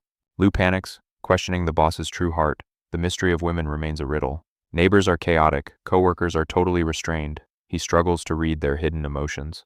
Beware of vampires, Old Man Wong warns. Don't marry before I find a bride. Stop treating me like a little child, Lou snaps at the old man's nagging. If you die, I'll buy your coffin, the old man roars in hilarious frustration. Lou escapes the pointless, nagging bickering. A business trip calls him to duty. 2 days later, civil servants arrive. The scene is a chaotic bloodbath.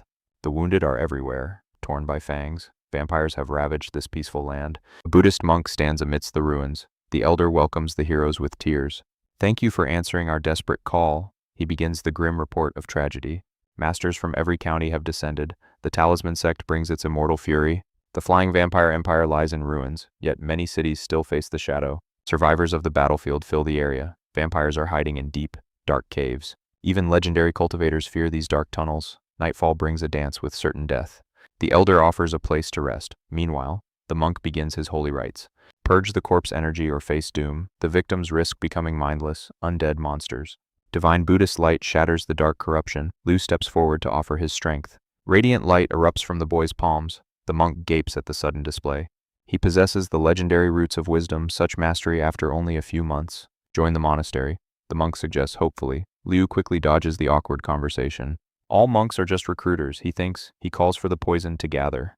Together, they purge the venomous corpse rot. 2 masters of light saving the fallen. Healing sessions continue late into the night. The survivors weep with profound, holy gratitude. I'm drained. Liu sighs as evening falls. The monk watches him with piercing eyes. Do you not seek heavenly virtue? Boy, close your eyes and experience the world. Liu closes his eyes, spirit expanding. A vision of the universe unfolds within. Virtue, our hero realized it surpassed simple emotions. The monk basically told him to stop whining and start gathering divine points. As the golden energy surged, his inner dharma began spinning like a turbocharged engine. Talk about a spiritual level up out of nowhere. Helping others is actually self-care. No wonder that bald monk loves meddling. Doing good deeds is basically farming for massive buffs. Being a saint pays off meanwhile. The curious neighbors were glued to their windows, spying on our hero's mysterious yard again. 2 days missing, Mrs. Liu was absolutely fuming. She claimed she didn't care about seeing him, but her angry face said otherwise. A note appeared. Our hero was off on official business. He warned the ladies, lock up tight at night because danger is lurking. Windows locked, talismans ready. Liu was confused. Are vampires really becoming a neighborhood nuisance in this day and age? County vampires, pfft. She crumpled his warning in a fit of rage. Who needs his help anyway? Clearly, someone's pride was wounded. The officials trekked through the misty mountains. A village appeared. But as they approached, the silence felt heavy and terrifyingly wrong. Pure devastation in small hamlets like this. A single bite could turn the whole population into blood-sucking monsters overnight. Over 1,000 innocent souls perished in the massacre. Our hero realized this vampire plague had reached a catastrophic tipping point. Heads were rolling. The district boss fired the local magistrate. An investigation was launched to find out why things got so bloody. Han was ruthless. We can't save ghosts. We need to move inland immediately. Every second wasted is another life lost to the fangs. It was a race against time to slay the undead. Suddenly, a rabid beast blocked their path. A dog. No, something far worse. With eyes glowing like hellfire, the demonic hound lunged. Big Wu roared a warning as the beast bared its rotting teeth. One swift stroke of his blade, and the beast became too wrong target. Mut Wu wasn't in the mood for puppy play today. Don't let the belly fool you. This big guy was at the peak of his cultivation. He moved like greased lightning. His speed was terrifying. That snake from earlier was lucky to keep its head. The monk sighed, praying for the dead dog's reincarnation. Next life, forget it. Wu pointed out that demonic trash doesn't have souls. Rebirth isn't an option for monsters, it's just extinction. Han spotted a government refuge camp on the horizon. That was their target. Time to see if civilization still existed in this hellhole. The gates were locked tight and heavily armed. Han greeted a villager who looked like he hadn't slept in 3 years. The gates creaked open. Welcome to the nightmare. The local leader started spilling the tea on their dire situation. By day, the ghouls hide beneath the soil. By night, they feast. It's a never-ending cycle of terror. They were hopelessly outnumbered, but Han wasn't backing down. We're staying the night to show these vampires who's the real boss. The silence from the big guy was deafening. He stared at our hero with an intensity that could melt stone. Locking eyes with Wu was like facing a king cobra. One wrong move and it's game over. This man was pure danger. The accommodations were basically a 5-star dumpster fire. Plenty of vacant houses, though mostly because the previous owners were eaten.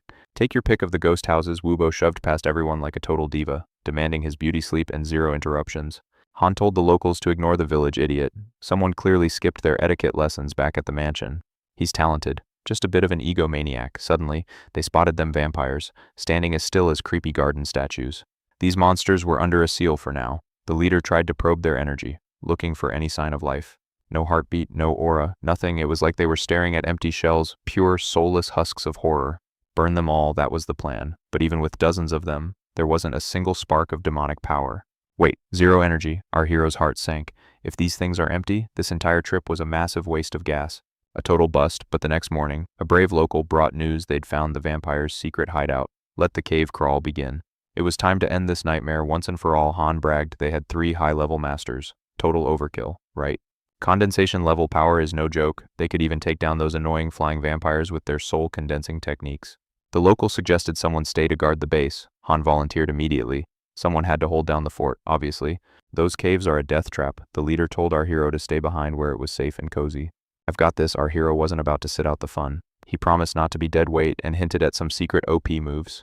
Secret techniques, now we're talking. Time to move out. This mountain is a no-go zone for anyone without a death wish.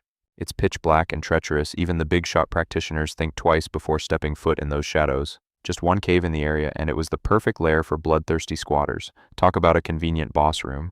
Prepare for the worst. The local handed over a sketchy hand-drawn map made by the terrified villagers. Good luck. If things get spicy, run like the wind. The girl turned to our hero, her eyes filled with rare concern. Don't wander off. Stick like glue. The king distributed concealment talismans to mask everyone's presence from the undead. Wubo scoffed at the horde, dismissing the terrifying monsters as nothing more than a bunch of brainless trash. Armed with charms, the group thanked their leader and crept cautiously into the dark, suffocating belly of the cave. The heavy hitter sensed thick death energy. Relax, the guide whispered. Vampires nap while the sun is at its peak. Hold your breath, they warned. One wrong move or loud gasp would turn this expedition into a funeral feast.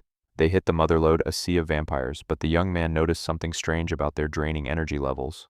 The boss in the center was a total leecher, literally sucking the life force out of his own loyal minions.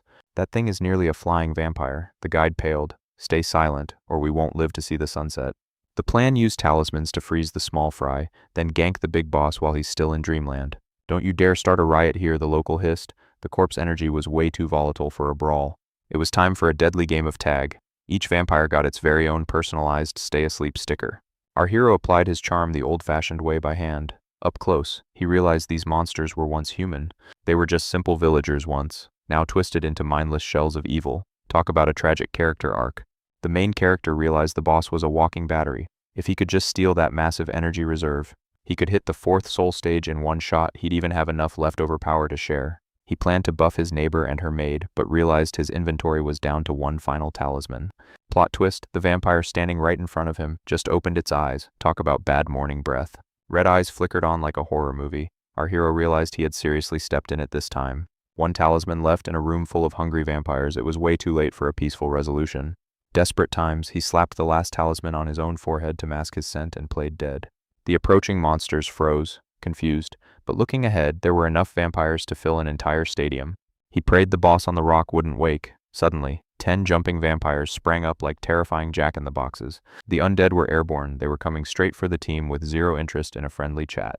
We're surrounded, Wubo screamed. The king stood her ground, ready to turn the cave into a graveyard. Fall back. The expedition scrambled for the entrance with a swarm of hungry bloodsuckers hot on their heels. Run, Kid King commanded. stepping up to solo the horde while Lu rushed back to support her. Wubo pointed out the obvious: if they didn't move faster, the vampires would be having human for dinner. In a classic move, the boy tripped, the vampire lunged, ready to turn him into its next juice box. "I can't stop for you," the big guy yelled, terrified of getting swarmed in the narrow, crowded passage. The young man fired off a lightning strike and missed. Since when did these stiffs have ninja-level agility? Sword out, these creeps weren't just biting, they were literally trying to drain his spiritual battery dry. The girl tried to jump back into the fray, but Brother Wubo blocked her like a total coward. "Move or die," Ching snarled. She was ready to unleash forbidden magic if he didn't get out of her way. The monk dropped a truth bomb. Wubo sabotaged them on purpose. Talk about a toxic teammate from hell. Caught red-handed, Wubo just smirked. "Fine then. Looks like you're the first one going to the underworld, monk." "Where are the others?" the guide asked. Wubo shrugged. "They chose death. Not my problem, not my fault." The vampires were growing in size and power. Our hero prepared one final, desperate burst of thunder. Suddenly, the king arrived to save the day. The girl pointed toward a secret exit, their only shot at survival. "That path is a dead end." The monk groaned. And then, the ultimate nightmare happened. The boss woke up. "It's a death match now." The central vampire let out a soul-shredding scream and blocked their only escape. This one wasn't a mindless beast. He was smart, tactical, and clearly the alpha of this nightmare cave. The monks suspected a trap. They had to regroup immediately before the boss picked them off one by one. "He's evolving," the young man shouted. The boss was seconds away from becoming a legendary flying leader. "This cave is a spiritual dead zone. Their energy can't recharge, and the air is thick with death." "I'm tapped out," the girl gasped. One more lightning strike and she'd be completely defenseless. It's now or never. Ching went full beast mode, shredding vampires with steel and sacred talismans as she carved a bloody path. The gang tossed charms like confetti while Wubo spotted an exit and tried to make a cowardly break. But a snarling vamp blocked his path as a violent, freakish gale suddenly began to swirl in the cave. The wind stripped their defenses bare. This king actually had a brain, a truly high-level, sentient threat. He used his low-level minions as mere fodder just to drain the group's precious resources and energy. "Huddle up," the monk roared, summoning a solar barrier to fry any bloodsucker that dared to draw near. Dark energy slammed against the holy dome, bouncing off the Buddha's light like waves crashing against a cliff. The monk sweated buckets, pouring every drop of his cultivation into maintaining that flickering, protective holy light. "I need a boost," the young man cried, asking the monk to lend him his remaining spiritual strength. With a holy mantra, the monk handed over his keys, trusting the boy to turn the dire tide. The light shrank instantly, but it became 10 times more concentrated, sharper than any god-slaying blade. The monk went all in, flooding the boy's body with power despite his narrow and limited mortal capacity. A vamp tried to sneak attack Wubo, but the big guy sent it flying with one massive, bone-shattering punch. Wubo ranted like a madman, totally forgetting he had tried to murder our young hero just moments ago. He had deliberately blocked their path, hoping the young man would die without even getting his revenge. Seeking safety, Wubo asked a local master for cover while he prepared a high-level Earth-ranked talisman. The master gasped. An Earth-level treasure, that power could easily wipe out every single vampire here. Envy flared in the man's eyes. How could a brute like Wubo possess such a magnificent, legendary treasure? Suddenly, the traitor plunged his hand through Wubo's chest and ripped his heart out in one motion. Wubo shrieked in agony. The monk realized the man had been nursing a dark, murderous grudge all along. Our hero was stunned. This master had abandoned humanity for the demonic path just to massacre poor Wubo. "True power requires sacrifice," the traitor sneered, claiming he only relied on his own cold, ruthless strength. "I won't let you die yet," the man hissed, turning toward the vampire king to finalize their deal. The dark bargain was simple: the vamps get the energy, while the traitor keeps the hollowed-out souls. The vampire king exhaled a cursed mist that nearly ripped the young man's soul right out of him. But wait, Wubo began to stir. Was it possible for a man to survive having his heart torn out? The traitor turned pale with terror. Impossible. Could he actually be carrying a legendary divine heavenly talisman? Only a heavenly treasure grants the power to regrow limbs and survive even a total, bloody decapitation. Wubo growled that his final trump card was indeed a heavenly talisman used for this exact, desperate moment. "Go to hell," Wubo roared, unleashing earth-shattering power while the traitor begged the vampire king for protection. The king shielded the traitor for a second, then suddenly grabbed the man by his pathetic, trembling throat. The king drained him dry in seconds, turning the traitor into a withered, lifeless husk of ancient bone. Donning the man's cloak, the king evolved into a flying nightmare. Ching warned he was now unstoppable. Wubo slapped a charm on his head and yelled, "Don't drag me into your final suicidal showdown, losers." "You coward," the girl screamed, but Wubo used his speed to vanish into the shadows instantly. It was a high-speed earth transfer. The young man stood his ground, ready to face the winged horror. But the vampire king ignored them, flying after the fleeing Wubo like a hungry predator chasing its prey. Wubo reached the surface, panting. "I'm safe. Even if I lost my grandfather's treasure, I'm still alive." His relief vanished as a dark shadow hovered above. How did that winged monster get out so fast? Back in the cave, The lesser vampires froze like statues as their king abandoned the hunt for now. The monk sighed, lamenting how Master Qin fell into darkness, unable to resist the lure of demonic power. No one expected a disciple of the Talisman School to conspire with the undead and become a villain.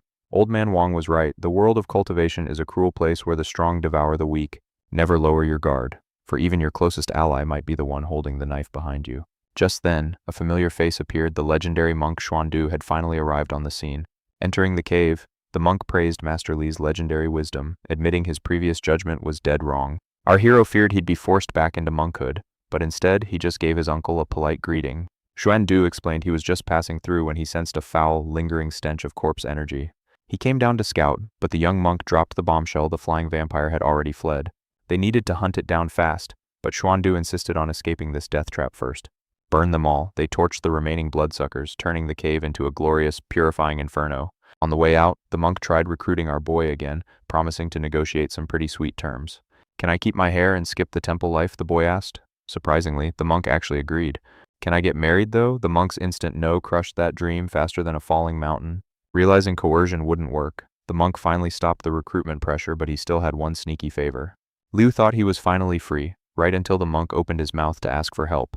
He claimed the boy's unique power was the only thing that could save their abbot's fading influence. If he could just borrow some energy to fix the monastery's issues, the entire temple would be indebted.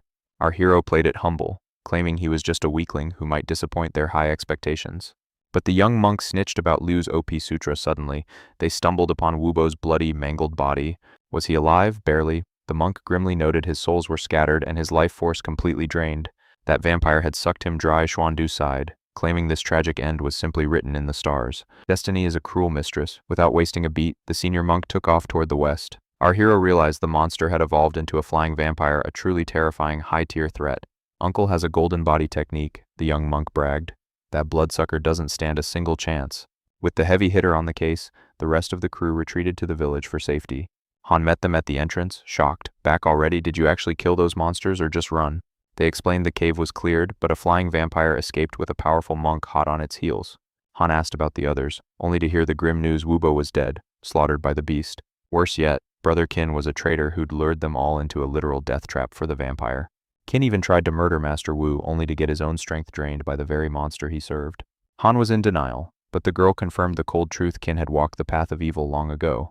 He'd been harvesting the souls of fellow cultivators like cattle. Han's world shattered into a million pieces. "Impossible," Han screamed, sprinting back to the village while clinging to the lie that Qin was still good. Our hero let him go. Some truths are too heavy to swallow all at once. Han needed time alone. Perched on a roof, Han replayed old memories, realizing Qin had purposely kept him safe from the carnage. Qin's only act of mercy was leaving Han behind. Liu eventually climbed up to check on the moping warrior. "Are you crying?" "No. It's just demonic dust in my eyes." Han's voice trembled despite his tough act. "You're annoying. Why do all the girls like you anyway? Maybe it's my top-tier visuals," Liu joked. "You're completely shameless now," Han snapped. Liu just shrugged. In this world, everyone changes eventually. Qin was once the most diligent practitioner among them. How did such a bright star turn so dark? Jealousy is a poison. It likely drove Qin to embrace the dark arts just to surpass Master Wu. Qin was Han's mentor, the one who first helped him feel the flow of qi in his veins. To Han, Qin was family. He mocked Liu for not understanding, since Leo lacked a proper spiritual master. "Actually, I have a guide," Liu countered, leaving Han to wonder what kind of monster trained this kid. "Don't you want to know who it is?" "Not really," Han sighed, his heart too heavy for curiosity. Han kicked him off the roof, wanting to wallow in his misery alone. Liu didn't mind the rejection. Cultivation is a lonely path. Vampires are scary, sure, but the human heart, that's the real horror show. Han decided to head back to the sect and report the tragedy of Qin and Wubo officially. Meanwhile, our hero had much higher priorities, like getting home before his dinner got cold. Madame Liu prepared a feast now that the local vampires were finally purged. Xuandu returned empty-handed, cursing the flying vampire for its incredible speed. The monk offered the lad a chance to absorb vampire essence for cultivation. Having harvested massive energy from his kills, the monk shared his bounty. The young man accepted a glowing green core, sensing its immense power. Purifying this malice-filled energy would grant him a legendary strength boost. The monk promised to lobby the magistrate for the young man's freedom. Reporting Wubo's death caused a massive headache for the higher-ups. Our hero mocked the boss for fearing the shadow of the Talisman sect. The boss snapped back, claiming the great Zhao dynasty was their shield. The county was far too busy with official business to entertain sect drama. The lad realized the deep rift between the local government and the sect. A single high-level practitioner could have ended this crisis in one breath. His brother celebrated the fatty's death, eager to start the cremation fire. Old man Wang had vanished on vacation, leaving behind a suspicious silence. Sean joked, asking if the kid was already counting his inheritance money. With 4 souls condensed, his power reached a new, formidable level. This excess energy would finally help his female companions purify their spirits. Returning home, he found the girls whispering about his sudden disappearance.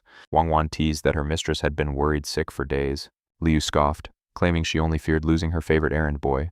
Starving, the young man begged for a meal to stop his stomach. Liu ordered him to wash up while she served steaming hot noodles. He offered a green kernel as a gift, hoping to soothe her.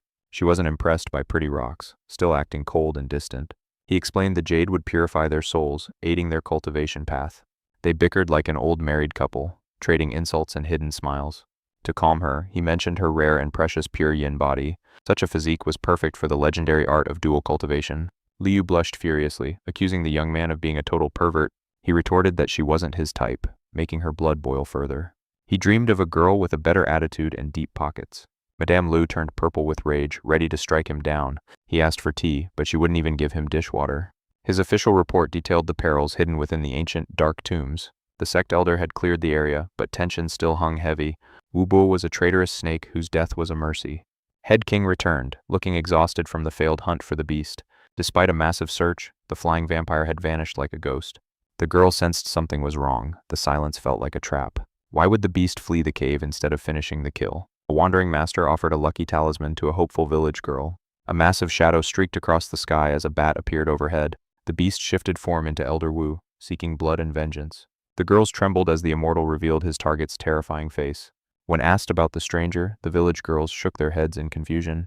The elder sighed, turning to the ladies to explain that talismans are sacred tools for spirits, warning them not to trust every passing. Greasy con artist, furious, the girls swarmed the old fraud, screaming for a total refund of their wasted gold. "We're in this together," the scammer wailed to the elder, desperate to save his skin as the crowd turned. But the elder simply ignored the trash and kept walking. Our hero wondered, could this old Taoist truly see his path? "Is my craft a lie?" the old man challenged. The elder grabbed the paper, instantly feeling a surge of raw, eternal aura. This was no fake stunned. The elder bowed in apology, recognizing the touch of a true master Taoist. With a cryptic nod, the old man beckoned him. "You're hunting that flying vampire, aren't you?" he whispered, eyes narrowing. The elder's voice trembled. That beast had slaughtered his own grandson. The monster had to be purged from existence today. "I owe a debt to the talisman sect," the old man declared, his eyes flashing.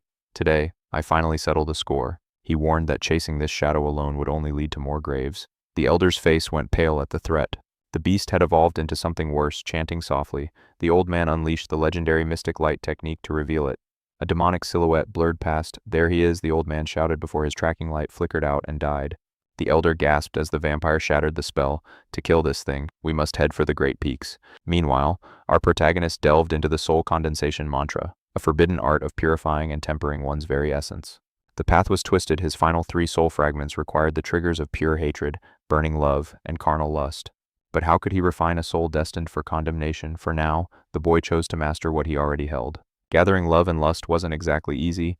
Some scum cultivators used deception to steal the hearts and bodies of innocents.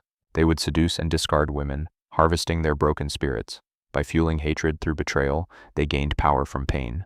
It was a cruel shortcut to harvest all 3 emotions at once. Our hero's stomach turned at such a disgusting method. "I'm no monster," he grumbled. Suddenly, a bright idea struck him, a realization that was as practical as it was awkward. The most legal way to find love and lust, get married, was this a divine hint to start a massive harem? As he dreamed of multiple wives, some monks interrupted his office hours, inviting him to visit their ancient, sacred temple. "Let me tell my boss first," he replied. Walking there, he recalled his last visit, a chaotic showdown with a demon tiger. That place held a strange, ancient energy that still made his skin tingle. The monks led him deep into the complex. They bypassed the main Buddha hall, weaving through endless corridors until they reached the inner sanctum of the great monastery abbot. Thousands of pilgrims were chanting, their collective faith forming a visible river of merit that flowed directly into the golden statues. Intrigued by the power of merit, Master Li, a monk, asked. Li nodded, mesmerized by the sheer mystery of this energy. While Buddhists call it merit, Taoists know it as the power of the mind, the very fuel of existence and destiny. Even the imperial court uses this national fortune to stabilize the kingdom and help high-level cultivators reach perfection in their arts.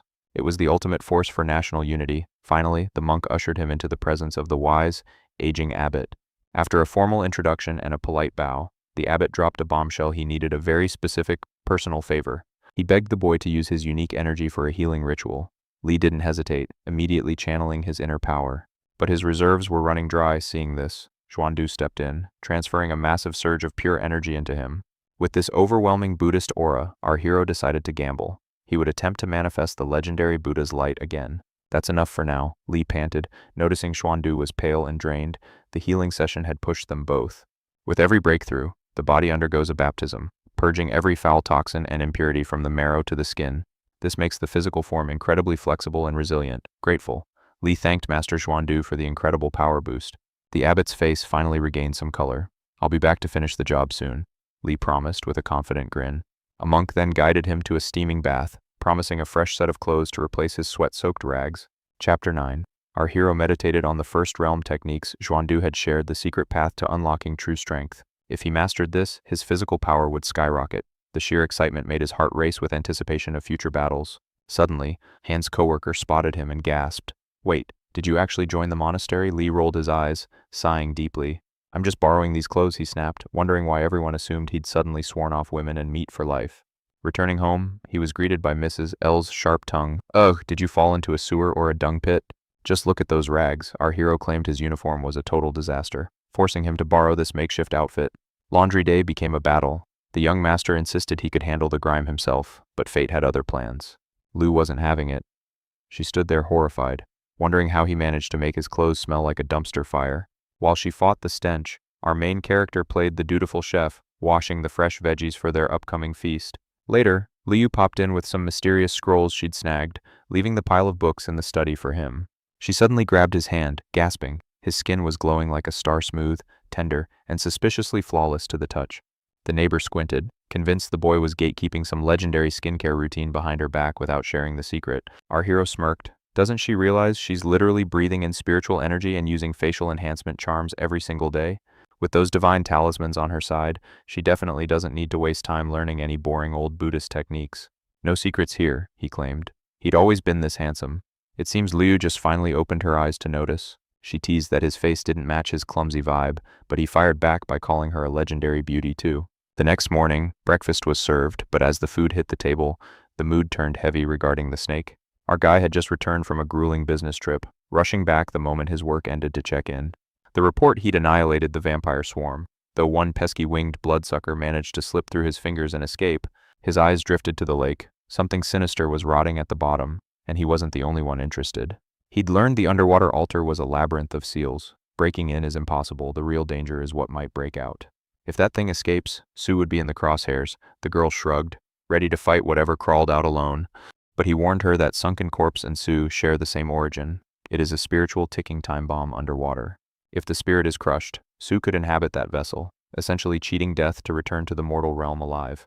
The girl scoffed. A soul is a soul, and a corpse is a corpse. You can't just mix and match them. Sue warned that such a fusion would only birth pure evil. There was zero point in playing God with the dead. We can't let that rotting thing swallow her whole. If the seal flickers, we must activate the emergency talisman immediately. He plucked a single strand of his hair, wrapping it carefully in sacred yellow paper. It was a DIY protection charm. He called it a spirit guide. This tiny lock of hair acted like a supernatural GPS, tethered directly to his soul. When she's in danger, the talisman will scream for help, and he'll come charging in like a one-man rescue army. She promised to keep the charm safe. Meanwhile, a mysterious figure lingered outside the magistrate's office, waiting for a chance. Liu approached, eyeing the stranger. She asked if he was a monk, but the man snapped back about his baldness. Our hero offered an apology for the blunder. The stranger revealed he hailed from the legendary ancestral court of talismans. He was here to deliver a message the great Master Ma was hunting for Li Qing. This was serious sect business. Realizing it was Uncle Ma, our boy led him toward the study, only to find the room was completely empty. He suggested the girl was probably out cracking skulls on patrol, inviting the old master to rest in her office. The old man demanded the district judge immediately, but our guy played it cool, claiming the supervisor was currently busy. Suddenly, Sean appeared, announcing the judge had been hunting for our hero all morning. Talk about awkward timing for everyone. Our boy shot a glance at Master Ma. It looked like the big boss had finally decided to return to work. Li Qing finally appeared, greeting her Uncle Ma with surprise. What could have brought the old lion out of hiding? The vibe shifted. Guard Wu's death was a massive blow, and the magistrate owed the sect a serious, detailed explanation. To stall, our hero started pouring tea, insisting the old man quench his thirst after his long, exhausting journey here. The old man groaned. He'd already drowned in 10 cups. Finally, Sean announced the judge was ready for his visitor. The magistrate played the perfect host, welcoming Master Ma with a smile that was perhaps a little bit too polite. He praised the Talisman sect for saving the entire county from the vampire plague, showering them in fake-sounding local gratitude. The old man agreed that practitioners must protect the people. But then, horror-struck, they started pouring more tea again. The judge insisted this was a popular local blend, practically forcing the old master to keep sipping against his will. Master Ma was at his limit. If he took one more sip of that tea, his stomach was going to explode. He cut through the pleasantries. He wasn't here for a tea party, he was here because Guard Wu was dead. The judge put on a tragic face, claiming his heart was shattered and he'd love to take personal revenge himself. The judge broke down in tears, blaming himself for sending poor Guard Wu to his doom. Master Ma sighed that fate is unpredictable. He offered tea, hoping to soothe the judge's soul. Forget the tea, the old man roared. He wasn't there for snacks, but for a dire favor. The judge asked his purpose. Master Ma needed elite candidates to fill Wu's empty boots immediately. Their talk turned serious. To a cultivator, knowing a birth date means holding someone's very life. The imperial court is ruthless. They strictly forbid anyone outside the government from touching those records. His guest knew the law was absolute, yet Master Ma had a secret card to play. He presented a letter. It claimed the Talisman sect had finally crushed the local vampire plague. The parchment radiated a high official's aura, proving this wasn't some cheap forgery, but the truth. Master Ma vouched for his sect's loyalty. The judge realized these were allies he couldn't ignore. Orders are law, but despite the sect's heroics, the registry would remain sealed for 3 years. 3 years, the judge insisted. Only then could they look for those with special, rare physiques. If any gifted infants are born, the sect gets notified. Otherwise, the records stay locked tight. 3 years is enough, the old man nodded, but only a government official could enter. Meanwhile, our hero Liu was finally relaxing at home, enjoying a rare moment of absolute peace. His eyes landed on a mysterious book. It practically vibrated with a strange, supernatural energy. This was it, the legendary book his neighbor mentioned. It was the exact one from the masters. He remembered a copy with a missing page, but this version was miraculously, perfectly whole. It even had Mrs. Liu's notes. He read that pure yin and pure yang bodies are legendary. If such opposites meet, they can dual cultivate or risk losing their destiny's blessing forever. Suddenly, Mrs. Liu appeared, writing about dual cultivation, she teased, catching him totally off guard. Liu stammered, claiming that true cultivation requires a deep, emotional bond between two souls first. The girl pouted, "Don't you like me after all these years?" He was still miserably single. Liu joked about his roommate's loneliness, but she snapped back, "I haven't even looked yet." "Neither have I," they both huffed, turning away from each other like dramatic, pouting children. "How long will you stay unmarried?" he asked. "If we both stay single, we're both doomed." Mrs. Liu just sighed and walked away, clearly done with his ridiculous, over-the-top nonsense. "Even my brother found a wife," Liu grumbled. "Why is my romantic life such a disaster?" He returned to the book, finally reading that secret page that was missing from the magistrates. He pondered the path. If one murder makes a criminal, how do evil cultivators stay free? After 1,000 deaths, shouldn't righteous warriors have wiped them off the face of the earth? And where do they find so many rare, special bodies? Yin and yang aren't exactly common. Then it hit him. He held the purest yang body, and Liu Hanan, she possessed the purest yin. A cold chill ran down his spine. They were the ultimate prizes in a very dangerous game. But wait, he transmigrated. This technically wasn't his original body. Does the cosmic rule still apply? He was spiraling. This book was dropping truth bombs faster than he could actually process them. He sat frozen, looking like he'd seen a ghost. Hanan asked, "Hey, what's wrong with you?" Nothing, he lied. But he suspected the original Liu's death was no accident and no vampire. "I'm just overthinking," he whispered. But Hanan could tell her friend was acting extremely strange today. Suddenly, he grabbed her hand. "Follow me. We have urgent business that cannot wait another second." To the magistrate's office he shouted. He'd explained the life or death situation while they were running. Even if it was just a coincidence, he had to know. The 5 elements were shifting. 4 had already perished. If his theory held, Hanan was the next target for the shadows. Keeping her close was his only choice. They burst into the office, looking completely out of breath. His colleague blinked in shock. Back already, Head Ching wondered what madness Liu had uncovered now. Why on earth did Li Mu bring his roommate to the magistrate? Madam King stared, suspecting foul play.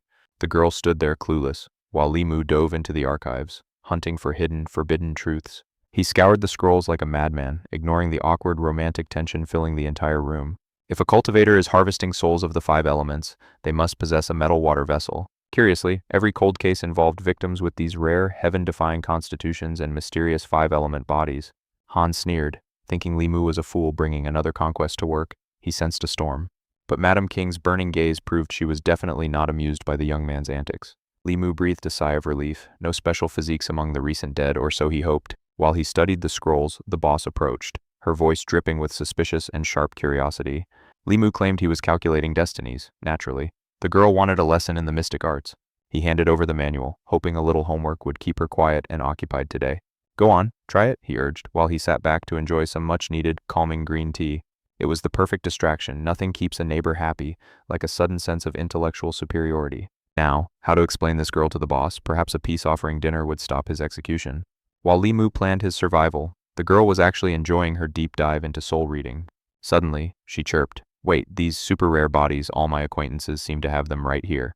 Li Mu nearly choked on his tea. "What, those are legendary, 1 in a million types, you are joking." He dropped his cup, eyes wide. "Tell me exactly who you are talking about right now." She pointed to the text. "Jangdafu fits the metal and water profile perfectly according to this." That name, it rang a bell like a funeral toll in the dark back of his mind. The Zhang Village incident. The face of that bloodthirsty vampire flashed before his eyes like a nightmare. It clicked. The vampire was the metal vessel. The puzzle pieces were finally screaming the terrifying truth. A shadowy fathom-level master was orchestrating this macabre hunt, craving the forbidden power of true transcendence. Months of calculation and soul-snatching, all to break the mortal shackles and ascend to godlike power. 7 souls already claimed. Only the elusive pure yin remained to complete the unholy, legendary set. Cold sweat broke out. His master's death wasn't an accident, it was a calculated, devastating opening move. He was being watched. Every step since his rebirth was part of someone's twisted, grand game. Darkness clouded his vision, but the girl caught him. "I have your back, no matter what happens." He whispered his theory: if a monster consumes thousands of souls, they will finally achieve ultimate transcendence. The girl shuddered, hoping it was just a coincidence. Maybe the pure yin was still safe. "You lost your souls once before," she reminded him. Was he the original target of this ritual? Li Mu realized the final ingredient, the pure yin body, was the only thing left for the killer. But where were the thousands of victims? A massacre that size could not stay hidden forever. Then it hit him, the energy-drained corpses from his trip. The vampires were not just eating people. They were harvesting. Wubo wasn't just a victim. He was the vital earth element sacrifice they needed. The horror settled in. The puppet master had been playing them all like fiddles from the start. "Don't worry," Li Mu lied. "As long as they do not know your birthday, we are safe." Just then, the squad burst in. Seeing the intimacy, the boss turned red and bolted out. Han smirked. "Looks like the playboy finally chose his queen." Li Mu chased after his angry boss. Wait, it is not what it looks like, but the misunderstanding was already becoming a legendary disaster. Master Ma appeared, demanding news of the special bodies. "Have any pure yin candidates appeared yet?" The report was grim. "We found one, Master, but we are unfortunately 3 months too late." "She is dead." Li Mu froze. He pounced on his brother, demanding the absolute truth now. "Yes, the pure yin vessel passed away 3 months ago," the man confirmed with a heavy sigh. The realization hit Li Mu like a physical blow. The set was complete. The ritual begins now. As the girl questioned his state, the young man winced, wondering why he'd acted like such a hero. He claimed he was fine now that the pure yin body was secured. The girl was finally safe. "Mrs. Liu urged him to stay sharp, promising a warm welcome when he returned home from battle. Sean knew the stakes were lethal. He desperately needed a confidant who wouldn't think he was insane. He hurried to Li Qing's office, finding the poor girl so stressed she was staring at nothing. "Your roommate's gone," he noted, "and you're holding that book upside down. Nervous much, are we?" He gently corrected her grip on the manual, glad she was finally studying the right path to power. "Searching for a pure yin body for dual cultivation," she teased. He shook his head, dead serious. "If a high-level master harvests the 5 elemental souls, they can literally ascend to godhood," he explained. She realized his terror. Without his birth details, he was a prime target for some demonic takeover. The boy dropped a bombshell: a girl with a pure yin body had died just 3 months ago. Then the vampire plague hit, wiping out everyone with special elemental constitutions. Coincidence? Absolutely not. "The pieces are all on the board," he muttered. "The ritual for absolute power is almost complete." The girl frowned. "If a demonic practitioner is behind this, why are you still breathing, Sean?" Liu looked away, admitting there were dark secrets about his existence he couldn't quite explain yet. "I've already died once," he confessed. "My soul was salvaged by a mysterious, legendary old master. This ghost teacher granted him forbidden skills before vanishing, warning him to keep his new identity secret." Qing noticed the shift. Ever since his death, his temperament had become colder and far more powerful. The magistrate once suspected him of being possessed, but now, his aura was too righteous to doubt. This was his chance to clear his name. Rebirth This was something much more legendary. "Someone is using this book as a blueprint for a massacre," Qing whispered, her face turning pale. If the killer wanted a pure yang soul next, Sean was basically a walking all-you-can-eat buffet. He's already got what he needs, Sean realized. We must alert the High Magistrate immediately. Meanwhile, the Chief Magistrate was relaxing, relieved that the murder spree had finally slowed to a crawl. "Your Honor, we have news that will definitely ruin your afternoon," Sean announced. stepping into the hall. The judge sighed, assuming it was more talk about special physiques or another boring local murder. When Sean shook his head twice, the judge laughed. Then what could possibly scare a man like me? Sean thought this guy was a total clown. We've found a peak-level evil cultivator, he stated coldly. He's harvesting souls like trading cards to reach transcendence. Thousands have already died for his greed. The judge's face went white as a sheet, and he actually tumbled right off his chair. Sean handed over the records, 7 deaths in 6 months, all targeting rare and powerful spiritual bodies. It must be a coincidence, the judge squeaked, desperately trying to stay in denial for his job's sake. It's a setup, Sean countered. He staged these deaths as accidents to keep the law blind. The judge argued that executioner swords dissipate souls. He wouldn't get anything from those kills. For a master cultivator, snatching a soul before the Reaper arrives is child's play, Sean retorted. But what about the pure bodies, the judge asked. Sean's colleague then dropped the final bombshell. Pure yin baby girl died unreported months ago, they revealed, and as for the pure yang, Sean pointed to his own chest with a grim smirk. That would be me. I'm the final ingredient. Nice try. But this was a total setup, the boy objected. Everything was staged to make the officials look like fools. The judge frowned. If the soul-slaying blade hit him, the soul would vanish. The evil cultivator would gain absolutely nothing. Wrong, the young man countered. A true master can snatch a soul before the executioner even finishes swinging his heavy axe. The judge pivoted to the elements. But what about the legendary pure yin and yang bodies? That's the real mystery here. His colleagues revealed a pure yin baby was born 3 months ago. Her death went unreported, classic case of local government neglect.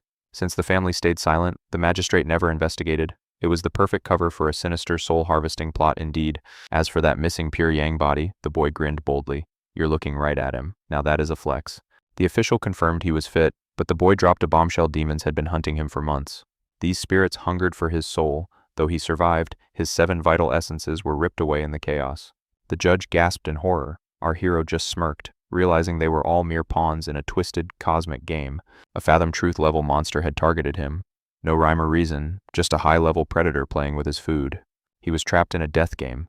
The judge's jaw hit the floor. Why would fate curse this boy so ruthlessly? No time for pity parties, he told them to focus. Survival meant using every ounce of wit to outsmart their shadow. Wait, the judge interjected, scratching his head. How did this villain pinpoint such specific, rare bodies for his sinister ritual? He needed to harvest souls while the hearts still beat. This wasn't just murder, it was a calculated, spiritual heist. Liu theorized that a master of truth might be watching from the shadows right now, pulling strings like a puppet master. We need to flush him out, but then, the judge suggested something darker. What if we have a dirty rat inside? A mole in the office? Totally possible. Or maybe someone just borrowed the secret records while the guards were napping? For a high-level cultivator, bypassing security to read family archives is as easy as breathing. No locks can stop them. True enough, only Old Man Wang handles the registers, and that guy's been here since the dawn of time. He's clean. Wang is a saint with no enemies. But the judge pivoted. A pure yang soul is the ultimate prize for any cultivator. That rare soul was the key to the ritual, yet miraculously, it was still anchored within the boy's physical form.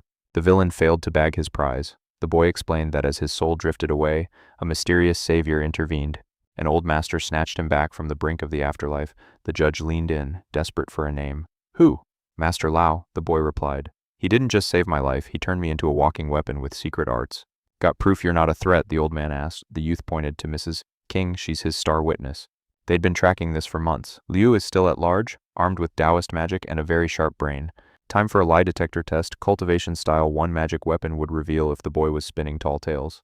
The villain missed the pure yang soul once. Like a hungry wolf, he's bound to come back for a second bite. Or he found a new target, the boy mused. The judge sighed. This case was turning into a giant, spiritual headache. Time to go dark. Sign the ND as and keep your mouths shut. We move in the shadows until this ends. Keep that pure yang status a secret. If word gets out, every demon in the province will be at your door. Forget a peaceful life if you slip up. The judge gave him 72 hours to crack the case or bust. Head King told him to chill. If a Fathom Truth monster is really out there, the big guns will step in.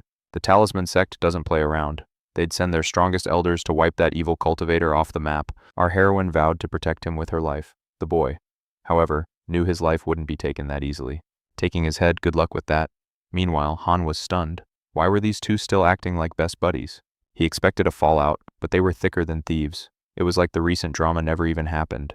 Han finally approached Li Qing with a burning question. How do I become a total lady killer like Liu Mu? Step 1, be born with a face like a god. Li Qing laughed, adding that a mountain of gold helps too. Wealth and looks, the ultimate combo. Soon, they reached a village where a local asked why they'd bothered to visit. Official business, they replied.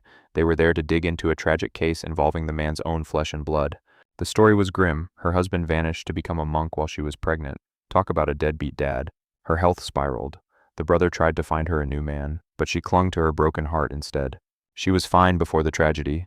The youth narrowed his eyes. This sudden decline smelled like a demonic setup. This villain is a perfectionist. He leaves no traces, making his next move impossible to predict. He's playing 4D chess. Next stop, the village of the pure yin girl. The plot was finally thickening. They hunted for her home through the winding paths. One sharp knock later, the door creaked open to a mystery. A weary woman ushered them inside. Liu apologized in advance. His questions were about to rip open some old wounds. "This is for the Empire," he stated firmly. "No lies, no secrets. We need to know how the girl died." Poverty had stripped them of medicine. They tried simple herbs, but against this curse, they were as useless as dust. "She fell ill 4 months ago." The woman broke down, sobbing that after just 30 days, everything went to hell. The poor girl perished in agony, wrapped in straw. She was dumped in the backyard like trash. Ching noticed the old hag's sigh of relief. Something here was definitely rotten to the core. "Just another accident," the youth sighed, but the girl's intuition flared. "Wait, she didn't die of sickness, did she?" The woman bristled like a poked hornet, acting indignant. "It was an illness," she shrieked. Ching didn't blink and simply activated her mental override. "How did she die?" Under the spell, the truth leaked out. It was a prophecy. The soothsayer called her a disaster. Terrified by words in a book, the hag poisoned the child. "You murdered your own granddaughter." The parents exploded in rage, lunging at the child-killing granny. "Give her back," they wailed. Ching shook her head. "What a pathetic, foolish woman." "We're reporting this to the magistrate." Justice was about to hit her like a runaway carriage. "The magistrate will bring the hammer down." That soothsayer didn't even get his hands dirty. A pure yin soul, harvested with mere words. Nobody would ever suspect such a clean kill. Gathering the 5 elements and yin-yang souls, this peak comprehension practitioner is a total pro. He thought of every detail. This isn't just a plan, it's a living, breathing nightmare. "Another vampire," the man gasped. "No, the boys just wanted to visit their grandfather's grave." "No vampires today. Just one question. Did the old man ever walk the Taoist path?" "He tried Taoism once," the youth admitted, "but the mountain life was far too lonely. 2 years of silence was his limit. He chose the family business over the mystic clouds." The master mentioned he had a body of metal. Our hero's ears perked up instantly. A metal body is vital evidence his time at the magistrate's office finally paid off. He was a feng shui pro now. "Don't you want to be a guard anymore?" she teased. "I'll serve the Ching head forever." Finally, they reached the silent, creepy old cemetery. "Grandpa's resting place is right here," the boy pointed. The atmosphere was chillingly quiet. He was old but healthy, died of age, but every instinct told them something was wrong. Fresh dirt, a mysterious master had offered a free funeral service out of nowhere. Free is never free in this world. The boy's spider sense was tingling like crazy.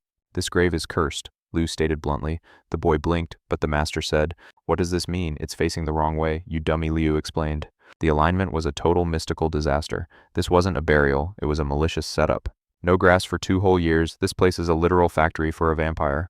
A master is definitely pulling the strings. The soothsayer and Renyuan are the same. It's the same shadow in black clothes, playing everyone like a cheap, broken fiddle." "But he was killed," she cried. Liu's eyes darkened with suspicion. "Was he, though, who turned my grandfather into a monster?" "Don't panic," Ching replied. "Stay sharp. Why risk exposure now? He already achieved his goal. Something deeper is happening. There had to be a better reason to stay." Then, the truth hit him hard. "The real Liu of this world is dead. I'm a stranger in his skin. One person knows. The assassin who killed the original Liu." The heroes finally said their goodbyes.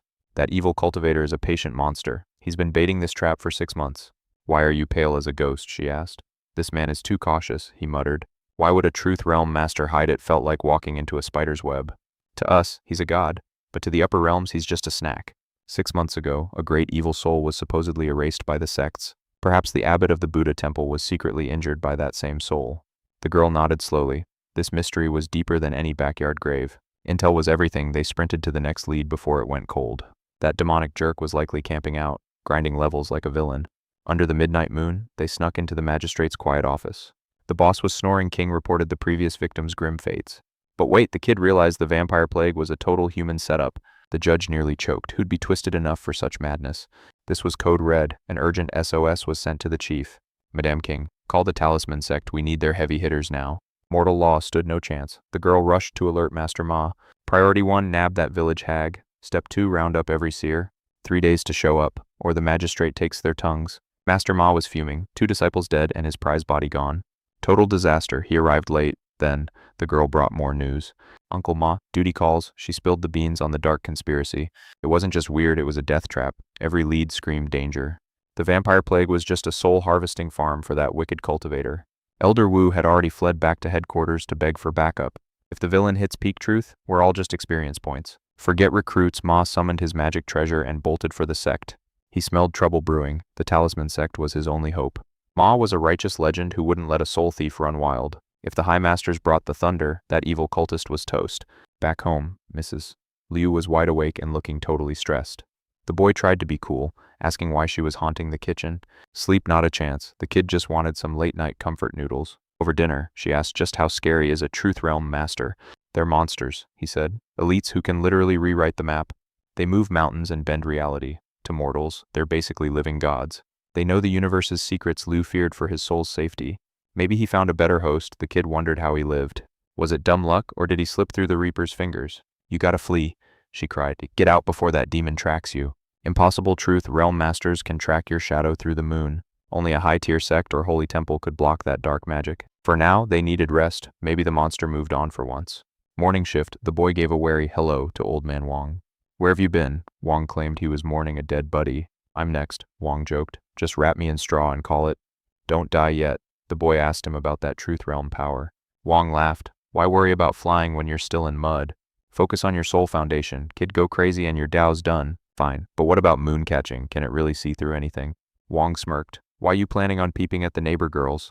That Truth Realm technique, could it let a person see whatever they want? Wang gave a side eye. Wait, you really want to peep on someone? Caught between beauties, our hero was sweating bullets. Wang smirked, finally revealing the secrets of a mysterious movement technique. It's called shimmering light, allowing instant blinks across short distances, perfect for a quick getaway or a sneaky entrance. You must focus your entire soul on a single point, block out the world, or you'll end up stuck. But beware, masters above the creation realm will sense your presence instantly. Don't try being a sneaky voyeur here. I'd never use this to peep on my roommate in the bath, he thought. Why did that specific image pop up? Totally a pure-hearted coincidence, right? Meanwhile, Liu wondered if the heavens truly revealed one's destiny through the shimmering stars. The stars speak, the old man sighed, but their secrets are a grand illusion. Who dares claim they've mastered fate? While pondering the cosmos, news arrived. A mysterious monk was waiting outside. Time for our hero to face his next meeting. It was Master Xuandu. The monk apologized for the intrusion, but the flow of energy was shifting dangerously. He demonstrated the swirling chi patterns. Suddenly, Master Ma and the sect head rushed into the magistrate's office. Emergency incoming. They greeted Master Xuanzheni with grim faces. The pleasantries were short. A shadow was looming over the entire region. The news was dire. The enemy had harvested the souls of the 5 elements, blending yin and yang into darkness. With a mountain of stolen souls, that monster has regained his peak. He'll be 10 times harder to kill now. How did he slip through a siege of masters? The monk asked. The answer lay in the darkest forbidden arts.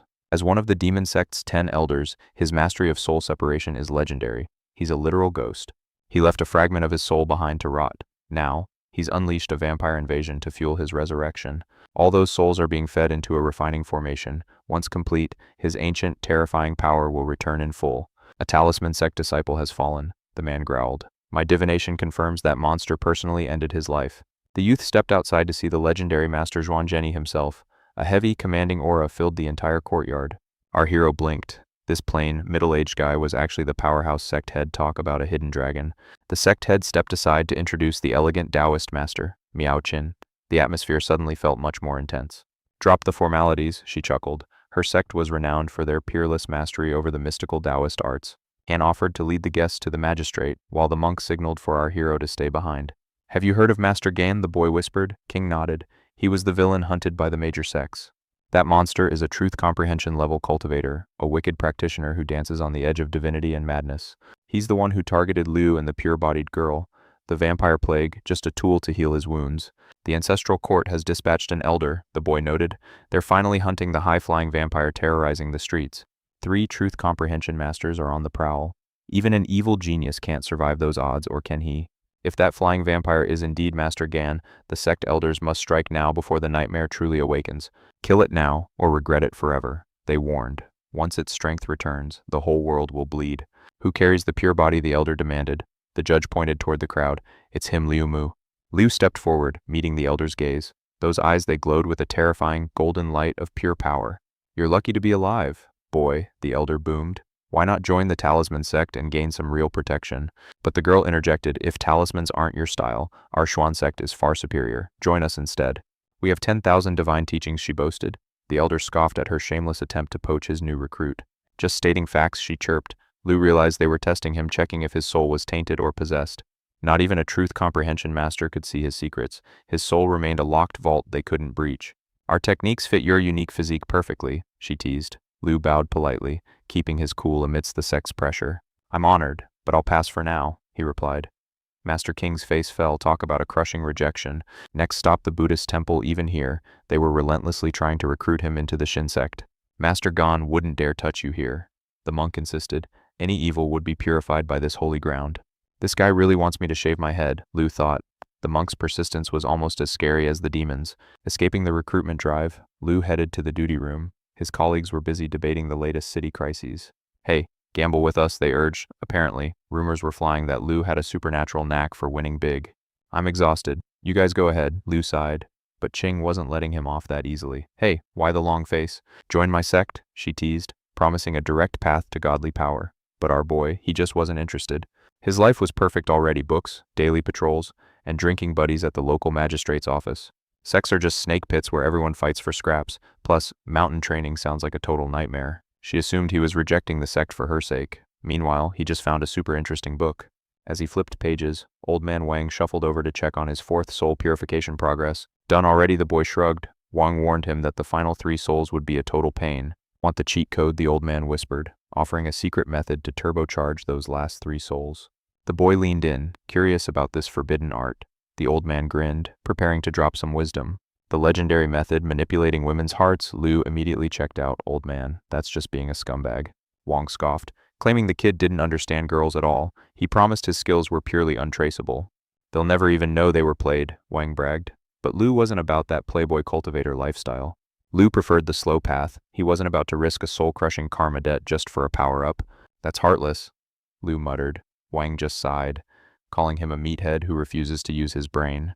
He'd rather work, save up, and get married. No shortcuts for this guy, just honest labor and simple dreams. If I'm lucky, I'll marry a powerhouse, he mused. One strong wife is definitely enough for me. Far away in the jagged peaks, the Talisman sect's elders were busy hunting a high-level demonic vampire. They pinned the monster down at last. Even the vampire couldn't believe a mere girl had outsmarted him. Predictable, she countered. Had he run, they'd never have caught him. But now he was completely boxed in. Their talisman formation was an absolute fortress. The spirit sect's arrays had nothing on this paper-based trap. Hold the line, the master commanded. Everyone poured their energy in to keep the seal tight. The villain was battered and weak. This was their one shot to erase him from existence forever. Don't let even a fragment escape, the master warned. One tiny soul piece could bring a new apocalypse. A blinding solar dome erupted, lighting up the forest as every beast and demon fled in pure terror. Sect disciples felt the earth-shaking energy. The magistrate immediately declared a 50-meter radius as a total dead zone. Wait for the dust to settle, the master advised. We'll check the wreckage once the spiritual storm dies down. 3 days later, the air finally cleared. The masters moved in, hoping for the best but fearing the worst. The landscape was decimated, nothing but dead earth. Later, the judge brought Liu some spicy gossip about Master Gan. He's toast, the judge cheered. Those 3 Taoist masters finally cornered Gan and turned him into stardust. If you hadn't snitched on his plan, that evil cultivator would still be lurking in the shadows, the judge added. Liu was the MVP. The judge promised a reward that would make all the effort worth it. Glad I survived that creep, Liu thought, heading to the market to find some decent snacks for once. A local lady stopped him. Is it true? Is that nasty evil cultivator finally gone for good? Gone and forgotten, Liu confirmed. No matter how high your level, you don't mess with 3 grandmasters. He credited Mrs. L's book for the save. Without those pages, they'd all be under Gan's thumb right now. Time for a drink, the girl chirped, suggesting some premium wine to wash away the trauma. On his way back, Liu bumped into his work crew. The mistress insisted they all come over for a feast. The guys were heading for noodles, but Mrs. Liu's offer of a home-cooked meal was too good to refuse. While walking, the group spotted Li Qing nearby. She looked as sharp and cool as ever. Invite her too, Sean nudged. Mrs. Liu called out to the girl, hoping to expand their dinner party. Liu's wallet groaned. He hoped they'd actually bought enough food for this many hungry mouths. Back at the house, the kitchen was a war zone. Qing walked in, looking for a job to do. Can you chop? Liu asked. Big mistake. She grabbed the knife and became a blur of culinary precision. She was a straight-up blade master, Liu stared, terrified and impressed by her lightning-fast vegetable slicing. Get out of the kitchen, Liu laughed, booting him to the lawn so the ladies could finish the job. The boy joked with his brother about Li, discussing high-level stuff that still flew right over his head. He sputtered excuses about being simple neighbors, but Sean wasn't buying that weak defense. Grocery dates and shared pots, that's suspicious. The brother sensed some serious mental games. Li claimed the boy hadn't won her heart yet, just good friends for now. The main character felt a deep debt of gratitude, wondering if her touch meant more. She was surprisingly bold with her physical affection. Was a hidden spark finally igniting? Li predicted a looming romance, but Sean disagreed. He married without a drop of love. Li smirked at the three girls. He knew the young hero's charm was working. Young maids are easy targets for players, but our hero immediately protested that accusation. Li noted the head's piercing gaze. Lately something was definitely brewing in her eyes. The young man sought his colleague's perspective, but the conversation was abruptly shut down. Dinner was served, the entire company gathered, hoping for a feast to remember. Sean dove in first, declaring the lady's cooking was a gift from the heavens. He'd die for a wife with half those skills. Talk about a high-stakes compliment. Mrs. Liu stayed humble, while Sean praised her future husband's legendary good fortune. Most celebrity beauties are useless in the kitchen, they're too busy mastering the sword. Mrs. Liu is a rare gem, stunning, wealthy, and a master of the culinary arts. Big mistake, the head is a disaster at cooking, and she was sitting right there. The hero signaled frantically, but Sean's motor mouth kept digging a deeper grave. Li demanded silence at the table. Sean finally realized he should just eat. Regret hit Sean hard. He remembered the head's terrible cooking and started panicking. He apologized profusely, but she just told him to shut up and eat quietly. A tense silence fell. The brothers focused on their food and saved talk for later. That breakfast was elite. The next morning, Sean arrived at work looking totally defeated. The head punished his hatless entry with 3 days of grueling, miserable street patrol. Liu wished him luck. Sean wondered why the punishment felt so targeted and petty. Usually, she'd let small things slide. Was she venting her suppressed culinary rage? The young man headed to Old Man Wong's house to hunt for some new scrolls. He greeted the old man, who was surprisingly awake and ready for a customer. Master Gon was officially reduced to atoms by the talisman sect's overwhelming power. The study was suspiciously clean. Why was the old man working so hard today? Wong was packing for a long journey, hiding his secrets where nobody could find them. He was headed far away, but first he had one burning question to ask. What could a mortal possibly know that an old fox like Wong didn't already? Wong leaned in close. How did you possess that body without leaving a single trace? Terror struck. Only the dead Master Gon should have known that secret. Wong had been watching for months. A mortal soul in a cultivator's shell, impossible. Even a high-tier cultivator couldn't hide a soul possession this perfectly. You're an anomaly. You are the first of your kind. The boy trembled, asking, Who are you? Old Man Wong smirked. Had the boy really not realized the truth yet? Master Gon is dead to the world, but the master of illusion lives on. Suddenly, the hero couldn't move. It was as if invisible chains bound his soul. He thought he'd escaped the snare, but he had walked right into the predator's den. The man by his side had been playing a long, twisted game this entire time. Liu screamed about the innocent lives lost. Wong just laughed. No one is truly innocent. This world is a ruthless jungle. The weak are merely stepping stones for the strong. The geezer stood baffled. How did this kid cheat death right under his nose? It defied all heavenly logic. Calculating his fate was impossible. Even the old monster couldn't tell if this was the real Liu or a ghost. I want that body. This vibrant, pure yang physique beats my rotting, decrepit flesh any day. It's time for an upgrade. He needed the brat to level up fast, but our hero wasn't exactly in a racing mood. Talk about a total slacker. Fine, I'll occupy this vessel for now. I'll just find another way later. The old man prepared to hijack the boy's destiny. I'm not Lao Wong, and you're not Liu. We're just similar souls. But the kid wasn't buying this creepy philosophical nonsense. I'd never kill an innocent babe, the old man scoffed, claiming he wasn't a murderer, but his eyes told a much darker story. A pure yin body is a walking disaster. It attracts demons like flies and brings ruin to everyone who dares get close. The kid's family did the dirty work I taught him to cultivate. Not to murder, but destiny had other bloody plans. Xiao Yun sacrificed his own fiancée for power. Wubo was a heartless monster. They got exactly what was coming to them. This world is a cruel joke. The kind die young while the wicked live forever. Justice is just a pretty lie. It's a dog-eat-dog world. Kid devour or be devoured. That's the only law in this realm of cannibalism. Choose wisely. If your heart is rotten, the world looks foul. Stop making excuses for your own twisted crimes. The hero wasn't flinching. Enough talk, logic won't save you now. Old Man Wang reached out toward the boy's head with a sinister, hungry grin. You're interesting, but way too naive. Welcome to your new life as a mindless illusion. It is officially game over for you. The possession began. The boy's face twisted in agony as the old man's original shell crumpled to the floor like trash. The new Liu stood up and walked outside. Head King spotted him. Something felt off. A chill ran down her spine. Where are you going? She called out, but he was already a blur. Why was he in such a desperate, frantic rush? Meanwhile, Sean burst into the office with the promised buns, but the scene inside was a nightmare. The boss was down. The old man was sprawled out, stone cold, no pulse, no breath, nothing. It looked like the end of the road for Wang. The coworkers gathered to mourn their fallen comrade. They looked around for Liu, but the kid had vanished into thin air. He must be on patrol. Someone find him and break the news. Little did they know the tragedy had only just begun. High on a mountain cliff, Liu stared at his hands. This body is magnificent. He laughed with a voice that wasn't his. In 1 hour, the switch will be final, but inside that one body, a spiritual war was raging. 2 souls, 1 prize. You're just a fragment, the villain roared. You have no inner strength left, but the boy's soul refused to back down. I'll purify this soul and reach the truth in 10 years. Transcendence will be mine. The villain's ambition was truly terrifying. I trusted you like a friend. The boy realized the betrayal. The monster had been playing a long, deceptive game of chess. He masked his senses perfectly. Every question and bit of help was just bait for this trap. What a backstabber. Until my soul is pure, he can't steer this ship. I have to take the wheel back. Time is quickly running out. He's powerful, but he's still just an intruder. This is my house, and it's time to kick the squatter out. Resistance starts. How did you take this body, and what are those 2 secret arts? The villain was dying to know the boy's secrets. If you won't talk, I'll just scrub your soul and read your memories myself. Time for a spiritual deep clean. Why do this? We aren't the same, the boy shouted. It was time to pull out the big guns of the Tao. Dropping into the lotus pose, he ignited his Taoist techniques. Get out of my body, he commanded with the authority of heaven. The villain's soul was blasted out. What are you doing? He shrieked as the hero began chanting the sacred sutras aloud.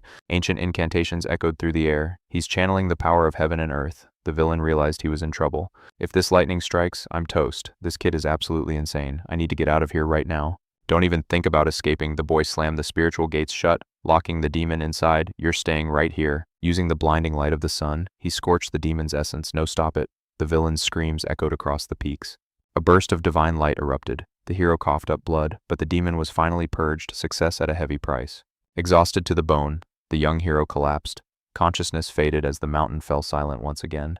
The battle was over. He woke to a soft voice calling him benefactor. Opening his eyes, he saw a familiar face. It was the rescued fox. I'm still alive, Liu looked at the fox, noticing it had grown quite a bit since their last encounter. Small world. The fox asked if he was okay, but Liu knew his internal battle was far from over. The real work was starting. The spiritual power was surging. If he didn't vent this energy soon, he'd go off like a cultivation bomb. What a power trip. Time was running out. With less than 30 minutes left, our hero realized he had to strike while the iron was hot. He focused on the swirling vortex of Ganyin's fury. The villain had spent ages weaving this trap. Yet, with a few sharp words, the boy crushed it. Ganyin never imagined his own malice would become the boy's greatest gift. Lao smirked. This dark energy was enough to temper his soul 10 times over, but first, he needed his sister's help. He rushed toward Bishu Bei with the squirrel close behind. He needed a miracle, and he needed it now. Sui sensed the crisis immediately. The boy was overflowing with volatile spiritual power that threatened to tear him apart. You're a ticking time bomb, she cried. If that energy wasn't drained soon, his life would be forfeit. The power was fused to his very soul, a deadly mystery. Sui realized there was only one desperate way to save him. It was her first time, but she didn't hesitate. To save his life, she would cross any boundary. She pressed her lips to his in a desperate kiss. Slowly, the boy's mind cleared as he felt a potent healing warmth. A soft, cool sensation sparked a blush on his cheeks. What was that? He stammered. Heart racing? Sui pulled away, breathless. I've drained the excess energy. You're safe now, she said, hiding her own trembling heart. She never dreamed her first kiss would be stolen like this, amused. The boy admitted it was his first time too. Does it hurt? She teased. He shook his head. Without her, he'd be nothing but a memory by now. She demanded to know where such monstrous power came from. He sighed. It's a long, dark story involving an evil cultivator. That monster wanted his body, not his soul. If he'd been more thorough, I wouldn't be standing here, he explained. Sui shivered, feeling a wave of nausea. Concerned, the young man reached out to her. Sui, what's wrong? I've absorbed too much, she gasped. I must go into seclusion to purify this energy or it'll consume me. She told him to head home. She would be gone for weeks, perhaps even months. He watched her go, feeling a heavy debt.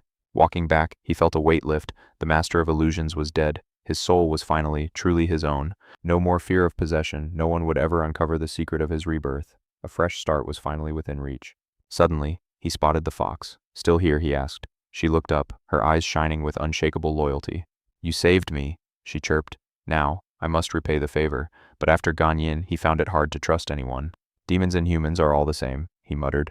But the vixen insisted. A debt unpaid is a burden on the soul. He stared. Was this a legendary celestial fox? If so, her life was governed by the laws of karma.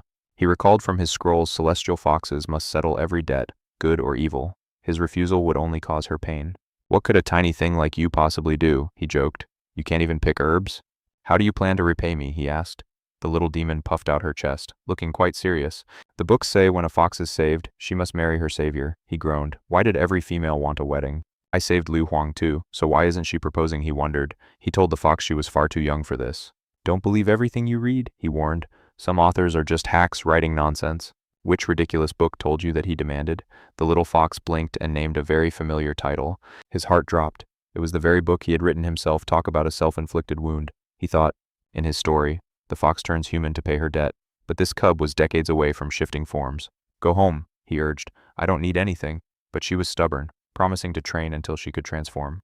I already have a family, he argued. She didn't miss a beat. I'll be your concubine, just like in your book. She teased that he was actually quite lonely. Being a demon, she knew all his little secrets. Stop, no more talking, he cried. Flustered, the little beast just wagged her tail, listing her many domestic skills. I'll wash, I'll cook, I'll even warm your bed. He realized that if he refused, he'd ruin her path to immortality. With a sigh, he agreed to take her. She cheered, saying her grandmother had already given her blessing. I have conditions, he stated sternly. You stay inside. No wandering off where hunters can see you. He knew malevolent cultivators would love to get their hands on a rare spirit fox. Safety was his top priority. And no talking in front of strangers. The fox nodded eagerly, and they set off together into the bustling town. As they walked, the little fox peeked out from his arms, her eyes wide with wonder at the human world. The city was a kaleidoscope of sights and sounds, and for the first time, our hero felt he wasn't walking alone. A colleague rushed up, shouting that the boy was needed at the magistrate's office immediately. Heading home first, he dropped off the beast, reminding her to keep her promise until evening. What happened? He asked Sean. His brother sighed. Lao Wang, he's finally left us. The real Lao Wang died months ago. This was merely Master Gan's puppet and wicked scheme. If the plan succeeded, Gan would be standing here, not the young man enjoying his harem. Shame washed over him for such greedy thoughts. Meanwhile, Sean mourned the traitor's empty shell. Come with me, Head Ching commanded, her voice cold. We have a serious matter to discuss.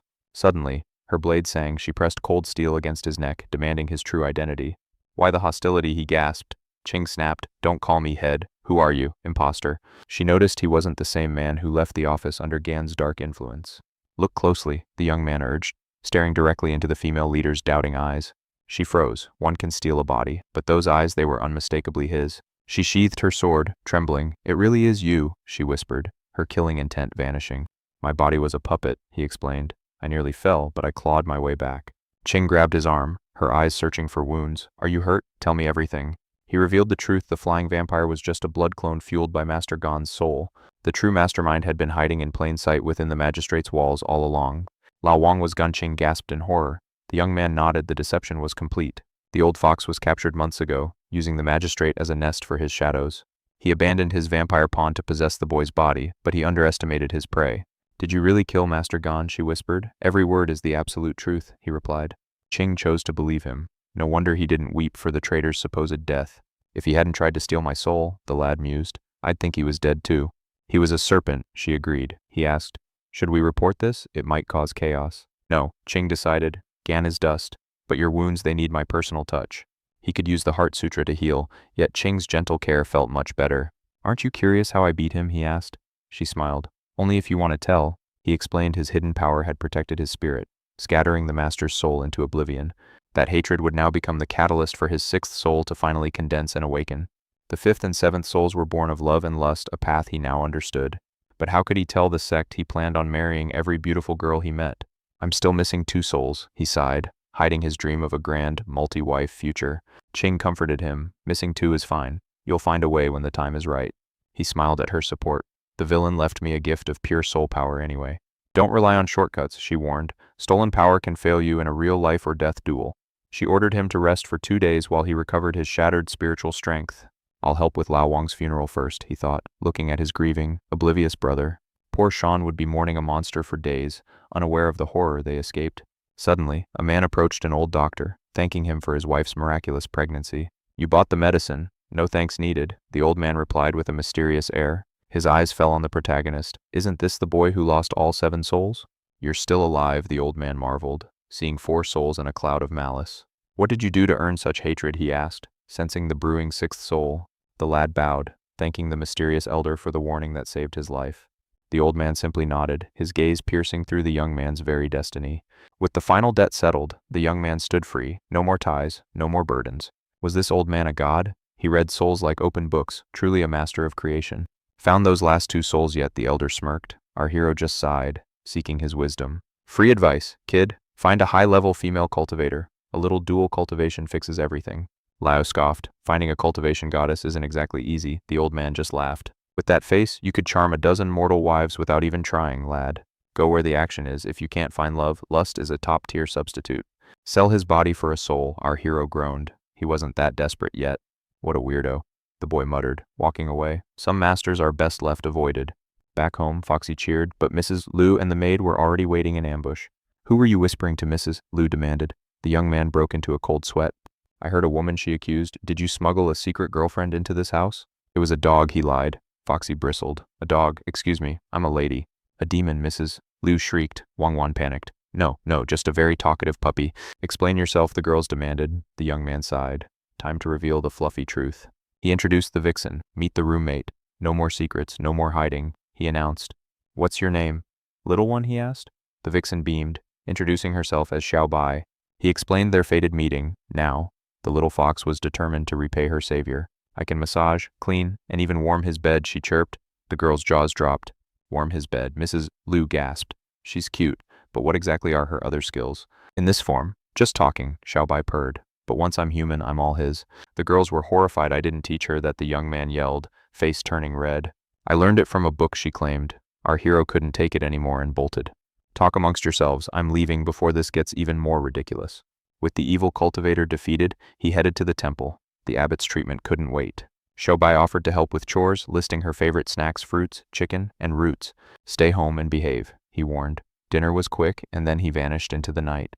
Cleaning his room, Xiao Bai found a secret manuscript, an unreleased volume. How scandalous. At the Buddhist temple, the monks were restless. You're late. Young benefactor, we expected you.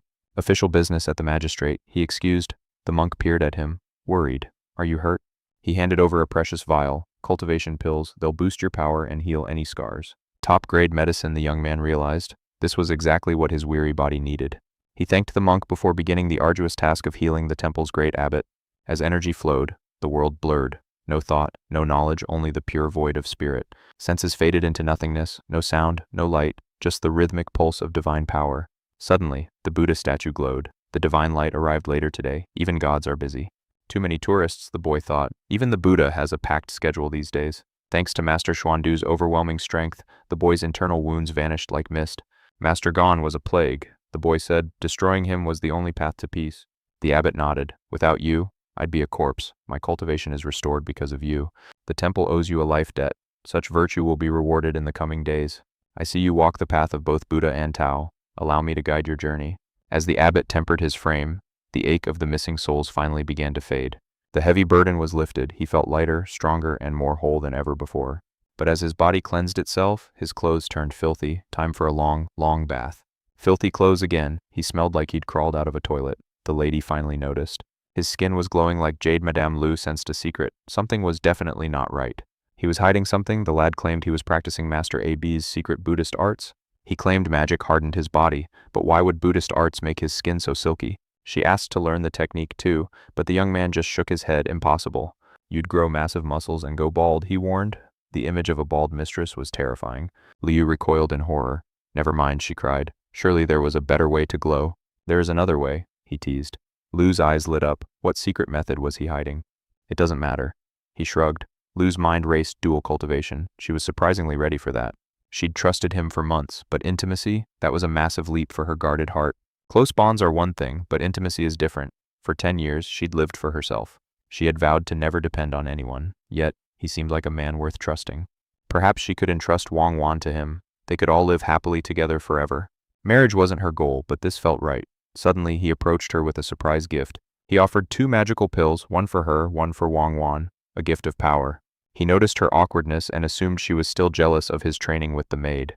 Don't worry, you're not my type, he blurted. Liu snapped back. Am I not beautiful enough? I'm rich, I cook, and I'm gorgeous, she argued. If not her, then who did he want?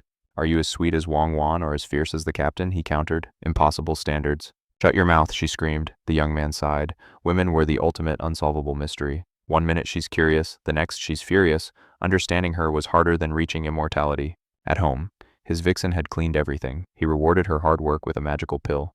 "It's so warm," she chirped. He explained it was a pill to skyrocket her cultivation.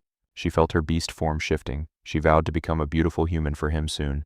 While reading his notes, she panicked. Does he only like girls with loose morals, she wondered.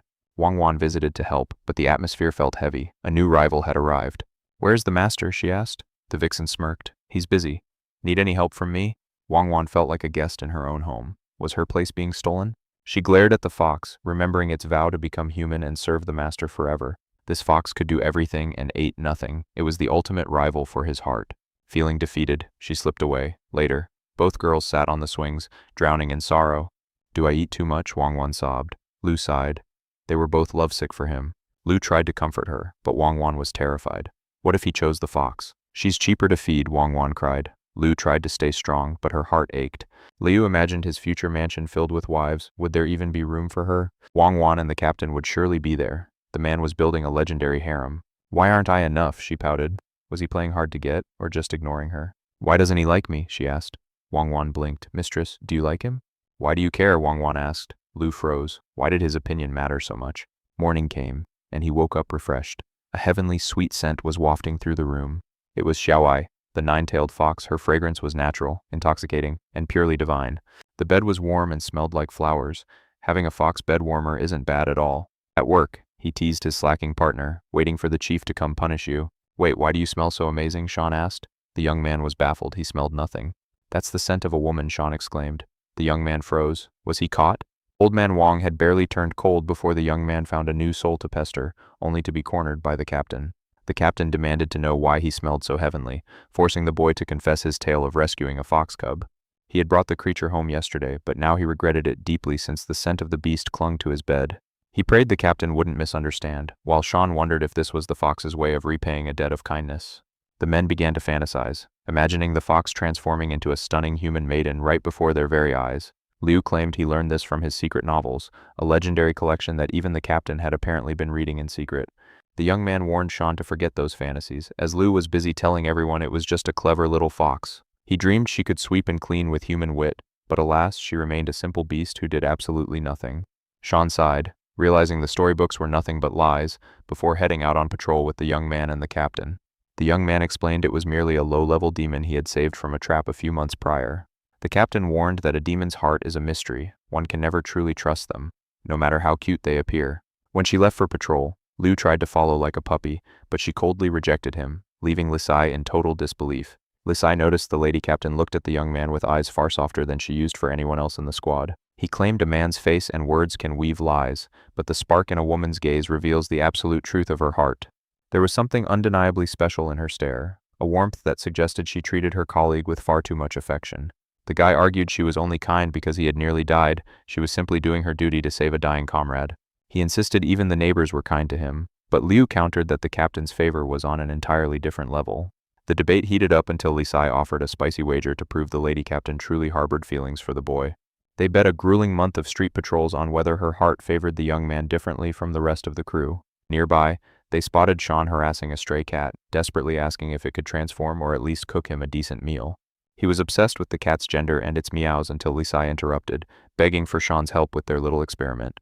Sean claimed to be busy, but when the cat fled, he realized he had no human maiden to wait for and reconsidered. For the price of 2 coins, Sean agreed to help the boys spy on the elusive lady captain to test her feelings. Sean approached her first, faking a dizzy spell and claiming he was deathly ill to see how she would react. She simply handed him a standard talisman and told him to drink it to feel better, a gesture Liu recognized as routine. Since she had given Liu the same thing before, the group pushed the young man to try the exact same trick on her. The young man walked up, complaining of a heavy head and sudden weakness, acting as if he might collapse at any moment. To their shock, she immediately touched his brow and took his hand, flowing her own spiritual energy through his body to check him. Sean watched in envy as she treated the young man with genuine care, prompting Liu to surrender the bet immediately. The young man was stunned, unable to believe the cold captain liked him. While his friend joked it was more than mere sympathy, he wondered why a goddess would choose him, but his colleague reminded him that love requires no logic or complex reason. The boy realized that if she truly liked him, he just needed to play his cards right to secure a blissful future together. Yet, He worried his dream of a perfect, beautiful marriage might be ruined if he rushed into things with the captain now. His friend teased him for wanting the captain while dreaming of others, asking if he thought he was some immortal playboy. To test the waters, the boy decided to see exactly what kind of future the lady captain envisioned for the two of them. He invited her to lunch, claiming he had discovered a way to fuse his last two souls and needed her expert guidance. She asked what was on his mind, warning him that the forces of love and lust are a dangerous mix for any practitioner. He mentioned a forbidden technique from a book where one cultivates by playing with a woman's heart to condense their soul. The captain's gaze turned sharp as a blade, forcing the boy to stammer that he would never actually use such a cruel method. He tried to lighten the mood by suggesting he might just marry several wives to gather the soul fragments he needed instead. Her eyes turned to ice, becoming cold and unapproachable as the young man babbled about how this was legally and morally fine. The lady captain didn't say a word. She simply turned her back on him and walked away into the distance. 3 days of silence followed, leaving the young man terrified that he had finally pushed his luck too far with the captain. She avoided the duty room entirely, prompting the boy to finally muster the courage to go and beg for her forgiveness. As the door creaked open, she finally spoke, declaring that love is divided between the greatness of the soul and common desire. Lust isn't just carnal, it's a gate to condensing those final elusive souls. Fearing he'd offended her with his wife joke, he tried to backtrack immediately. She wasn't laughing. Instead, she presented a sacred manual on reclaiming one's lost souls. She spent 3 days searching for it. Our hero felt like a total jerk. Love, she explained, isn't just romance. It is a cosmic force far beyond attraction. There is small love for one, and great love for every living being. Like Taoist willpower, this great love transforms the very energy of a neighborhood. Sincere devotion from the masses creates a surge of power that sustains the state. To reach the peak, he must harness this collective faith, the ultimate great love. Lust also stems from the 6 desires, the sensory roots that bind our mortal souls. Seeing, hearing, tasting, and touching each sense is a gateway she began to decode. He realized Mrs. Liu's constant accidental touches were just manifestations of basic sensory desire. No real love there, King added. No need for a harem to gather your souls. Forget marrying multiple wives, winning the people's faith is the true legendary challenge. A harem sounded easy, but becoming a saint for the people that felt impossible. Focus he needed to master Master Gon's evil senses and refine his internal energy. Reaching the middle 3 realms was his only ticket to survival in this world. He's not even 19, romance can wait. Suddenly, Sean arrived with urgent news. The magistrate was calling. A high-ranking official from the district had arrived for him. An envoy from the capital. The young man was stunned. This was big league. At the office, an official stood ready with a decree for the young cultivator. His bravery was recognized. He had crushed an evil plot and saved the county. With the hero Wu Bo gone, the judge wanted our protagonist to take his mantle. I'm too weak, he protested. His 7 souls weren't even fully tempered yet. The judge saw his potential, even if the promotion seemed too heavy a burden. A formal scroll arrived from the superiors. It was time for a major reward. Remember the vampire crisis? His sticky rice trick had prevented a total massacre. Without his brilliant idea, the entire region would have been a graveyard by now. His merit in purging the undead was officially recorded in the halls of power. The reward, a massive power boost and a transfer to a prestigious office, double the salary and a government post. The judge offered his warmest congratulations. He was officially a government man now. The judge marveled at his supposed dedication. The old man thought he loved the job, but things were about to get complicated. As a talisman sect disciple, Miss King answered to no boss or government official. He needed time to think. Was this promotion a gift or a golden cage? Lei was also ordered to report in 30 days. Tensions were rising fast. Why him and not me? Lei fumed. The order came from the mysterious Mr. Jen. It was all because of Jen Meow Meow. Outraged, Lei decided to resign immediately. How will you live? The judge asked. Lei's answer was pure comedic gold. I have a weak stomach, Lei joked. I can only survive on soft food now.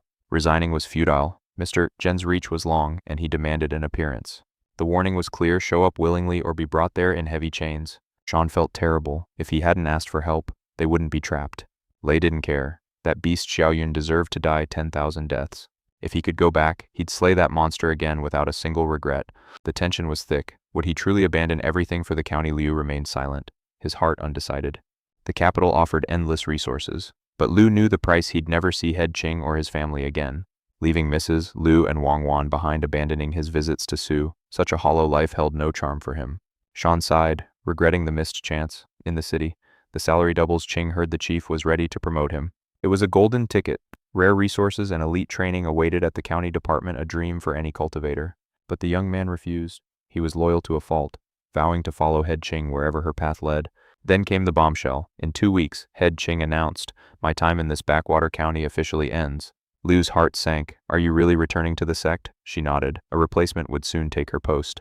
The end arrived faster than a lightning strike. She warned him, once I'm gone, you must stand on your own.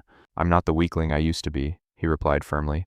Ching studied him, sensing the profound change within. For months, he had been a different man. Sometimes, she felt an entirely different soul inhabited his body. The old Liu died, he stated coldly. The man before you was reborn from that tragedy. Death changed everything. She saw the fire in his eyes. He was responsible now, far surpassing the boy he had once been. After you leave, Liu conceded, I'll head to the county office. I have a mission to complete. 2 souls remained scattered. He needed them. Ching warned him, city criminals are monsters. Stay sharp, or die. He kept his true motive secret. If head Ching wasn't at the office, he had no reason to linger here. 2 weeks vanished. Suddenly, 2 figures appeared. Liu narrowed his eyes. What were those 2 plotting now? Eavesdropping pathetic. Luckily, Liu's 6 senses training was complete. Their private whispers were loud as thunder. What's wrong? Han Ching asked. Han smirked, claiming their shared sect bond should make them closer than strangers. Sister Li had mastered soul purification, building a foundation as solid as a mountain over many years. She was waiting, holding back her breakthrough until she could gather enough souls for ultimate spiritual sight. You're sharp, Han, she admitted. Han leaned in, sensing his chance to finally claim what he desired. When we return to the mountain, let's find some privacy, he whispered, his courage finally reaching its peak. He couldn't wait any longer. On the mountain, eyes were everywhere. He had to make his move now. I've loved you for ages, Han confessed boldly. Become my partner. Let's ascend together through pair cultivation. The rejection was instant and cold. Han hissed. Is it because of that brat? Liu, she didn't flinch. My heart belongs only to the path, she replied. Offended and humiliated, Han stormed out, his ego shattered. He didn't believe her for a second. Sean watched him go, pitying the man who just got served. Getting rejected by head Ching. Liu winced. That's a sting that no medicine can cure. Liu entered the room, his voice soft. Is it time? She nodded. Don't call me head anymore, she teased. Old habits die hard, Liu smiled sadly. He had one last thing to say before the curtain fell. As he spoke, a rare blush crept onto her cheeks. He thanked her not just for the training, but for everything. She had been his shield, his teacher, and his protector. She had even shared her own energy to sustain him.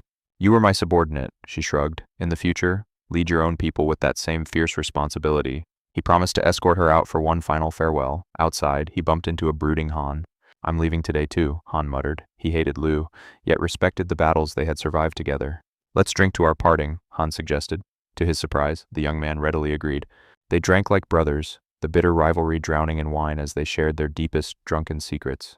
Han confessed he'd watched her for years at the sect. She was always the most dedicated, the most untouchable. Her heart is a fortress of cultivation. Han sighed. He had lost the war for her affection before it began.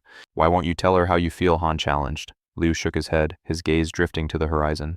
Why make things complicated? Liu replied. If she's destined to leave, words are just empty wind. He didn't want a messy goodbye. Acting like a brother made the impending separation feel less like a tragedy. Their bond wasn't quite man and woman yet. Perhaps they just hadn't spent enough time under the same stars. The feast ended, and the path called. They headed home, knowing tomorrow a new chapter would begin. Warning Han about his drinking, she noted they smelled like a tavern on legs. Classic. Lisi posed the ultimate question, what matters more, your martial path or your heart's desire? She realized stepping back now leads to a lifetime of regret and 10 steps forward later. If she hesitates, she'll wake up to find the world has already left her in the dust. A divine epiphany, she finally saw that revenge was the only path to her true freedom. Beneath the feelings lay a cold, burning hatred that only blood and vengeance could ever satisfy. While the staff said their goodbyes, she begged her beloved to wait for her return. The judge offered his blessings, wishing her a legendary future filled with success and high honors. He watched with a heavy heart as his sect brothers prepared for their long mountain journey. Back to their sect they go, leaving our hero hoping for a future reunion in the clouds. He accepted the truth she's from another world. Luckily, he has a very charming neighbor nearby. The neighbor is a total package and actress who can cook, sing, and dance. Talk about lucky. She has more soul than the icy Li Ching ever did, a true gem hidden next door. The only catch, this perfect roommate has sworn an oath to never, ever get married. Ouch. Dinner was served in total silence. Clearly, our hero's mind was wandering somewhere far, far away. He dropped the news, his heart's interest returned to her sect. The mood instantly turned gloomy. Seeing his long face, the girl suggested the best remedy known to man, a lot of alcohol. He didn't need much convincing. The two began to drown their sorrows in one bottle after another. She teased him, saying the sea is full of fish, perfect for a guy wanting a whole harem. He denied it, claiming it's just homesickness. Nice try, buddy, but we see through that blush. She wasn't fooled for a second. His pout screamed, I miss her, louder than any shout. In an act of true friendship, she offered to set him up with some opera beauties instead. She even threw Wong Wong into the mix, but the guy wasn't ready for that level of drama. Morning arrived with a shock. Our hero opened his eyes to a sight he didn't expect. He was in bed with his roommate. Panic flared, even though they were both fully dressed. Sweating and blushing like a maiden, he wondered how on earth he ended up sharing her pillows. To make matters worse, their hands were locked together in a tight, unbreakable grip. What nat? She grumbled at the noise, only to find herself nose to nose with a very panicked young man. Startled, she leaped up, her face turning a bright shade of crimson to match his own. He stammered out apologies, desperately hoping that no accidental night activities took place while they slept. Since their clothes were still on, he tried to play it cool. It's just hand-holding, right? She tried to convince herself it was nothing, but the memory of that wine was very fuzzy. 1 minute they were drinking, the next she was waking up in his bed. Scandalous indeed. Suddenly, he felt a surge. His internal energy was racing like a wild stallion through his veins. No training, yet his power was peaking. He realized the energy was looping through their joined hands. From his left to her right, the energy flowed in a perfect cycle of mystical power. It was the ultimate attraction of pure yin and pure yang, a literal match made in heaven. One night of this hand-holding was worth 3 days of intense training. Talk about a power-up. She admitted it was the most peaceful sleep of her life. His hand felt like pure comfort. But the second they let go, the warmth vanished, leaving her feeling cold and strangely empty. Was it their special bodies? The guy suspected they had stumbled upon something truly legendary. Is this dual cultivation? She asked. Did the secret manuals mention this kind of cozy training? He called it elite version, not the most efficient, but definitely the most enjoyable way to level up. Suddenly, Wang Wan burst in. She'd seen them locked together all night and couldn't even separate them. Their hands were locked so tightly that even the maid couldn't pull them apart all night long. Her face turned bright red. Lu stammered that nothing happened, while Han Yang sensed her heart racing. A total misunderstanding. Han Yang feared she'd lost her heart to that brat. Wang Wan tried to explain. Mrs. Lu intervened, ushering the girl away. To the store, I'll explain everything on the way. The tension was suffocating. Our hero sighed, thinking all that expensive wine was wasted last night. Then, the Foxy Xiaobai appeared. He mused, no wonder people choose the path of evil cultivation. Why grind for years when shortcuts exist in this world? The easy path is always tempting. Dual cultivation is the ultimate hack, no killing required. Just pure, efficient power gains. One good deed a day. Forget that one night of holding hands, and his strength skyrocketed. The manuals weren't kidding. For pure yin and yang bodies, ignoring this is a sin against heaven. Thump thump, his heart was a drum. He couldn't grasp why he was suddenly so flustered. Was it love? He shook his head. There's no way he'd fallen for Miss Lu already, right? Meanwhile, the girl was a mess. She felt like her peaceful life had been shattered forever. She couldn't sit still even though the theater and bookstore were thriving. Her mind was elsewhere. She claimed her heart was pure as the morning sky, but her thoughts were far from tranquil. Forget him, she whispered. Picking up her instrument, melancholy music began to drift through the house. But Mrs. Lu was also restless. That young man's face was burned into her mind like a brand. Our hero slammed his book shut. He was thinking of Han Yang more than his own fiancée, Li Qing.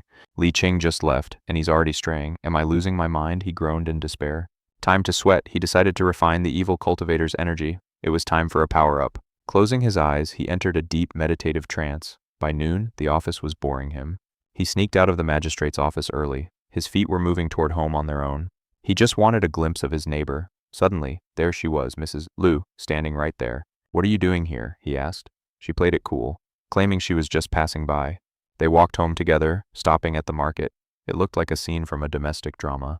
His colleagues were fuming with envy. Sean yelled, "You lucky dog, walking home with a beauty. I'd kill for her home-cooked meals," Sean joked. Seeing her, our hero's morning anxiety finally vanished. Why the sudden visit? Though Han Yang huffed, I can walk wherever I want, thank you very much. The magistrate's office just happened to be in my way. He grinned, seeing right through her. Were you thinking of me too? He teased. She denied it, but his choice of words stung. Last night changed everything. Their connection was shifting, whether they liked it or not. Pure yin and yang, they're like magnets. Distance doesn't matter, the attraction is inevitable and primal. One night in bed together, and now they're haunted. She snapped, "Stop acting like it was a big deal. If you miss me, just chant a heart-cleansing mantra." He laughed, but internally he was falling hard. She pouted, "I can't chant that all day." He smirked, "So you do think of me constantly." Caught, she blamed the alcohol. None of this would have happened if you hadn't been drunk. He reminded her she was the one who poured the drinks. Don't pin this all on me. Who knew dual cultivation was this addictive, he mused. Just holding hands felt like a drug. It won't last, he lied. Once I leave and we spend time apart, this feeling will fade. Her heart sank. You're really leaving? He nodded. He'd already enrolled in the academy. The world is vast, spanning 10 continents. I can't rot away in this tiny county forever. To her, he was her first real friend here. If he leaves, she's back to being alone. Fine, go then, she barked, masking her pain with a cold congratulations on your promotion. Back home. He ignored the drama and focused. Xiaobai watched as he ignited the soul-refining formation. Chanting the sacred sutra, he activated the condensation. 5 out of 7 souls were now gathered. Even with only 5, his aura was monstrous. He was already stronger than those with all 7.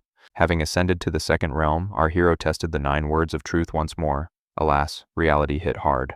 His tongue tied in knots, that third character remained a legendary hurdle far beyond his current mortal power. Xiaowai marveled at his newly condensed soul, but our guy played it cool, mentioning his looming departure in days. The capital was a shark tank filled with high-level masters, hardly a safe playground for a little fox spirit.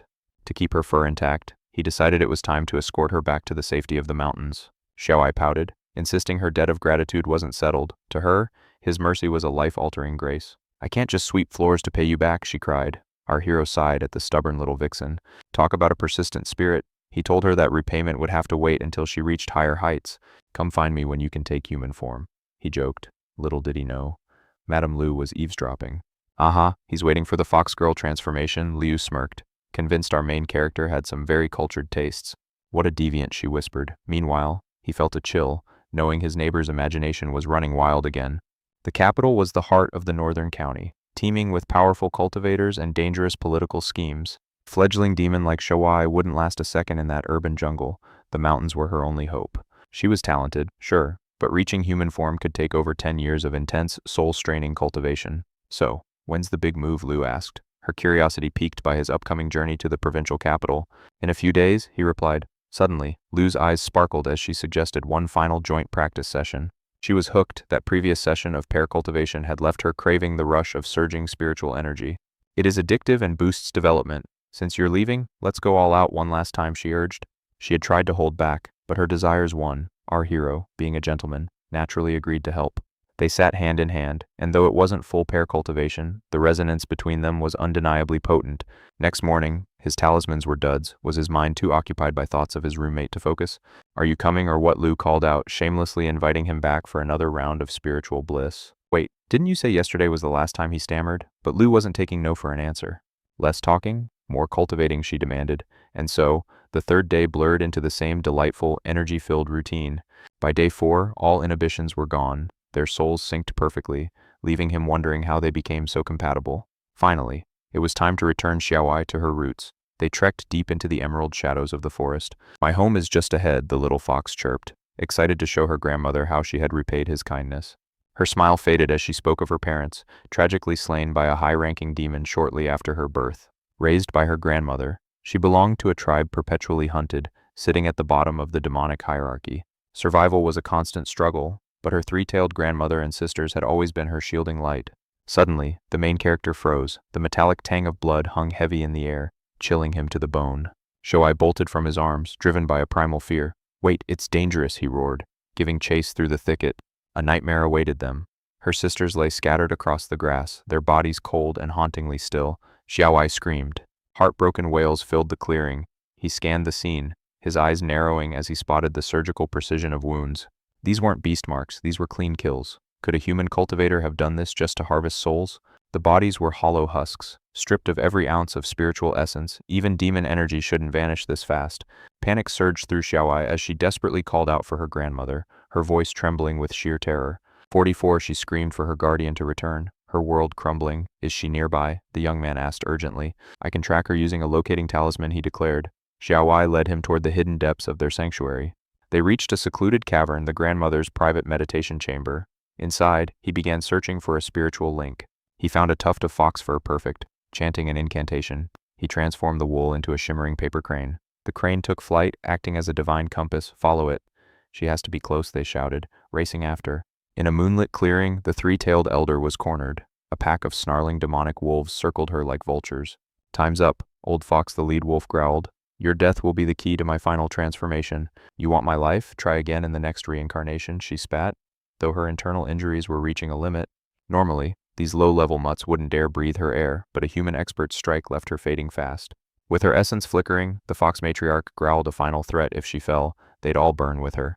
Unfazed, the pack closed in, drooling over the prospect of high-grade spirit meat. Oh, how she regretted leaving Xiaowai behind. Suddenly, A bolt of divine lightning tore through the clear sky. A massive crater erupted amidst the mangy predators. Smoldering in the pit lay a charcoal-broiled wolf. Realizing they were outgunned by heaven itself, the survivors scrambled away. Shoai rushed to her grandmother's side, tears blurring her vision. The elder struggled to smile, sensing her end. "I thought I'd never see you again," Grandma whispered, desperate. Shoai offered a spirit pill, praying for a miracle. "Everything will be fine," she sobbed. Grandma stroked her head, her lifeblood staining the earth. Xiaowai was her only legacy. Our protagonist knew the truth that pill was useless now. Only sheer stubbornness kept the old fox from crossing over. "Speak now, before the light fades," he urged. Grandma gasped out the horror a human cultivator had slaughtered their kin. Shoai screamed for vengeance, but Grandma stopped her. "Wait until your tail grows strong. Little one, do not rush death." With her final breath, she entrusted her precious granddaughter to the boy. "I'll protect her," he promised solemnly. "Follow him, serve him as your master," Grandma commanded. The bond was sealed just as her light finally winked out. Shoai's wails echoed through the valley. "She's at peace now," he whispered, gently guiding the heartbroken fox away. After a somber burial in the demon cemetery, Shoai's gaze hardened. No more playing around, it was time to get serious. The boy sensed the truth. Grandma's cultivation essence had been transferred into Xiaowai. A sleeping power waited within her. Once fully refined, her true transformation would begin. "Master, I can still stay with you, right?" she whimpered hopefully. He sighed, thinking of the journey ahead. The county seat was a shark tank, and he was just a minnow. Protecting himself was hard enough. Dragging a little demon into that den of vipers seemed like a death sentence. "Stay safe at the magistrate's office for now. When I am powerful enough to shield you, I will come back." Back home, Madame Liu noticed the gloom immediately. One look at the moping fox told her something tragic had occurred. He laid out the grim tale. He couldn't leave the poor thing to the wolves, but the city beckoned. The city was a graveyard for weak demons. Taking her along was out of the question for her own safety. "We will cherish her like our own," Madame Liu promised. He then handed her a glowing, pulsating blue sapphire. "It holds the wolf demon's residual essence. Once the wild energy settles, let Xiaowai absorb it for a power boost." Business called. Liu handed over a heavy pouch of gold, his cut from their shared ventures. Talk about a payday. He stared at the coins. "I definitely didn't work this hard," he joked. "So, when do you depart?" she asked. "First light tomorrow. No long goodbyes. I hate those soggy, emotional departures," he said with a forced, awkward grin. The local magistrate gave him a grim warning. The district office was a viper's nest, twice as nasty as here. "Hide your claws and keep your head down," the old man advised. "Survival is the only metric that matters there. If those city snobs give you trouble, just come back home. I will always have a desk and tea for you." The carriage rattled to a halt. Time to move. He turned to his brother, entrusting him with the pavilion's safety. "Count on me from today. Madame Liu is like my own mother," his brother declared with fire in his eyes. "If anyone even breathes wrong at her, I will personally separate their head from their shoulders." Talk about intense loyalty. Our hero smirked. Madame Liu was clever to hire his hot-headed brother. It was a win-win for everyone involved. With families settled and business booming, the carriage rolled forward. In city life, here we come, ready or not. As the dust settled, Madame Liu felt a strange, hollow ache in her chest. Was it just the business? She blamed the pear business, but the memory of his hand on hers felt way too intoxicating for comfort. "Get a grip, Liu," she scolded herself. If she kept swooning, she would never be able to focus on work again. Shaking off the romance, she turned to her partner. "Let's expand. It is time to conquer the city market." Inside the bouncing carriage, our main character's thoughts drifted back to Bishu Bay. He had unfinished business with a certain lady. Sister Sue was still a mystery. Despite his visits, she remained elusive. Was she safe beneath those dark waters? He fretted over her fate until a voice interrupted his brooding. "Can't believe you're daydreaming about another woman already." "How did you know?" he stammered. Li Su chuckled. "Please. Your 'I am worried about a girl' face is hilariously obvious. You are practically wearing your anxiety like a badge," Li Su teased as the wagon driver urged the horses onward. The group had been trekking all day with half a day left. Luckily, an inn appeared ahead. "A bed beats the cold dirt any day," our hero remarked, choosing comfort over the wilderness. While resting, he offered the driver some snacks, but the man politely declined the youth's generosity. Mrs. Liu didn't just pack lunch, she added warming charms. Now that is some top-tier 5-star service. He suddenly missed his bickering roommate. Parting ways really does bring out the unexpected sentimental side. Night fell. Two mysterious beauties approached. One whispered, "Sister, look, this one is actually a hottie." The elder snapped, "Stop drooling and drain his energy before the boss gets angry about us being late." "But his skin is so soft," the girl groaned, clearly losing her professional focus over his looks. The older sister sighed, deciding she would handle this tough job herself. Oh, the sheer tragedy. Even she got distracted by his handsomeness. Our MC thought, these two are total rookies at seduction. They failed to steal his yang energy, and he definitely didn't catch any feelings. Total double failure. Round 2, suddenly, Talisman slapped onto them. Surprise, did you really think I was actually sleeping? Why should I sleep while two demons try to use me as a human juice box, he asked. Stealing yang energy for cultivation, that's a one-way ticket to the afterlife for any normal human victim. The younger one burst into tears, begging for mercy. We just wanted a tiny taste, I swear. He realized they hadn't actually killed anyone yet. If they had, they'd be stardust by now. Since they were technically innocent, he spared them. His summoning techniques were looking sharper than ever. He peeled off the charms. The sisters were shocked. Wait, you're actually letting us leave in one piece? I'll let you live today, but one more crime and I'll be your very last mistake. The ghosts vanished, and as a guardian, he couldn't just ignore a demon den. He followed them into the dark woods. The sister wondered why they didn't ask for help. He's a merciful immortal. Don't push your luck. She couldn't ask for more. Returning empty-handed meant facing the wrath of their terrifying, cruel king. The king will punish us, one cried. The other reminded her they were already technically dead anyway. Ghost women with a sense of justice. Interesting. He didn't let them go for nothing, after all. He realized their king was just a mid-third realm ghost, a total pushover in his eyes. Third realm, he had zero reasons to worry. It was officially time for some demon-slaying action. He followed the trail to a hollow overflowing with thick, suffocating yin energy. Classic villain lair vibes. The sisters vanished into a cave. He stepped inside, ready to uncover the truth of this place. Deeper in, the air grew heavy. The sisters were already trembling before their monstrous, dark overlord. Where is the yang energy? I demanded. The demon king roared, his voice echoing through the cavern. The inn was empty, they lied. The king produced a glowing rope. Empty-handed means a brutal beating. The elder sister shielded the younger one, begging to take the punishment alone. How very dramatic. The demon king scoffs at their sibling love. He prefers agony over sentimentality any day of the week. Fail again and I'll end you, he hissed, desperate. They claimed a new stranger had just arrived. The sisters captured a stranger. The king's greed flared. Finally, you two did something right for once. He dreamed of reaching the soul realm. A few more souls and he'd be a godlike servant. The king reached out, salivating over his next meal. Who should I tear apart first, he wondered. Suddenly, our MC appeared. Who gave you permission to touch my new ghost friends, he asked coldly. Wait, he hasn't even reached the soul realm yet. The MC laughed. The demon was totally stunned. The sisters recognized him instantly. The king, however, just saw a high-quality snack for his dark cultivation. Kill him, massacre that arrogant brat, the demon king screamed as his minions charged forward blindly. My life isn't yours to take. With a flash of his blade, the MC started delivering justice. How dare a mere human talk so big, the king roars, their eyes locking in fierce combat. The demon has raw power, but his martial arts skills absolutely zero. This will be a breeze. Every strike from the young man left the demon bleeding and broken. He definitely wasn't ready for this level of pain. This low-level trash was no match for our hero with masterful swordplay. He forced the demon to use desperate tricks. You can't see or hear me, brat, the demon taunted. How will you fight what isn't there? But the boy smiled. If this coward wanted to hide in the fog, he'd have to deal with a blinding surprise. The youth began to glow. A brilliant golden light erupted. The demon shrieked, calling his family a bunch of monks. Big mistake.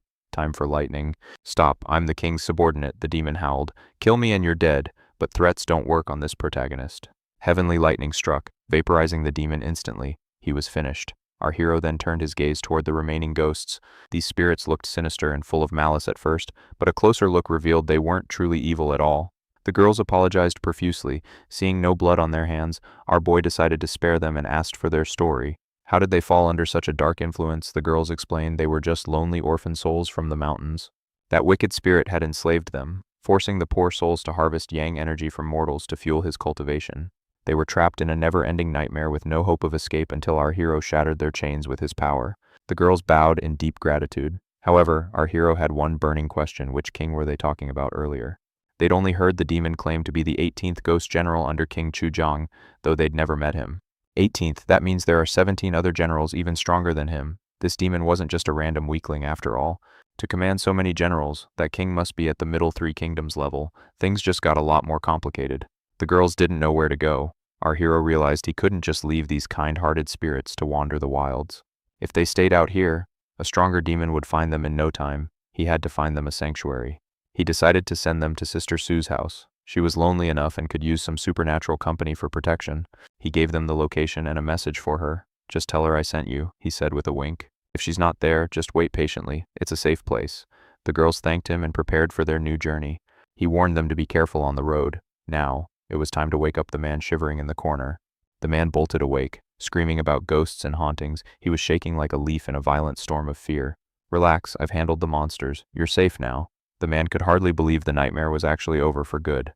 He praised his savior, Lu, realizing he'd been rescued from the brink. The group decided it was finally time to move. Liu offered to escort the young man home since they were both heading toward the capital city anyway, safety in numbers. Back at the hotel, our hero finally rested, keeping his demon prisoner close by just to make sure he didn't escape. While Lei slept like a peaceful baby, Liu looked at the rescued man and felt a strange sense of deep fulfillment. Seeing a life reborn by his own hands brought a satisfaction that no story or acting performance could ever truly match. Morning arrived quickly. Lei woke up confused, staring at the stranger between them. "Who the heck is this guy?" he asked. "I saved him from demons last night," the youth explained. "We're taking him to the city today, so get moving, sleepyhead." Lei realized the youth was a magnet for trouble. After a quick breakfast, the group finally set off on their journey. Liu asked why the boy was wandering so far alone. It turns out he'd run away from home just to play. He got lost and ended up in a ghost's clutches. Luckily, the driver announced they had finally reached the city gates. A collective sigh of relief filled the carriage. The young man thanked them and prepared to depart for his own destination. "Don't go wandering off alone again, kid. Next time, no one might be there to save you." Advice given, they split. Their next stop was the county office. Here, three powerful figures held the reins, and the atmosphere was always thick with tension. As they neared the end, Lei started sighing heavily. Liu asked if Miss Chen was really that bad of a match. "She's great, but marriage wasn't in my plans." Li groaned. He wasn't ready to trade his freedom for a wedding ring. "What was the plan then?" the youth teased. Lei wanted a few more years of fun before settling down with someone. He dreamed of a modest life eventually. For now, he wanted to enjoy the company of many beautiful women instead. The two men debated their views on romance and marriage. Each was convinced their philosophy was the only correct path. Liu began listing the virtues of all the girls who liked him. He saw no harm in being kind to everyone. "Is it wrong to treat them all well?" he asked. Lei shot him a look, wondering if he was truly that dense.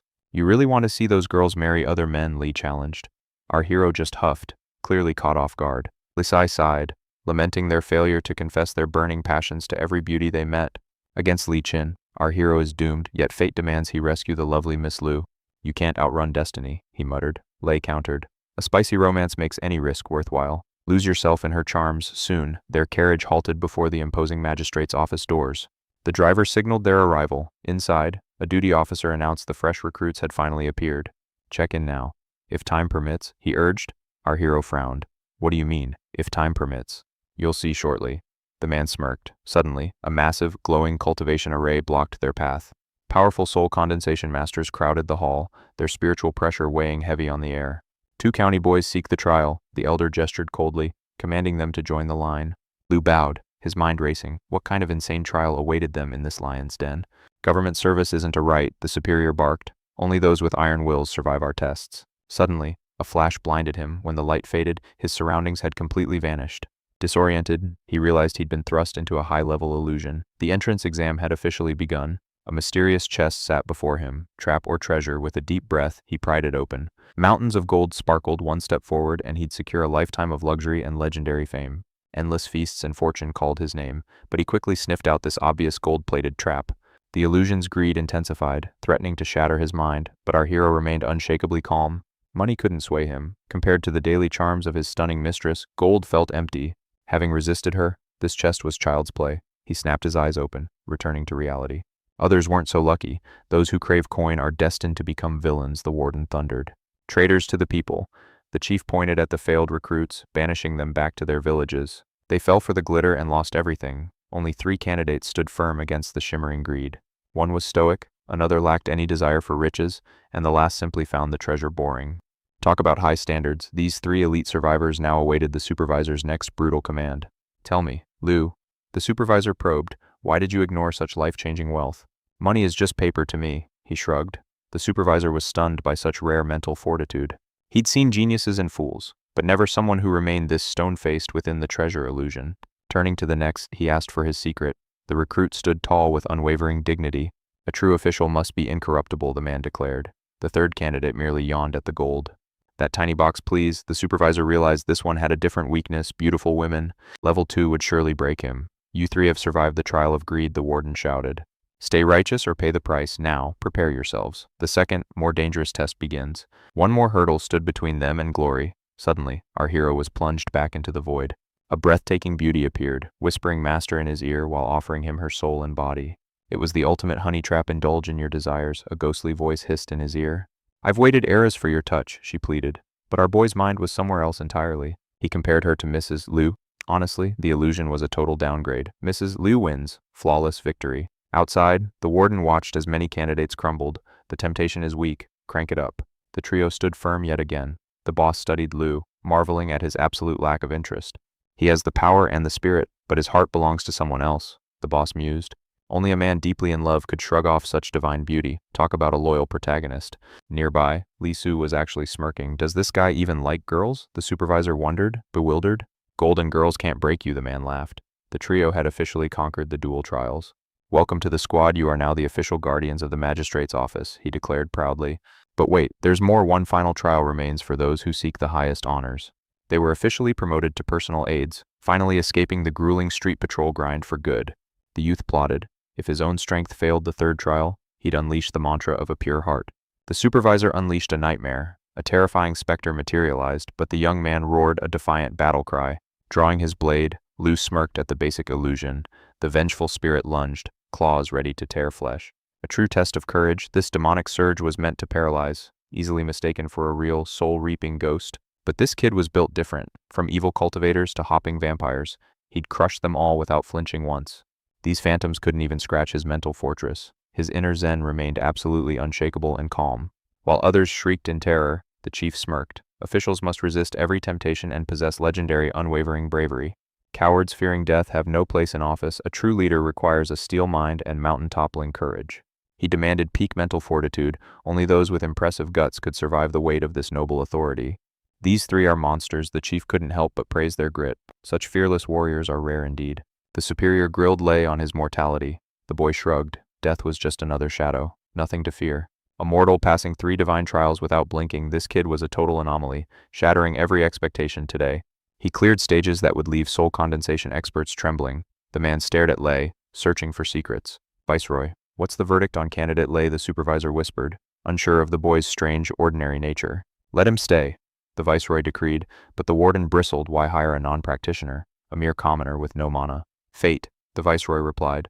The lord in charge chose him personally. The warden's eyes widened in shocking realization. Lei leaned in, whispering, wait, if I fail, can I just go home, like, right now? Of course, his friend replied. Li Sai's face fell. Why did he try so hard to pass earlier? Attention, you've passed the preliminaries, the boss announced. Now, follow me to your new luxury or not dorms. Li Sai panicked, begging the supervisor. Look, I'm greedy, corrupt, and super easy to bribe. I'm a terrible hire. You'll grow. The supervisor smiled. But I'm a total degenerate, the boy wailed. I need women every single day. Such youthful vitality, the supervisor laughed. Lei tried again. I'm a coward. I run from ghosts like a baby. The warden nodded. Wise, a guard should value life. Fight if you win. Run if you're outmatched. Perfect. What does a guy have to do to get fired? Lei cried. The warden laughed. You're in, nobody's leaving. The magistrate is a massive family now. There's plenty of room for a talented, albeit strange recruit like you. He resisted gold, ignored beauties, and laughed at ghosts. The lord in charge was beyond impressed by his will. Such rare qualities. Lord Meow Meow was intrigued. Bring this fascinating young man to see me at once. The chief clarified the perks. Normally, there's no housing, but the area chief was feeling generous today. Bedrooms for all. They'd converted the dusty registration office into sleeping quarters. It wasn't a palace, but it was home now. Don't like the barracks, feel free to rent elsewhere, the man added. Li's eyes lit up with a plan. 8 men in one room, 0 privacy. Lei had way too many system secrets to hide from prying eyes. He needed space to cultivate in secret. The choice was clear. He'd find his own private sanctuary tonight. No longer a broke guard, he had the coin to live like a king or at least rent a room.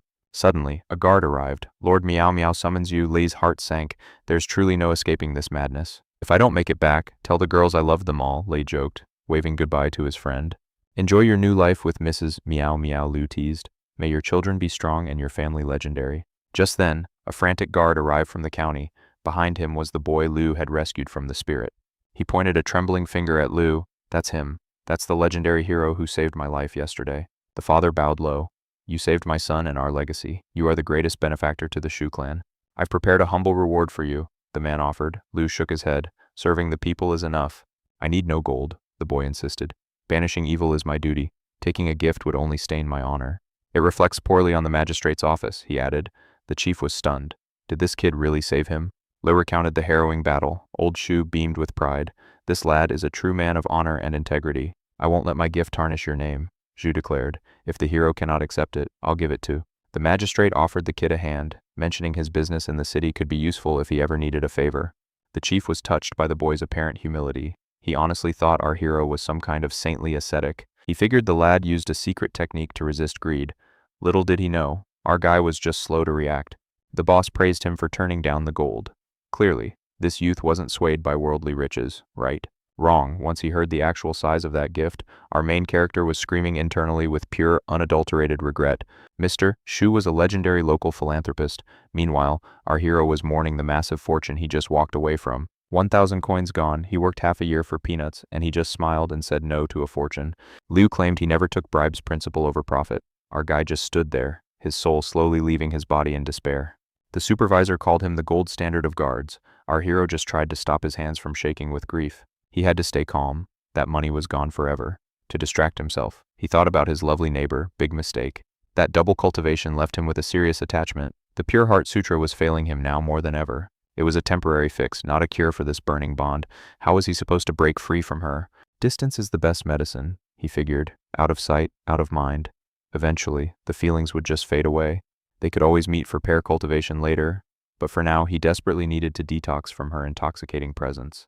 He needed a distraction. Maybe thinking about that terrifying evil spirit he slaughtered last night would help him focus. He asked the chief about King Chuzhong. It was time to get some intel on the local monster hierarchy. That rabbit was reaching the legendary realm of Creation Plus.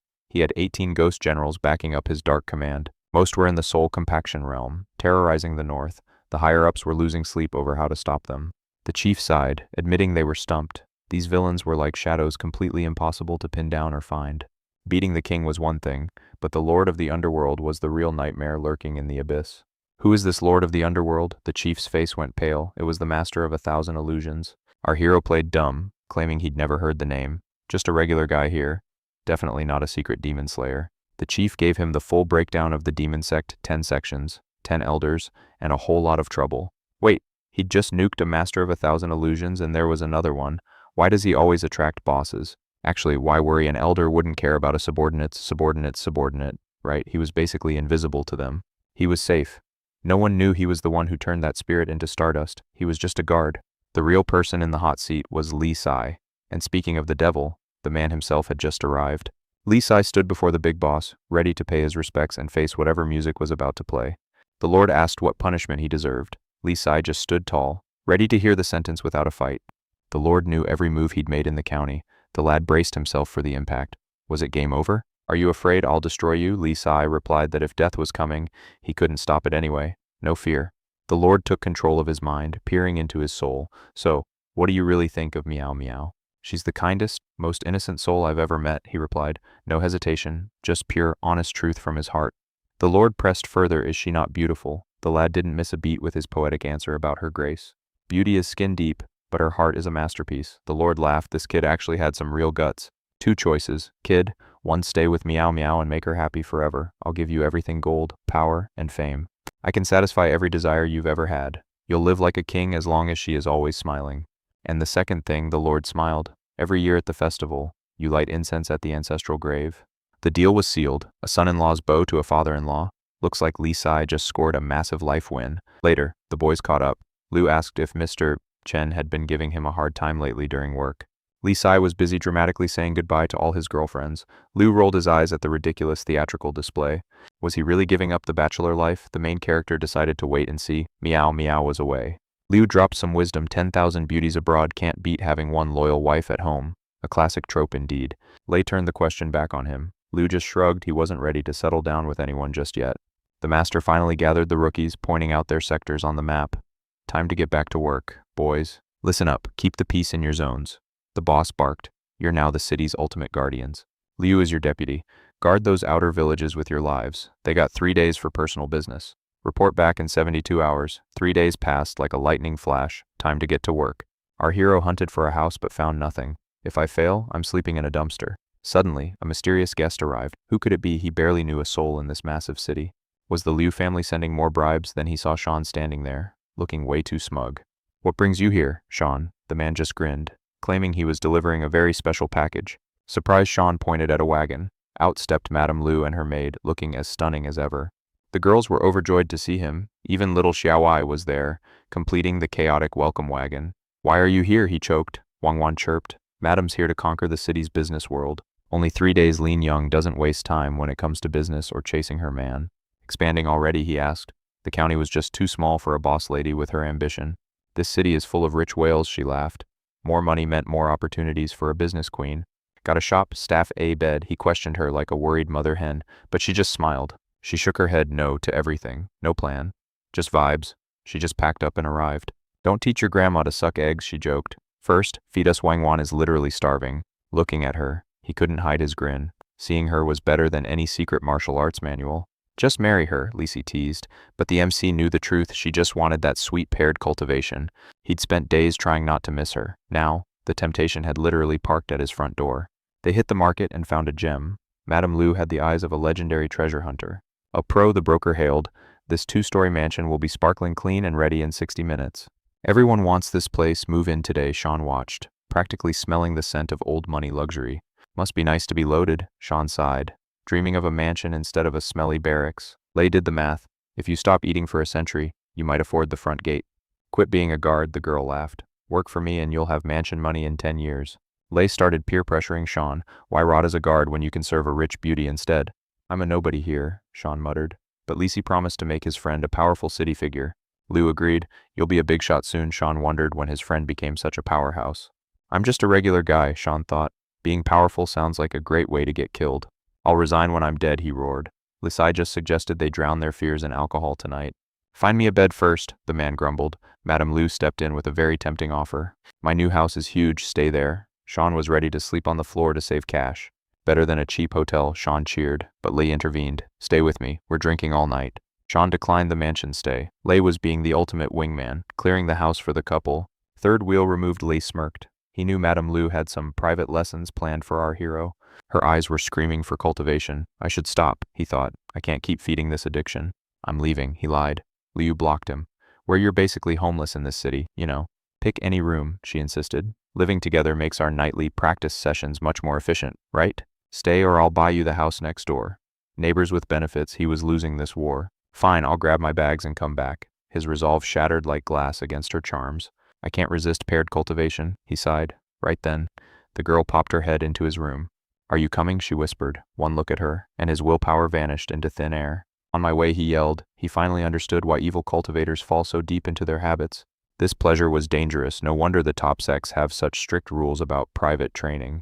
They have to keep their horny disciples under control. Our hero boasted an iron will, yet the allure of rapid power-ups was testing his very soul. Boosting his spiritual core through dual cultivation with Liu Hanan, that temptation was simply too divine. Taking souls wasn't the plan, but her resolve was crumbling even faster than his own. Talk about passion. Does she want me that badly, he wondered. Time to test this spicy secret technique for science. Another energy transfer. He claimed it was just an experiment, but the results were shockingly effective. Liu could play the energy game too. Was it love, or just the intoxicating fire of pure desire? The battle of the bedsheets began. They cultivated until they collapsed, completely drained of every last drop. Spent and breathless, they realized this wasn't just magic, there was a real spark between them now. Was it the cultivation or destiny? Liu drifted off, stubbornly refusing to admit what just happened. We're single but doing this every night, she claimed she'd never marry, playing it cool despite the heat. Then came the bombshell: he wanted marriage. Liu's heart skipped. Was he actually being serious for once? Since they were inseparable anyway. Why waste that precious yin and yang energy talk about a practical proposal? She hesitated. He'd previously claimed she wasn't his type compared to his other legendary waifus. Why the sudden change? Was he after her fortune? He denied it. Karma was coming for him fast. Divine retribution usually takes ages, but this was instant. Flustered, she retreated to her room to recover. They were roommates now, giving him plenty of time to prove he wanted her heart, not her gold. For 6 months, survival was his only goal. He'd completely ignored the growing garden of his own feelings. Without Lei's insight, he never would have noticed the two powerful women already claiming space in his heart. Liking was his mystical guide, but Liu Hanan, she was the ultimate wife material for any mortal man. Treasure who's in front of you. That meant Liu, but winning her over was a high-level quest. She was moving to the city, giving him time. Tomorrow, he'd consult his personal dating grandmaster for advice. Suddenly, a cute vixen appeared, showering him with affection. Her demonic cultivation had reached impressive new heights. But a demon is still a demon. If other cultivators spotted her, things would get very ugly, very fast. To protect her from greedy hunters, he recalled his success using the Holy Buddha's light on a snake. It suppressed her demonic aura perfectly, shielding her from divine harm while keeping her true nature a secret. He applied the same trick to the fox. Little Xiaowai was thrilled her human transformation was finally within reach. Lu tossed and turned all night. What did he mean by can't live without each other? Is he serious? Does he actually like her? The confusion was real. He'd spent months saying she wasn't even his type. Was it love or just dual cultivation poison? If she'd known the side effects, she might have thought twice. One glass of wine led to one night in bed, and now her whole world was upside down. She should be annoyed, yet knowing he desired her felt surprisingly good. Is this the start of something? Harem ambitions aside, the guy was perfect. Maybe being his wife wasn't such a terrible fate after all. The past was set in stone, but the future, that was hers to command. Time to take charge. Morning light brought a reality check. Did she really just consider marrying that dense blockhead, Lin Mu? She was supposed to be the independent type. Was she really ready to steal him from his other prospects? At the office, our hero cornered Lei for some legendary courting advice. How do you woo a goddess? Lei was shocked. Was he finally going public with Madame Lu? Sadly, there's no cheat code for love. With zero dating experience, he was desperate. Li's grand revelation: sincerity is the only way, my friend. Sincerity, the cheapest yet most priceless treasure in the world. Deep stuff for a cultivation comedy, right? He'd always been a straight shooter, but Lu needed specifics. Madame had lived a tough, self-made life. A self-reliant woman like her builds high walls around her heart. Breaking through requires a tactical, emotional strike. Trust doesn't come easy for her. Only pure, unadulterated sincerity can shatter those icy barriers and let him in. He committed to being the most sincere man alive, hovering over her like a dedicated, over-eager puppy. But the plan backfired. Liu was getting creeped out by his sudden intensity. Stop it. You're scaring me. Operation Sincerity was a total disaster. Time to retreat and rethink this whole wooing strategy for now. Through intense cultivation, he unlocked the 6 Buddhist senses now. He sees through every illusion with his divine vision. This power crushes the puny heavenly eye. The next morning, his master announced a government investigation into village unrest. Reports of bizarre events were flooding in from the outskirts. No casualties yet, but the vibes were definitely sinister. Smelling a demon's foul work, our hero was dispatched. He arrived at the village, looking every bit the investigator. He hammered on a door, announcing his official status. A pale girl opened it, looking like she'd seen a ghost. She begged for help, claiming her husband was acting possessed. Every night he vanished, only to sleep like stone. The poor wife lamented that he was unreachable during the day. No amount of screaming or shaking could wake him. The protagonist checked the man's vitals. His 7 souls were intact, but his life force was running dangerously low. His yang energy had been completely siphoned away when she asked for a cure. The hero had a plan. Act natural when he wakes, he warned. He planned to shadow the husband when he slunk out that night. He figured if this demon was only snacking on yang energy, its power level was probably just amateur tier. Armed with a level 2 talisman, he felt ready. If things turned south, he'd use it to make a getaway. Night fell, and the husband began his ghostly walk. Our hero followed, determined to find the source of evil. The man entered a secluded shack. Lu instantly sensed a heavy demonic aura clinging to the bamboo walls like rot. His divine vision pierced the veil. Inside was a monster masquerading as a beauty, waiting for her nightly meal. Through the window, he saw the husband greeting the lady. The poor guy was twitching like a broken puppet. He was trapped in a deep trance. The demon was farming his energy to fuel her own twisted cultivation. The hero realized his lightning was overkill for this weakling. Plus, she hadn't actually killed anyone just yet. Since she wasn't a murderer, he decided a full execution might be a bit too extreme for today. He chose a playful approach. While the demon mocked her prey, a sudden, loud knock shattered the eerie silence. Enter Li Mu. He expected a terrifying specter, but found only a snake spirit playing a human housewife role. He joked that if the husband didn't leave, his real wife would probably snap his legs in half. The snake girl tried to seduce him instead, offering favors. Our boy smirked, wondering what she could actually offer. What if I want you, he teased. The vixen thought she'd found a handsome new snack to enjoy tonight. She wasn't about to say no to such a prime catch. He looked like a 5-star meal to her. Suddenly, she felt her own energy draining. The vixen collapsed, her head spinning as if she were the prey. This guy was no ordinary human. A glowing flying sword appeared, hovering menacingly right at her delicate throat. She hissed, calling him a deceptive scoundrel. She finally realized she had accidentally tried to eat a cultivator. If you walk a crooked path, expect a dead end, he declared with peak main character energy. The demon bolted, screaming that he couldn't catch her. The snake slithered out the house at lightning speed.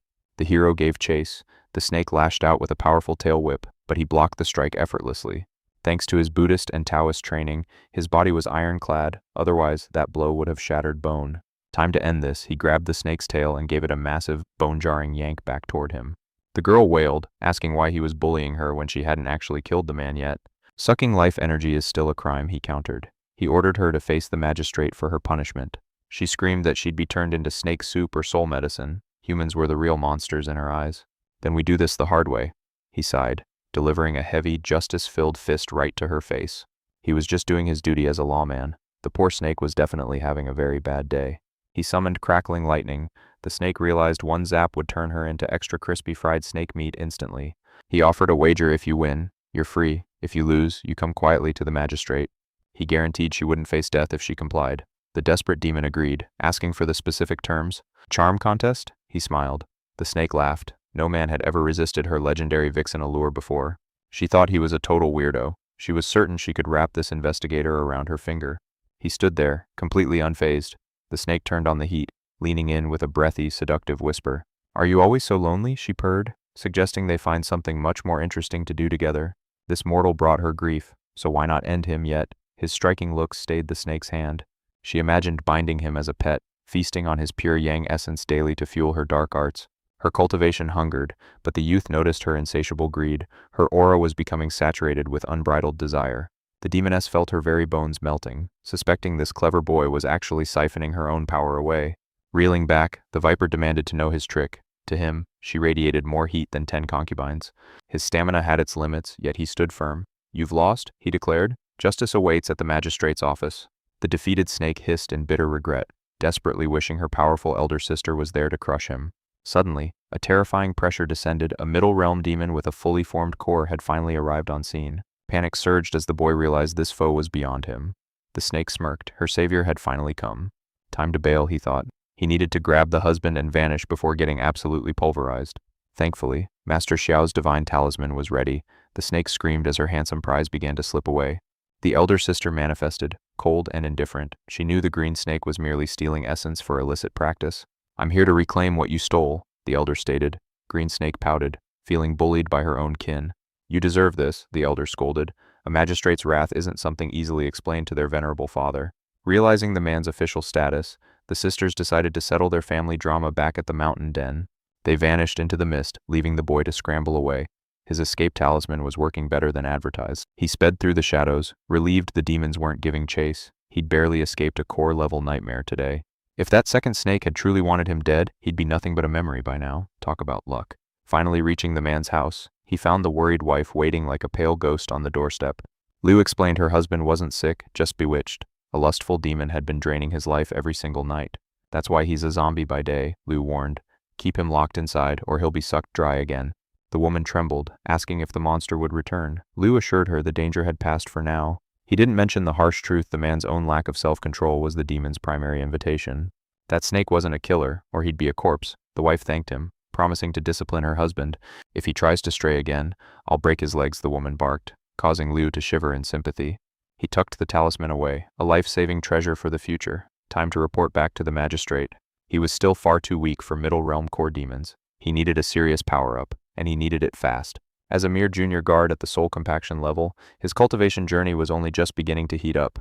If he could siphon that snake's energy once a day, he'd be a legendary powerhouse within a single month. Liu crept home late, hoping Mrs. Liu and the rest were already lost in a deep, peaceful sleep. His stomach growled fiercely. Starving and exhausted, he headed to the kitchen to boil some humble midnight noodles. Finally back, Mrs. Liu was wide awake, lurking in the shadows like a beautiful, late-night specter. She claimed hunger kept her up, inviting him to share a meal. How could he possibly refuse such beauty? The noodles were heavenly. Mrs. Liu watched him devour the bowl, her intense gaze lingering a bit too long. "Why aren't you eating?" he asked. She insisted he take her portion, her eyes fixated on his bare arm. She gasped, spotting a dark bruise. Her concern was immediate, her voice trembling as she reached for him. Liu shrugged it off as a battle scar from the demon fight. "It's nothing, really," he insisted with a smile. "How could you be so careless?" she lamented. It pained her to see his pristine skin marred by violence. She insisted on wine and medicine. Mrs. Liu sighed. Her brave protector always came home looking like a rag doll. He knew it would heal by Tuesday, but the madam clearly wanted an excuse to get closer to him. Just let her touch it, he thought. He sensed no malice in her. Just a pure, overwhelming affection. "Wait for me in bed," she whispered with a sudden flush. His heart skipped a beat at her boldness. "We can cultivate together tonight," she suggested. "Release your energy, and let our souls entwine in practice." A little bit each night would refine his soul perfectly. She was offering a shortcut to legendary power. Liu blushed furiously, wondering if he should admit he'd rather harvest his energy from a dangerous demoness instead.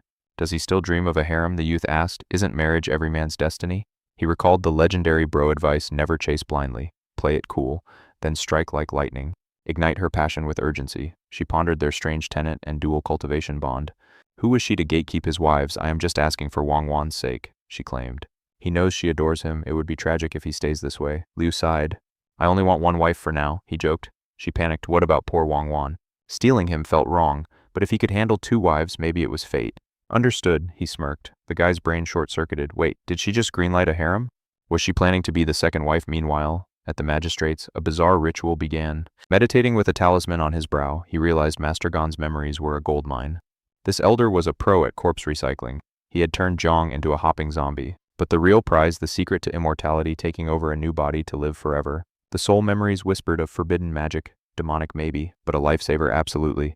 The sheer volume of forbidden knowledge was enough to make his mortal head spin. Finally, I found you. Li Mu the master praised his heroics from the previous night. No demon snake, but he saved the town time for the classic cultivation reward trope. Piece of spirit jade, use its energy to transcend your limits, the master urged. This was the jackpot Li Qing promised. Do well, and the resources will flow like water. One demon can take human form, the master warned. The other is a total mystery. Dealing with such monsters wouldn't be easy. A storm was clearly gathering on the horizon. Let's hope the second one stays quiet. Meanwhile, Miss Liu faced a business crisis. The best spots were taken. Sean nudged her. Why not ask our young master for help? Right on cue. The man himself appeared. Need a hero for your business problems, he teased. Sean begged for advice. They wanted a new pavilion, but the local tycoons were ruthless. The city's wealth was already carved up. How could they possibly break into the market? Don't bother Li Qing, he advised. He's currently in a very tight spot. What's your move? He asked the girl. She sighed. If we can't expand, we won't. Their current shop could feed them for a lifetime. I'll go make you something delicious instead. What's on the menu? But first, he handed her a golden ticket, a literal invitation. From the Shu family, she gasped. They were the city's undisputed merchant kings. How did a simple young man score a VIP seat? We met once, he said nonchalantly. If the Shu family backed them, their business woes would vanish like smoke. I wasn't going to go, he shrugged, but since you're stressed, why the hell not? I'll attend with my girlfriend, he declared. Mrs. Liu's heart practically did a backflip. Will you come to my room tonight? She whispered. He smiled. How could I refuse? Wang Wan wondered, why do they lock themselves in the bedroom every single night? Morning came. Have you perfected your 5th soul yet? He asked, feeling the competitive spark. I'm on your level now, she bragged. My pure yin body beats your inferior yang any day. Thanks to the energy he provided, she'd refine all 7 souls before him. Talk about a flex. Better hurry, Liu, or I'll leave you in the dust, the young man just chuckled. If you do, I'll have to discipline you until you beg for mercy on the floor. You wouldn't dare hit me, she pouted. Of course not, he winked. Now come home early. I'm going to teach you Taoist secrets. She hesitated. Weren't these forbidden to outsiders? Righteous sects are stingy, but I didn't steal these from them. They're mine to give. Besides, he leaned in. You aren't an outsider. She blushed. Have you taught others this? Late for work, he lied. Miss Liu pouted, sensing he was secretly training Li again. Just practicing, the madam claimed. But Wang Wan smelled a secret training session brewing. He's totally into you, Wang Wan teased. Liu denied it, but the girl remained loyal. I'm staying with you forever, Wang Wan chirped, oblivious to Liu's awkward sigh. Did that boy seduce you with snacks? Liu asked, suspicion written all over her face. He seduced you too, Madame Wang Wan retorted. Liu huffed at the girl's audacity. How rude, Liu muttered. Meanwhile, he worried she'd find his secret technique pass off. If she knew, his cultivation dreams were toast. Suddenly, Inspector Zhao blocked his path. New mission, kid, we're hitting the pleasure house to hunt down some royal spies. The king's secrets are hidden there. We need a fresh face to infiltrate the shadows. You're a rookie, so no one suspects a thing, plus, you're immune to pretty girls. The target's in the 4th realm. You'll be safe, and the payday will be legendary. Don't die, and you'll be rich, Zhao grinned. Underworld politics were getting messy. The king is a powerhouse, second only to the Holy Lord. Watch your step. Rookie, he's hiding in this northern backwater for a reason. Stay sharp, he's dangerous. 30 jade pieces, that's months of cultivation. His eyes literally sparkled with greed. Rewards aren't everything, he lied heroically. I just want to punch evil in the face. Consider that. Ghost General deleted. By the way, is there a bonus for that? Kill a general and the magistrate will make you wealthy beyond your wildest dreams. The stronger the ghost, the bigger the bag. High risk, legendary treasure. I've killed one already, he bragged. The boss dragged him to the viceroy's office. The office reeked of cheap booze. Is the viceroy a hero or a professional drunkard? The warden spilled the beans while the viceroy sat there, looking completely wasted. So, you found a ghost general, the drunk lord burped, eyeing the young cultivator. Which one did you smash? He tossed down some posters of terrifying ghost generals. He pointed to a big boss, that guy. The viceroy's eyes suddenly cleared with shock. You've got guts. Kid, take him to the vault. Let him pick a shiny toy. Welcome to the treasure pavilion. Every floor holds a more expensive power-up than before. Can I visit the heavenly room, he asked.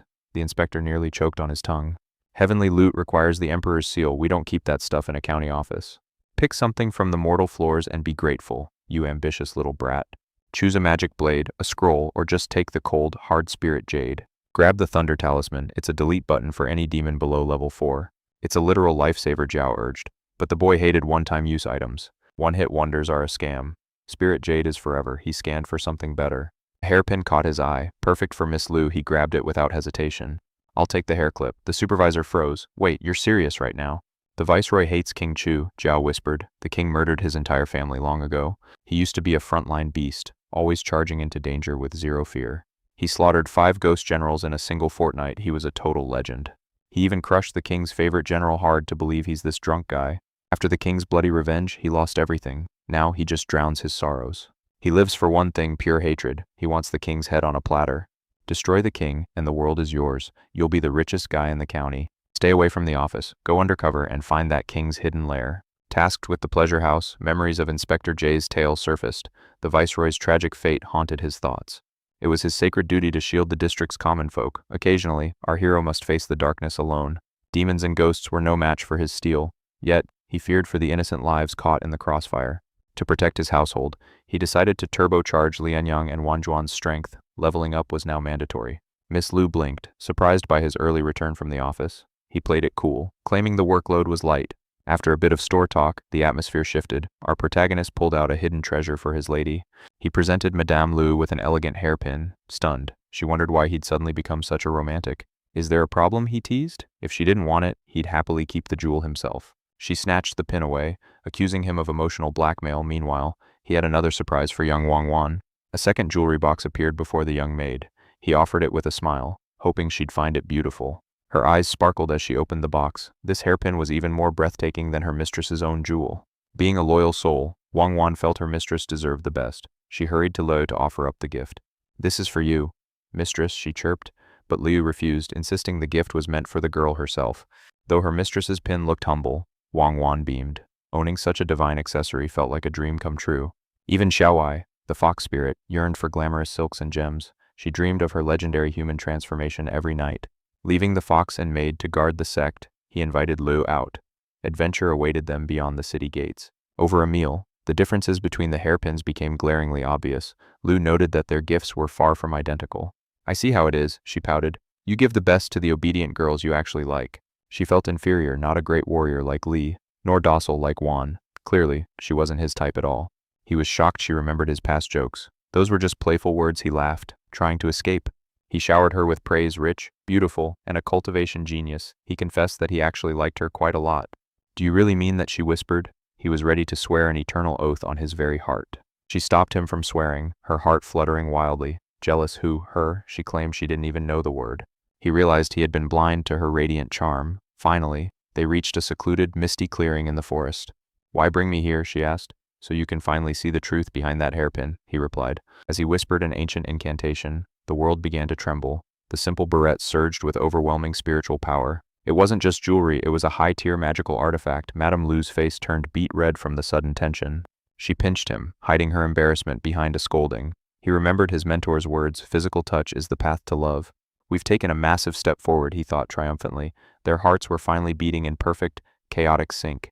Training began immediately with mystic seals and Taoist secrets. He would turn her into a force to be reckoned with. Mastery of these techniques meant she could finally defend herself. Lianyang nodded, her eyes blazing with newfound determination. She focused her aura, learning to launch the hairpin like a bullet. Visualize your target, he commanded like a master. He warned her of its lethality. One strike to the heart meant instant death. This was no toy, it was a soul reaper. Even an elite practitioner would fall before this hidden blade.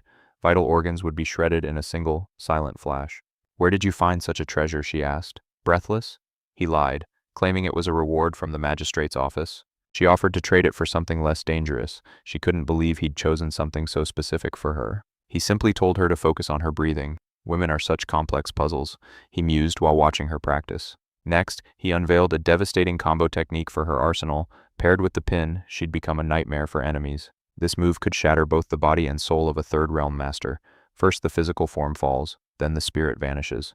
They won't even have time to blink. she realized in awe. Her combined attack was a masterpiece of hidden destruction. Exhaustion finally hit, and she collapsed onto the soft grass. Her spiritual energy was completely drained from the intense training. Taoist arts are efficient but tax the soul heavily. We should have started with basic projectile shooting, he admitted. Why tell me now, she complained, her legs shaking like jelly. She was too weak to even stand, let alone walk home. He offered 3 choices: a supportive arm, a romantic carry, or the crawl home alone special. Madame Lu huffed, unimpressed by his lack of chivalry. What kind of man offers that third option, she cried. Lin Yang boldly demanded the third option, a royal piggyback ride all the way home. He teased her to practice more, claiming his back couldn't handle her heavy weight. She argued a healthy woman should have some heft, while he secretly agreed. He figured light girls lacked assets, then lied about his total lack of carrying. As the sun dipped low, they shared a rare, heart-fluttering moment of first-time closeness. He proposed a pact: if both were still single in 2 years, they'd marry. She asked if he was serious. He confirmed, then teasingly said she wasn't his type. He laughed off the joke, asking if she truly accepted his 2-year marriage promise. She playfully put him on probation, and he vowed to try his absolute best. Her one condition: he could never abandon her sister, Wang Wang. He was baffled. She claimed he'd planned this food-based seduction from the start to get them both. He denied being that calculating, though the mistress and maid fantasy sounded tempting later. She teased him about his old crush, Li Qing, causing him to sweat bullets. He quickly changed the subject, asking when the spicy dual cultivation sessions could begin. She rolled her eyes, declaring that such intimate training waited until the wedding night. He sighed in relief, glad he'd dodged the Li Qing trap for now. Upon reaching her home, he tucked her in and sought out young Wang Wang. He recalled the girl's hidden talent, the legendary and incredibly rare spiritual sight. Now that she had energy, it was time to shatter the seal on her eyes. He produced an ancient manual for her, a gift once given by Old Man Wang. The girl beamed. This was the perfect path to unlocking her true cultivation potential. Her destiny was finally aligning as the young master prepared her for greatness. Wang Wang finally opened her eyes, staring directly into the young man's very soul. His mind blurred instantly. Even with minimal training, her gaze was dangerously potent. Once mastered, she'd command ghosts and demons with a single icy look. Terrifying potential. He sent her to bed, realizing he'd better work hard or she'd surpass him. He decided to find her a legendary weapon to avoid any claims of favoritism. Next day, with the Shu family's backing, the grand opening of his shops began. A bookstore and tea house were ready, though the opera house remained a dream. During a stroll, he accidentally ended up near a pavilion filled with beautiful ladies. He told himself it was purely for his secret mission. Research is important, right? The crowd seemed normal, no demonic auras or ghostly traces lingering in the air. A lady invited him inside for some fun, but he acted completely disgusted. Pouting like he'd eaten a lemon, he insisted he wasn't that kind of man. His girl dragged him away, while he internally mourned the missed research opportunity. She asked if he liked those girls. He claimed they looked like scary ghosts. If he hated them, why was he staring? He blamed his top-secret classified assignment. She didn't buy it, scoffing that all men are basically the same inside. Suddenly, his hands were grabbed tight by a group of insistent, clingy flower girls. He begged for release just as he spotted his friend, Lei Shi, nearby. Lei Sai looked miserable, stuck with one girl while his friend had a full harem. A girl tried to wipe Lei's tears, but he claimed it was just the wind. His girlfriend asked if he wanted to say hi, but he decided against it. The reunited lovers needed their space, best not to ruin the dramatic moment. He chuckled, noting that Lei Shi finally got what he wanted mostly. Our hero noticed the stingy old Lei was gone. No more grueling shifts or cheap hot pot for this man. He remembered Lei living like a monk, hoarding every copper while surviving on tap water and street scraps. All that suffering was for a bride price. But by the time the chest was full, tragedy struck.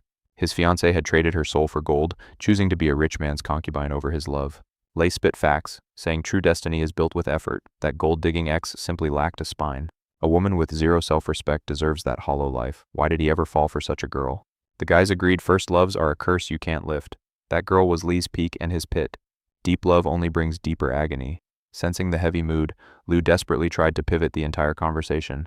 Look, noodles, he chirped, claiming Wang Wan was starving just to escape the awkward baggage of the past. Meanwhile, Lei and Meow Meow headed home. The girl was radiating affection, treating him like a fragile treasure. But guilt was eating him. Lei finally confessed the truth: his name and life were just a calculated mask.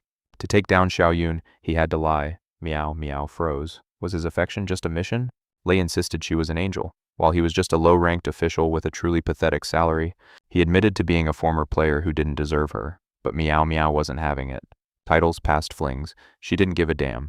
All she demanded was absolute loyalty from this moment forward. I'm too broke to feed myself, he argued. But her logic was simple: love makes any meal a feast. If the city felt like a cage, she offered to run to the countryside. She was ready for anything.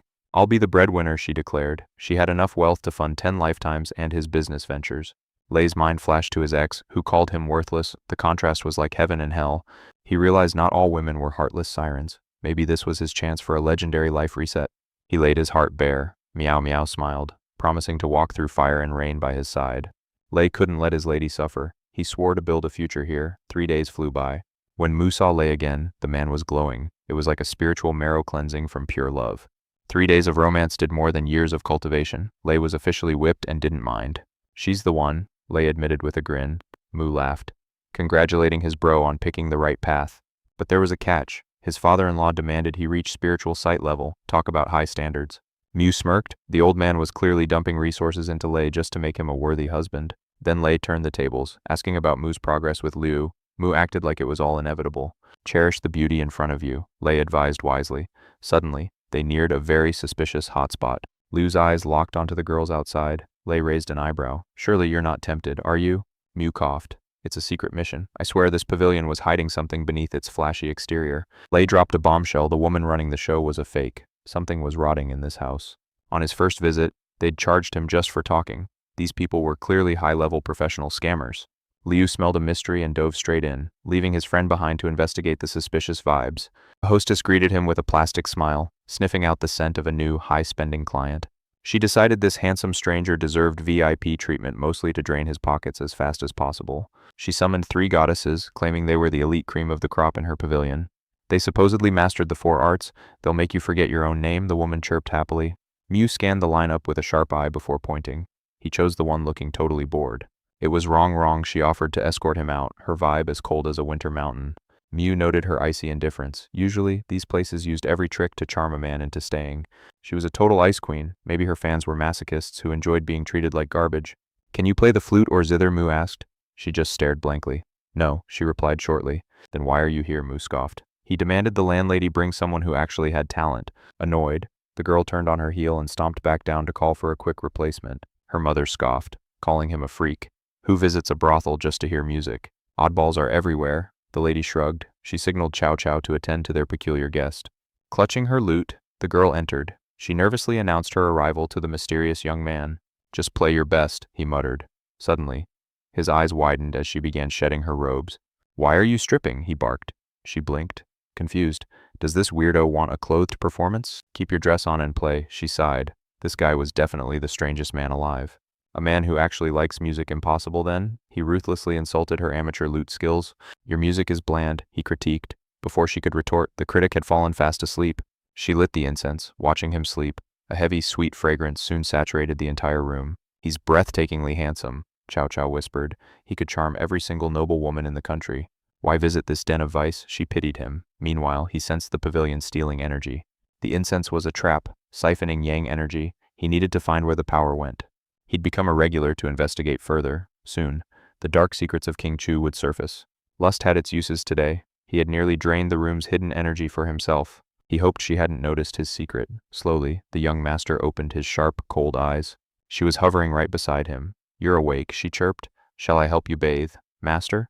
I only needed a nap, he declined. Your music helped. I will definitely be coming back. The bill was astronomical. Is this a robbery? The madam insisted it was a total bargain. The girl was baffled. He paid a fortune just to sleep through a concert. How bizarre. He's a strange one, the madam laughed. But did he leave any juicy secrets behind? Everything was normal, the girl replied. He knew his behavior was suspicious, but he had goals. Pretending to be a degenerate was hard. 19 years of pure cultivation was at stake here. He wouldn't waste his primordial essence. He was saving his ultimate treasure for Lu Hanyang alone. Disaster struck. Lu Hanyang spotted him exiting the house of ill repute with her own eyes. I saw nothing, Sean lied, but at the house, the atmosphere was colder than a grave. Where were you at noon? She demanded. He gulped. This mission was a total failure. I went nowhere, he lied. Liar, I saw you leave that den of sin myself, she yelled. Let me explain, he pleaded. Don't you dare tell me you were there for the music. He couldn't reveal his secret mission, but if he stayed silent, his future wife would vanish. She'll never believe the music excuse, he panicked. I need a miracle to survive this jealousy. Shall I? Help me. The fox spirit jumped in, swearing the young lord did nothing wrong today. You're just protecting your master, Luhan barked, but the fox insisted she was telling the truth. He's still a virgin, the fox shouted. His primordial essence is fully intact and completely untouched. It was a secret investigation, he argued. I listened to music and left. I'm still pure. I didn't even touch them, he insisted. She narrowed her eyes. What other secrets are hidden? I'm disappointed you don't trust me, he sighed. He turned away, playing the wounded hero. Is he actually angry? Luhan panicked. She found him moping sadly on his lonely bed. I'm sorry, I was wrong, she cried. Please don't be mad. I'll trust you from now. Is an apology enough? He teased. Suddenly, she tackled him onto the bed, faces inches apart. She silenced him with a sudden, fiery kiss. Both of them turned redder than ripe tomatoes. That was my first kiss. Are you still mad? He smirked. You should make mistakes more often. Was I your first too? She whispered. You're the only girl I've ever kissed, he promised. Back at the pavilion, he requested the usual. His mind was still buzzing from that kiss. That girl is dangerous to my heart, he laughed. At least now he could investigate peacefully. The mission continued just like before. He closed his eyes, letting the music hide his intent. As he faked sleep, the girl lit incense and slipped away. He deployed a paperman and ancient tracking spell to follow her. This talisman sect art was perfect for scouting death zones. Our MC wasn't letting her secret rendezvous go unnoticed. In the yard, the girl delivered the burner to a mysterious woman. Guard the entrance, the woman barked. No intruders allowed. Suddenly, she vanished down a hidden well. The hostess was moving way too fast for a normal human. Something was fishy. Out of range, the paperman went silent. To get the scoop, our hero needed to close the gap manually. He couldn't drop this lead. Sneaking out, he stepped into the backyard, ready to sniff out the truth himself. Clutching his stomach, he played the bad spicy food card. Ugh, emergency, he groaned, acting like his bowels were exploding. She pointed to the latrine, relieved. She actually thought her creepy vibe had scared the poor guy half to death. He repositioned near the well. The smell was toxic, but for the sake of the mission, he endured the stench. Success eavesdropping mode activated. He caught chilling words: general ghost, sacrifice, and yang energy. Spooky stuff. Time to bail before the girl smelled a rat. Staying longer risked blowing his cover and the entire operation. He slipped away unnoticed. Finally, the girl sighed, thinking the coast was clear. Time to bring her mistress back up. The woman emerged from the depths, eyes cold. Any visitors? She hissed. The girl shook her head. They retreated. Report time, our hero briefed his boss. The supervisor's face paled. This pavilion was a ghost nest. King Chu's ghosts were pulling the strings, the source that cursed well in the backyard. The mystery was deepening. Hidden energy. The warden noted. No wonder our radar didn't pick up any demonic fluctuations outside. Smart ghosts. They're just puppets. They've been harvesting clients' yang energy like a supernatural battery farm. Talk about a bad Yelp review. The boss frowned. Why risk local exposure? Our MC smirked. He'd already connected the dots of this ghostly desperation. It's a promotion race, he explained. King Chu's 18 ghost generals are under high-stakes performance reviews. In King Chu's court, it's survival of the fittest. Fail to level up, and you're replaced by someone hungrier. Advance to the soul-sealing realm or die. Failure means becoming a literal sacrifice. Talk about a toxic workplace. They get their souls wiped. The ghost in that well is last on the list, frantically trying to escape her doom. Brutal motivation, the boss mused. King Chu really knows how to keep his subordinates grinding for power. Any other secrets the master probed? Nope, our guy replied. The king keeps his best cards hidden from the low levels. Even the demons are in the dark. Keep digging, the master ordered. I want a full report on my desk. ASAP. Our MC sighed. Look, investigating this pleasure palace is bankrupting me. My wallet is screaming for mercy here. I need a budget, he complained. The master just rolled his eyes. Don't you have a wealthy sugar mommy girlfriend? You live in a mansion, don't you? Our guy balked. Who's spreading these fake rumors about my love life? The magistrate is footing the bill, the master admitted. Treasury's open for this mission. Go wild, kid. He handed over $30. Ask for more when you're dry. Our hero grinned. Time to order the full VIP treatment. I'll hire a whole orchestra of beauties, he joked. Then, the master handed him a weird-looking twig. Take this too. A twig? It's a soul-beating whip, the master explained. Forged from a millennium-old willow branch. Serious exorcist gear. One hit from this, and regular ghosts go poof permanently. Even elite spirits will feel the sting of this bad boy.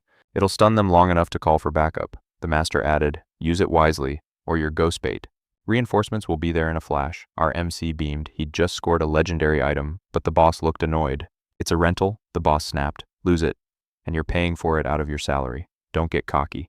Back at the haunt, our MC walked in like a boss. Give me the duet tonight, no expenses spared.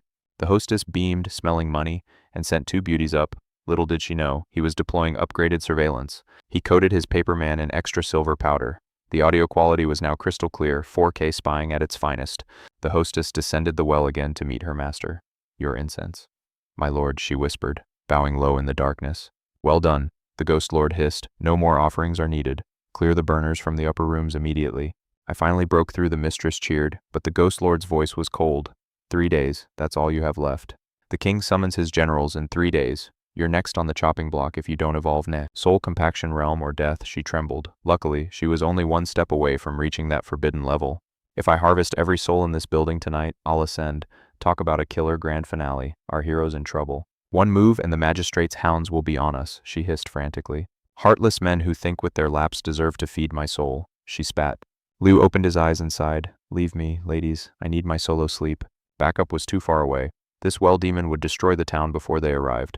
No time for doubt, Liu charged forward to stop this chaotic, soul-sucking outrage. Was the service not sweet enough? Young master, the madam asked with a smirk. Mrs. Chu looked ordinary, but a lethal, predatory energy radiated from her very skin. I'm feeling adventurous today, Liu teased, scanning the room for his true target. He pointed at the boss. I want you, Mrs. Chu. The entire room froze. If my age doesn't scare you off, she purred, leading him to her parlor. In private, she released a bewitching mist. Mercy, your soul belongs to me now. She panicked. Why was his energy infinite? Why was she the one feeling drained? Liu's eyes sharpened. She was on to him.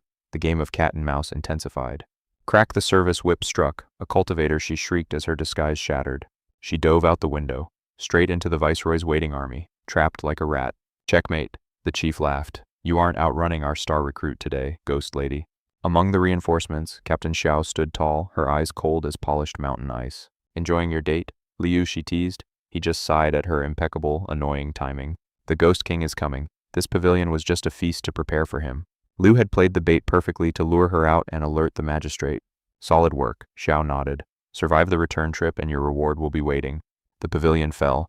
Every lust-drunk guest was hauled away in heavy, soul-binding chains.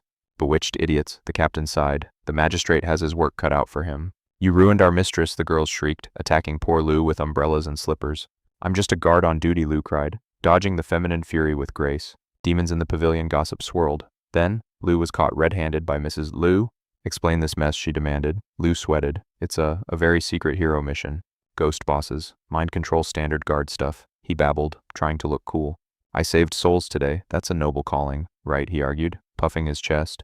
Whatever, hero, just get to work and don't you dare be late for dinner. Deep in the magistrate's dungeon, Mrs. Chu was bound in heavy, soul-sealing iron. What is the king's plan for the north? The Lord Viceroy's voice echoed coldly. Liu watched in awe. The big boss himself was personally handling this ghost's interrogation. His hatred for the king is legendary, Xiao whispered. This won't be a mercy. The screaming finally stopped, interrogation over. The viceroy turned his icy gaze toward Liu. Her soul power is yours, boy. Condense your energy before she fades into nothing. Liu thanked him, though the ghost hadn't spilled a single useful secret to them. Her yin energy was surprisingly pure. She hadn't been a killer until this incident. She's fading, Liu noted, a broken demon driven to madness by a corrupt world. The ghost cackled. Justice, this world is just a playground for the wicked souls. Officials are just cowards who bully the weak and lick the boots of strength. Kui Ming will pay in blood, she shrieked, her voice echoing with pure rage. That name Liu flashed a beam of sunlight, snapping her back to her senses. Kui Ming, the magistrate from 20 years ago, the puzzle pieces are finally shifting. Sister Su's nemesis, the ghost's target, and Liu's destiny were now finally entwined. Kui Ming, he's my sworn enemy. The boy's eyes turned cold. Do you share my grudge, woman? I want to tear his soul to shreds, she hissed. Speak, he commanded. Tell me everything. She revealed their tragic past. Kui Ming was her fiancé until his cold-blooded betrayal ruined her life. After her family helped him rise to power, he butchered them all to hide his humble past. He discarded her like trash to marry the governor's daughter. He's a monster in human skin. The pieces are moving, Sister Su, Mrs. Chu, all sacrificed for Kui Ming's twisted, lethal ambitions. For 20 years, her ghost has cultivated in the shadows, waiting for this day of reckoning. Driven by pure vengeance, she joined the king's army just to hunt that bastard down. He erased her entire clan under false charges. Her rage is a wildfire that won't die. That traitor is now the emperor's son-in-law. A heartless man in power is a curse upon the world. He'd step on any soul to reach the throne. No wonder the madam died in such agony. I'll become your sword spirit. I only wish to see him die by my own cold edge. Sentient blade, this is a massive power-up. She'll be my ultimate secret weapon in battle. You'll lose your freedom and become my servant. Are you truly prepared for such a fate? She didn't blink. To watch that rascal perish, she would gladly trade her very soul forever. I'll see justice done. Meanwhile, Captain Gia was baffled. Just a whip, that's all you want. He has no clue I got a legendary soul whip, spiritual jade, and a powerful ghost waifu. I visited Mrs. Liu and handed the girls the jades. Time to kickstart their cultivation journey. This magic whip is your new shield, I told them, a top-tier weapon for their defense. A beauty with a whip intense, but better Wanwan has it than Hanyang, she'd definitely whip me. Focus, I need to push Chu's cultivation into the soul realm to unlock her true potential. Chu manifested from the steel, ready for orders. I gave her the soul essence to refine immediately. My healing arts are becoming legendary. I fixed her wounds with a mere flick of energy. Now for my own breakthrough, I need to perfect my spirit using the power of desires. 6 souls down, but the love essence is still missing. Hanyang is making this way too difficult. I need the people's sincere adoration, not easy for a lowly official like me to achieve. Suddenly, the blade hummed with power. Chu had finally ascended to the legendary soul realm. I owe you my existence, master. Now, spill it. What is the Ghost King's secret plan? He's farming a ghost army. The weak are fed to the strong in a ruthless culling. His power rivals the government. Only the Talisman sect could stop him, but they remain silent. To reach the soul realm, he fired a healing beam at the woman. Her wounds vanished instantly under his divine light. Whoa, my medical skills are leveling up, he noted. The woman thanked him, feeling her strength return 10 times over. The lad realized it was finally time to perfect his soul. He needed to master his inner desires to reach godhood. The wicked heart was primed, but with only 5 souls collected, he still lacked the vital essence needed for true ascension. Even with Liu Hanyang, the progress was 0. To collect the 7 souls, he needed the people's genuine, heartfelt adoration. Great. I'm just a petty official, he muttered. How am I supposed to make the whole world fall in love? He unsheathed his blade to manifest the sword soul. Meanwhile, Chu had finally managed to break through her inner limits. I actually did it, she cried. The young man smiled. Congratulations on entering the soul realm. You're a beast now. She knew she'd be dead without him. Tell me, he asked, what is King Chu really plotting in the northern county? The king was building a literal ghost army. He was turning wandering spirits into high-ranking generals for his dark shadow realm. It was evolve or die. Any ghost who missed the deadline was sacrificed to feed the stronger spirits in his army.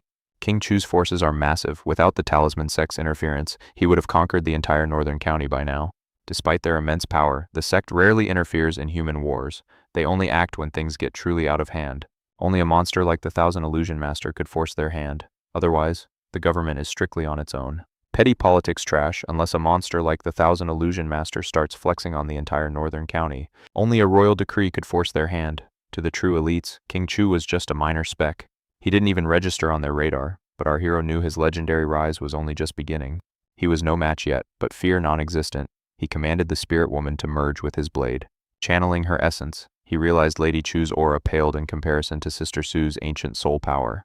With his sword, reaching the 4th realm was easy. He could even tap into 5th realm destructive force. By layering Taoist arts, he cheated the system, yet he needed a real foundation in the middle ranks. Only then could he survive this hellscape where demons prowl and legendary masters dominate the shadows. Morning arrived. In the barracks, a curious soldier asked Lei about his grueling soul-refining progress.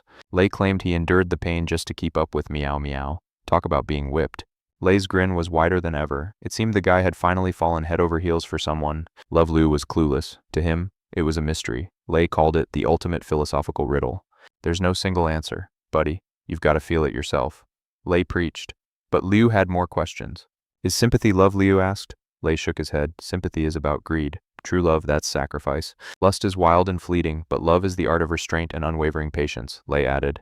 Once you and Mrs. Liu settle down, you'll get it. It takes years to ignite true love. First sight is just a crush. Love is the slow burn. Liu nodded, heading out to find her. Time to nurture my love, he joked, walking into a depressingly empty tea house. Business was dead. Why the long face, he asked. Mrs. Liu sighed. The local giants were crushing her small pavilion. With the market monopolized by the elite, she was bleeding gold daily. She was nearly bankrupt. Don't worry, I'm your secret weapon, Liu boasted. She suddenly recalled his talent for spinning addictive yarns. He was the master of clickbait stories and legendary myths that kept the regulars glued to seats. Annoying, those stories were life and death experiences he defended. She just glared, telling him to fix the budget. If we don't make money, we're finished, she warned. Liu grinned. Challenge accepted. 5 days later. The tea house was packed. A legendary storyteller had arrived, weaving epic fables that left everyone breathless. His tall tales were pure fire. Suddenly, Mrs. Liu's failing shop was the most profitable spot in town. Customers couldn't get enough, ordering round after round just to hear the next chapter of his saga. He told of a world where the righteous starved while the wicked feasted in golden palaces, dark. The heavens fear the strong and trample the weak. What use is earth if it ignores justice? What even is heaven if it's blind? His words were thunder. The crowd sat in absolute silence. Every customer forgot their tea. Gripped by the plot's tragic twist, they held their breath for the finale.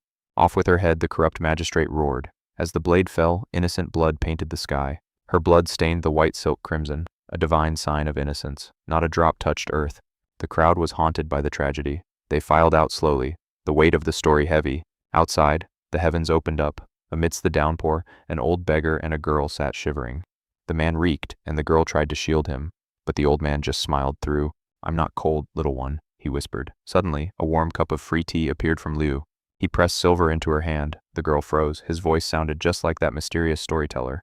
They bowed in gratitude, but Liu's mind was elsewhere. This rain, it felt unnatural, eerie, even. Captain Jiao muttered that the skies should have been clear. The forecast was dead wrong. Was it fate? "What triggers such storms?" Liu asked. Jiao replied. "Usually, it's the birth of a forbidden Taoist art. A phenomenon that shakes the world." Liu realized this isn't Earth. The heavens here are literally watching. In this realm, the gods take insults personally, and he had just spent an hour roasting them. He had publicly cursed the heavens for protecting the wicked and ignoring the cries of the righteous. He'd called the gods blind and foolish. "Please tell me the sky isn't angry at me." He swallowed. Boom thunder shook the very foundation. His heart raced. Did the heavens just reply to his story? The rain was relentless, like heaven's own tears. Our hero sighed, catching the supervisor's suspicious gaze. Will this deluge ever cease? He wondered. Suddenly, the sky cleared time for a mandatory temple visit. The neighborhood flocked to the national temple together, celebrating the sun's long-awaited return to the sky.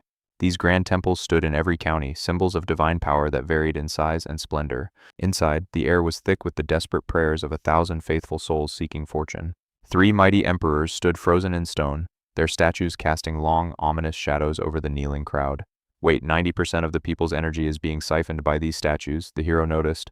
The chief explained sincere worship fuels the court. It is basically a massive spiritual battery for them. The more thought power generated, the more popular the court. It was a literal popularity contest for gods. The captain glared at the outliers. Find out why those slackers aren't contributing their divine power. He silenced his subordinate quickly. One wrong word about the emperors could mean instant execution today. Our hero pondered the legendary female emperor, a wild, controversial figure who defied all ancient traditions, an empress on the throne that was completely unprecedented in this world's long and bloody history. Back home, the night air felt heavy. He pored over records of the county's deadly plague. His fox companion, Xiaowai, was at a dangerous breaking point in her sudden human transformation process. He needed to use the Buddha's light to suppress her chaotic demonic aura before dawn arrived. "Stay hidden, little fox. If they detect your energy, we are both finished," he warned her sternly. Morning light broke, accompanied by a soft, silky touch against his skin. Wait, what is this?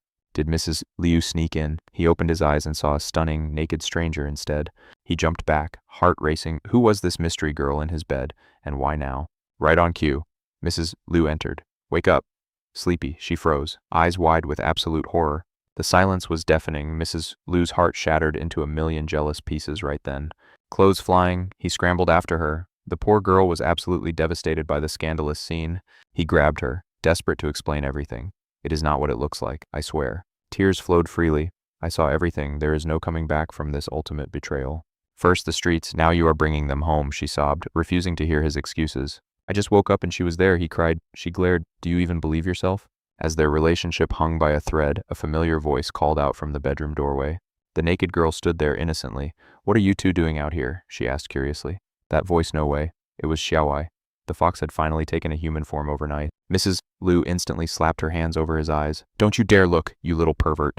Xiaowai was totally clueless. Why the long face? Mrs. Liu pointed down. "Look at yourself." A high-pitched scream echoed. Xiaowai huddled under a blanket, realizing her very human predicament at last. She went to sleep a fox and woke up a maiden. Talk about a major level up. "Now do you believe me?" he pleaded. Mrs. Liu blushed, feeling like a total fool. She rushed to find clothes for the gorgeous new vixen, her jealousy turning into genuine awe. Gazing at the mirror, even Mrs. Liu felt her heart skip at Xiaowai's ethereal, breathtaking beauty. Time for the big reveal. They headed back to the main character, who was waiting anxiously. His jaw hit the floor. The fox girl had transformed into an absolute 10 out of 10. "You are beautiful," he stammered. Mrs. Liu pulled him away. "Work first. Ogling girls later." He tried to play it cool, but the morning's chaos had left him totally rattled and confused. "Are you not happy she is cute?" she teased. "I am mostly just scared for my life." Xiaowai wanted to repay him with her body, but his heart belonged to someone else entirely. "You are the only one for me," he whispered. Mrs. Liu's doubts melted away in an instant. She kissed him softly. "Come home early today, my hero. I will be waiting for you." The captain pointed ahead toward the cursed village. The plague was already feasting there. Our hero wasn't worried, though. High-level cultivators are basically walking hand sanitizers. The magistrate's squad was fully protected. Their high-tier cultivation made them immune to filth. The locals cheered like they'd seen a god. Finally, the official exterminators had arrived. The captain ordered the patient moved. Bring me water, this man is boiling alive. He slapped a talisman on the man's head. Drink up, buddy, this paper soup is magic. The patient gulped it down, but nothing happened. He remained as unconscious as a rock. Liu sighed. The talisman was a total dud. It was time for some real Buddhist flair. Liu's hands began to glow like a miniature sun. The patient's fever vanished instantly. But wait, the man's eyelids turned pitch black. This wasn't a normal flu, it was demonic.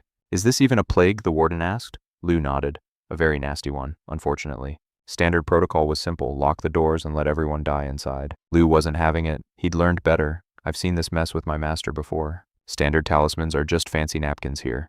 This disease eats magic for breakfast. Survival depended on a literal miracle, or a legendary healer with some serious heavenly gear. Liu wondered if he could pull it off. Is this plague really the final boss? These poor villagers didn't have legendary treasures. The chief begged Liu for a miracle. I'll do my best, Liu promised. But first, we need to gather the infected together. If we don't isolate them, the whole county's doomed. Liu's voice was dead serious. The chief rushed to report the disaster. You handle the rats, I'll handle the bureaucrats. All roads were sealed tight. No one goes in, and definitely no one goes out. The captain put Liu in charge of the victims. Fix them, or we're all in trouble. Only 10 people, Liu smirked. I can heal 10 people before lunch. He unleashed the Buddha's light. The golden aura began scrubbing the village clean. He was saving lives, but his battery was low. Healing this many people was draining his chi. Luckily, this plague takes its sweet time to kill. I've still got some gas in the tank. Every soul saved was a boost to his cultivation. Helping others is the best way to level up. The big sects love building statues for this reason. They literally farm likes and prayers for power. Liu felt his head spinning. He needed a nap. A comfortable bed was his next mission. Suddenly, masked thugs surrounded the villagers. Move out or we'll help you move to the afterlife. The elders cried out in protest. You're not isolating us, you're sentencing us to death. The official didn't care about their lives. It's called the big picture, old man. The thugs realized they were in over their heads. They decided to run and snitch to their lord. The captain arrived just in time to stop the chaos. Bring me that snake, Manager Jiao. Manager Chen acted like it was all a joke. Why are you here for such a tiny cough? If I wasn't here, you'd have buried these people alive. You call that management? Chen shrugged with a greasy smile. If the plague spreads, my promotion goes poof. As the boss, I have to make the hard choices. The magistrate will surely reward my heroism. The captain saw right through him. The only thing you care about is your political career. The plague is under control, so call off your dogs. No troops are needed here today. Oh, we have a cure too, Chen lied smoothly. Just let us know if you need any help. The captain sighed. Corrupt officials were a bigger plague. They were the real parasites of this county. Liu watched from the side. This magistrate Chen is a world-class vulture, isn't he? The captain patted Liu's shoulder. Rest up, kid. There's another village waiting for us. Saving lives is the only thing that matters now. But the villagers say this plague has a source. The hero's party reached the Zhou family village, expecting a horror show far worse than before. Strangely, there were zero signs of plague. The captain noticed the villagers looking suspiciously chill and organized. The panic had vanished. What on earth happened here? It was like the crisis never even existed. An elder claimed half the village was dying until a miracle healer arrived, diagnosed the plague, and shared a cure. One simple prescription and everyone was cured. Apparently, this holy doctor was making house calls to other villages too. The main character took a sniff of the medicine and frowned. He couldn't fathom how this weird mixture actually worked. It looked like basic fever soup. The captain shrugged, saying if it heals, it's good medicine. Logic, who needs that? Suddenly, the main character felt a familiar buzz. Merit power. Someone nearby was definitely grinding points like a cultivator. He spotted the doctor leaving as villagers begged him to stay. Talk about a dramatic exit, heroes never linger. The doctor insisted on moving, claiming other lives were at stake. He was the ultimate busy bee of medicine. The locals tried to pay him with silver, but our saintly healer pulled the I don't need money card. Refusing the cash, he told them to keep it. Fine then, the villagers decided a mass bowing session was mandatory. They all hit the deck in gratitude. The main character realized this healer was literally farming merit like a pro. He works for free, absorbing pure energy. This guy isn't just a doctor, he's a high-level cultivator. But wait, the main character squinted. The healer was wrapped in a pure yet unmistakable demonic aura, a demon doctor. A level 4 cultivator with a demonic vibe. He was so elusive that the youth could barely track his body. Gripping his sword, the main character turned to Miss Chu. Hey, lend me some of that spicy power of yours. What he saw next was nightmare fuel. The miracle healer was actually a massive rat demon in a human suit. A literal plague rat curing the plague. Oh, the irony. The main character knew something was definitely stinking here. He scoffed if those basic herbs worked. History's great epidemics wouldn't have been so deadly. Something is fishy. The captain was skeptical, but the youth confirmed it. The people were healthy, but the medicine was a lie. It wasn't the soup, it was a hidden force. Lu suggested they play it cool and watch the rats move. If the plague returns, they'll step in. Can't let a demon play hero without checking the fine print first. The captain ordered an investigation. Meanwhile, the youth realized tonight was perfect for some hardcore soul strengthening. He had harvested a mountain of merit today. It was time to use those points to thicken his soul. As he recited the sacred sutra, his soul condensed into a brilliant germ of light. Level up, baby. With his soul germ refined, his power skyrocketed. He was finally ready to unlock the third of the 9 true words. Drawing his blade, he unleashed his battle arts. Everything felt different now, like he was playing on God mode. Techniques flowed together like a deadly dance. He hadn't even realized how much of a beast he'd become. His confidence was through the roof in a sword fight. He'd mop the floor with anyone right now. The Tao technique was invisible but pushed his instincts to the absolute limit. We're talking superhuman reaction times here. Without today's merit harvest, this spiritual refinement would have taken ages. Merit is basically the ultimate experience booster. Even for demon-related cultivation, this power was insanely effective, efficiency at its absolute finest. Still, that rat demon felt too clean. Was the plague just a staged show to suck out merit classic scam? If it's a demonic trick, the main character won't show mercy. Meanwhile, our furry doctor was in the woods. He sliced his own hand, letting blood drip onto the flowers. Self-harm for medicine, that's some dedicated roleplay. Just a few more herbs and he'd be off to the next village. The rat's schedule was packed with healing. At the next stop, the desperate villagers cheered.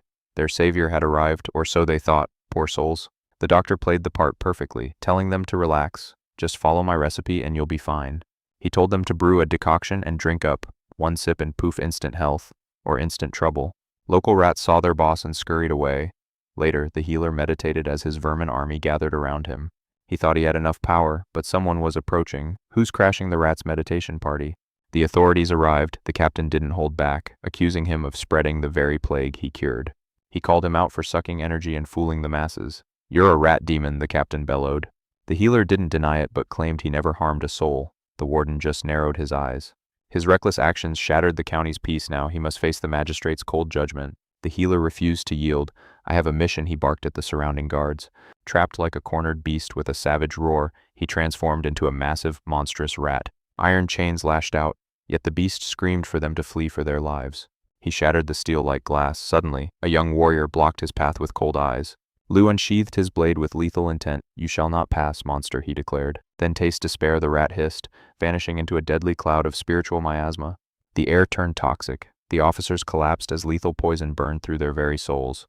Liu tracked the blur of speed. Mrs. Chu, strike now, he commanded, his sword gleaming. She moved like a dance of death. Her steel clashed fiercely against the demon's jagged claws. Dark blood sprayed the earth. How shall we finish this vermin, she asked with icy calm. The beast was broken, but wait, 2 powerful demonic signatures were closing in fast. Reinforcements. The boy feared his mistress couldn't survive a swarm of such high-level demons. They couldn't abandon the fallen sheriff. It was time for a desperate, final stand. The lad steeled his soul for death until familiar faces suddenly emerged from the shadows. Brother Li, what are you doing here? The newcomers asked in complete shock. They came for the healer. His crimes were known. There was no escaping his fate now. Let me save her first, he pleaded. Then I will surrender to the dungeon myself. Save her with lies, they shouted. The healer collapsed, weeping in a sea of despair. The chaos subsided with an apology. Lu realized his comrades needed an immediate, holy antidote. The detox began, a month ago. A dying wife had woven a beautiful, tragic deception. Knowing her end was near, she faked a miracle to give him one last hope. A desperate lie to keep him from drowning in the darkness of his own sorrow. The rat demon's tragic bond touched Liu's heart. Slowly, the warden regained his consciousness. 2 more shadows loomed. The sheriff drew his sword, sensing a new, terrifying threat. Peace, lawmen. They bowed. Our brother erred, but we will personally bring him to justice. They begged for mercy and time. Lu watched them, sensing no malice in their humble spirits. Why were such weak demons here? Could they really serve the legendary White Demon King? They confirmed his suspicion. They were indeed the king's subjects, bound by his strict laws. Only a level 5 monster earns the title of king. This White King was different. Unlike the cruel Chu King, he ruled with discipline and protected the innocent from harm. His shadow ensured the county's safety. Our brother never intended to cause such chaos.